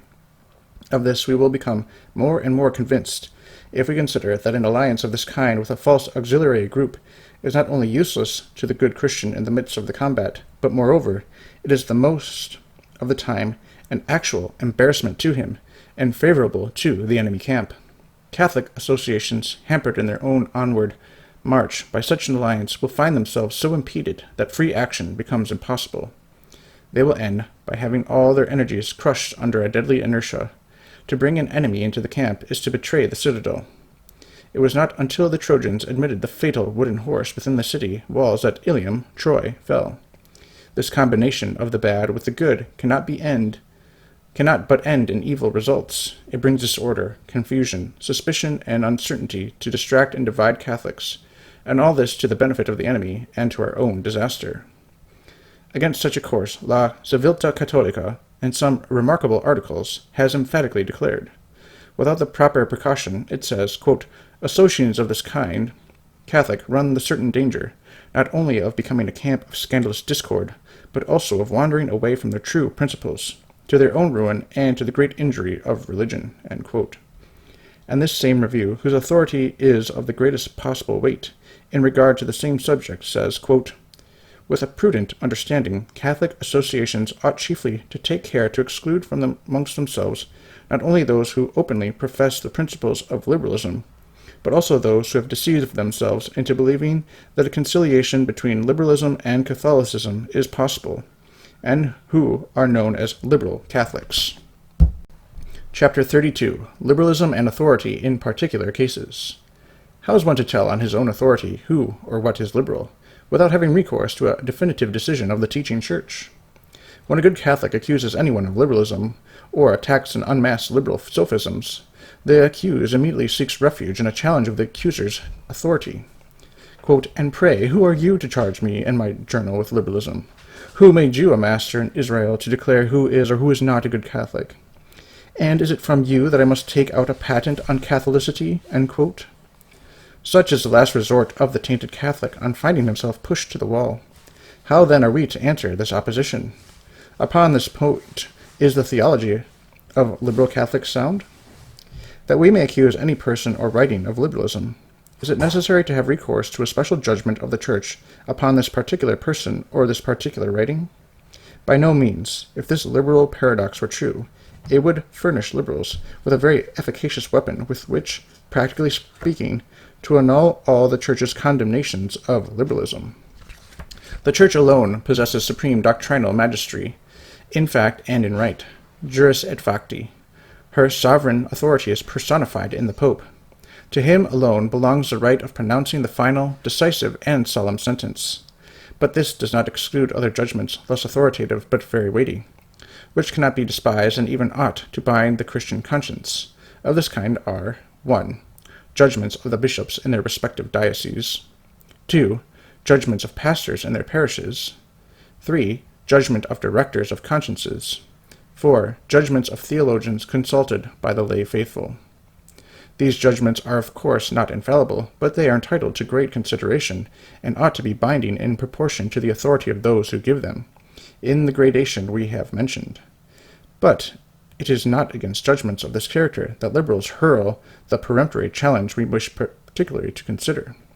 This is another factor in this matter that is entitled to respect, and that is, number 5, the judgment of simple human reason, duly enlightened. Yes, human reason, to speak after the manner of theologians, has a theological place in matters of religion. Faith dominates reason, which ought to be subordinated to faith in everything. But it is altogether false to pretend that reason can do nothing, that it has no function at all in matters of faith. It is false to pretend that the inferior light, illumined by God in the human understanding, cannot shine at all because it does not shine as powerfully or as clearly as the superior light. Yes, the faithful are permitted and even commanded to give reason for their faith, to draw out its consequences, to make applications of it, to deduce parallels and analogies from it. It is thus by use of their reason that the faithful are enabled to suspect and measure the orthodoxy of any new doctrine presented to them by comparing it with a doctrine already defined. If it be not in accord, they can combat it as bad, and justly stigmatize as bad the book or journal which sustains it. They cannot, of course, define it ex cathedra, but they can lawfully hold it as a perverse and declare it such, warn others against it, raise the cry of alarm, and strike the first blow against it.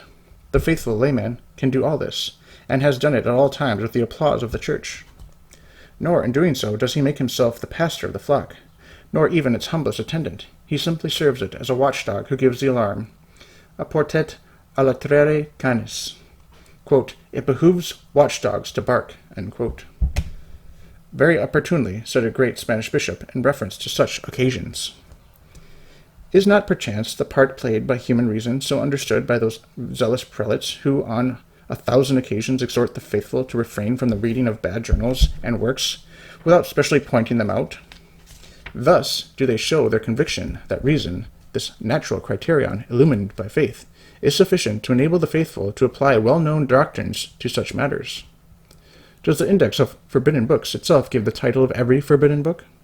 Do we not find under the rubric of, quote, general rules of the index, end quote, certain principles according to which good Catholics should guide themselves in forming their judgment upon books not mentioned in the index, but which each reader is suspected to apply at his own discretion? Or what use would be the rule of faith and morals, if in every particular case the faithful could not of themselves make the immediate application, or if they were constantly obliged to consult the Pope or the diocesan pastor? Just as a general rule of morality is the law in accordance with which each one squares his own conscience, dictamen practicum, practical judgment, in making particular applications of this general rule, subject to correction if erroneous.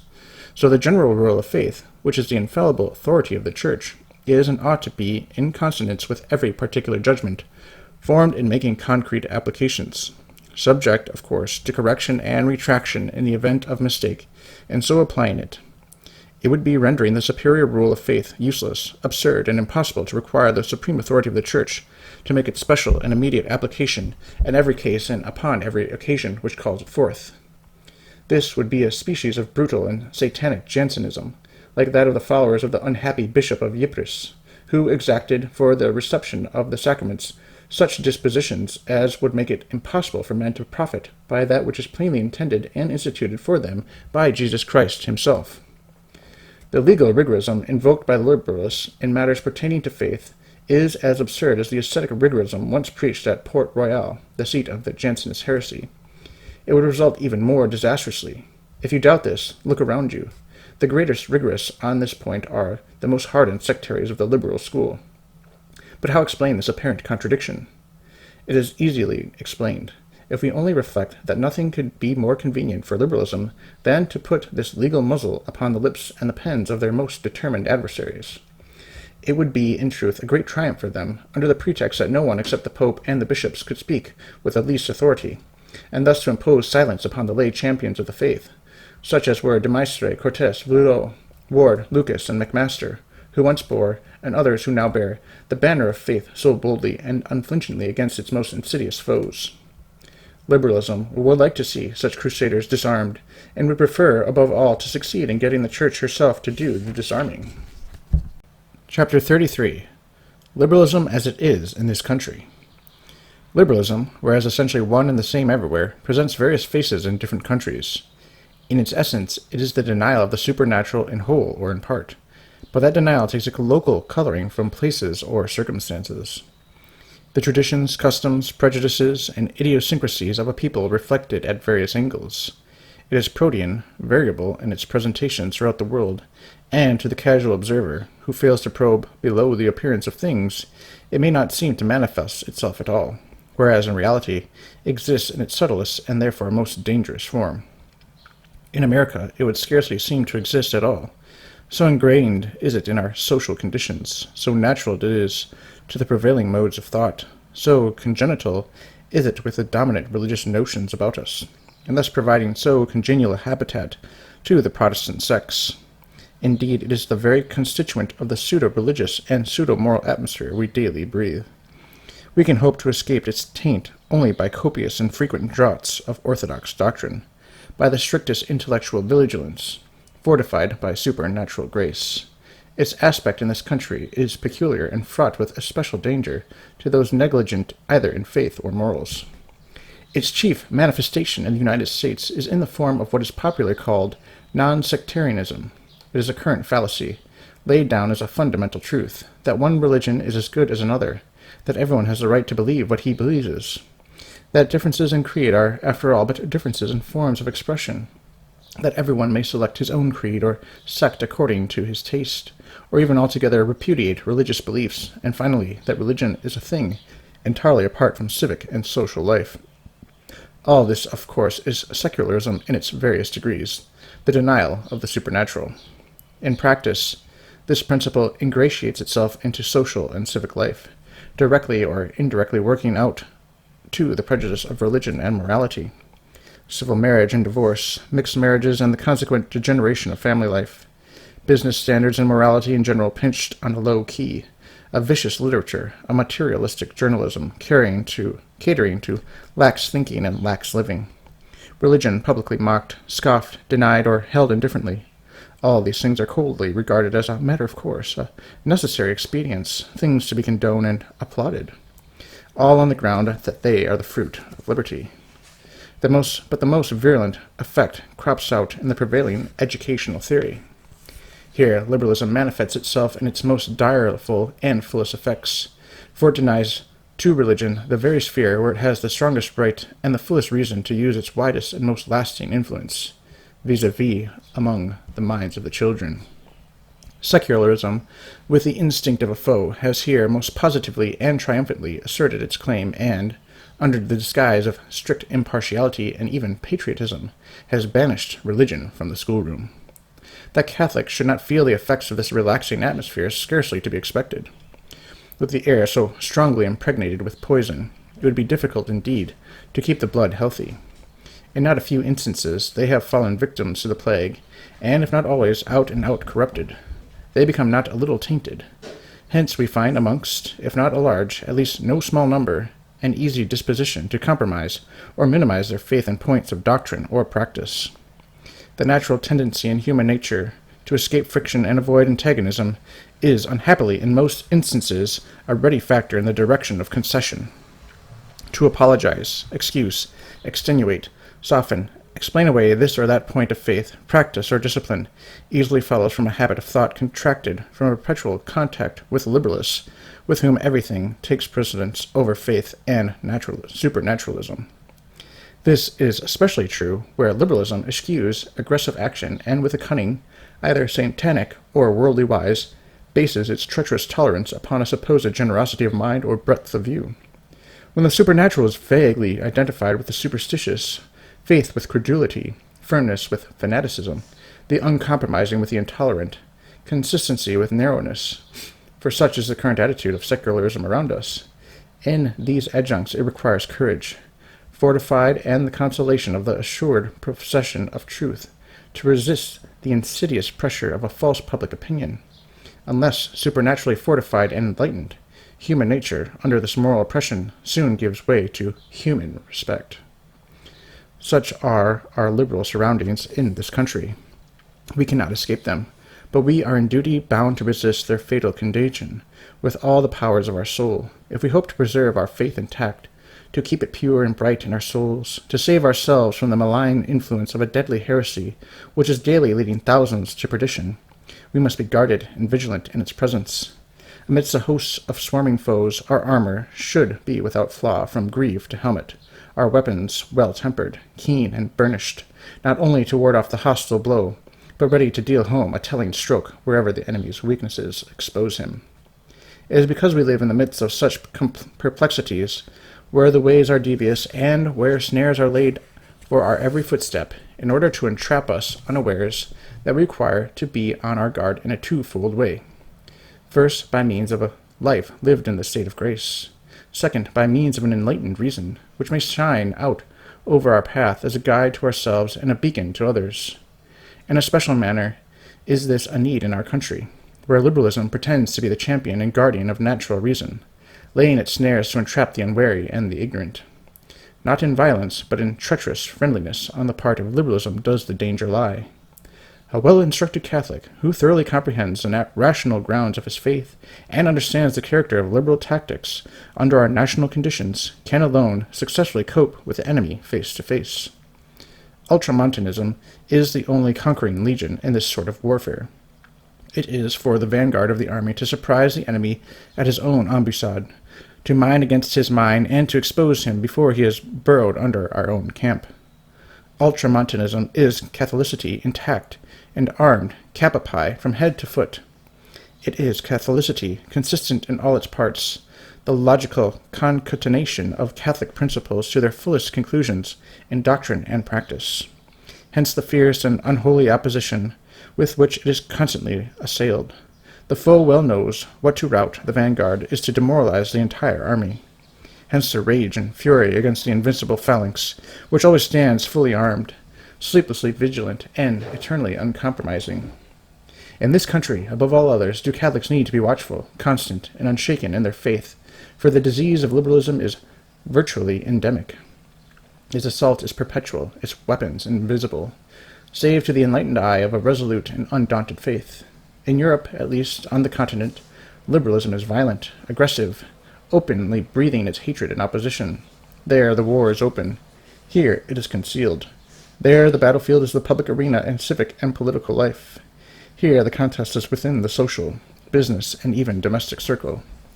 There it is declared foe against declared foe. Here it is friend against friend, even brother against brother, and all the more dangerous in results because friendly, social, or domestic relations endure without injury amidst the struggle, and are dangerous to the Catholic because these various ties are so many embarrassments to his free action, so many bonds of affection or interest to enchain him. Therefore must he be all vigilant. Therefore should his courage be great, his attitude firm, and his stand bold. For whereas his circumstances make him friendly to his foe, he must wage a deadly battle for his faith. His task is doubly difficult. He must conquer an enemy who appears his dearest friend.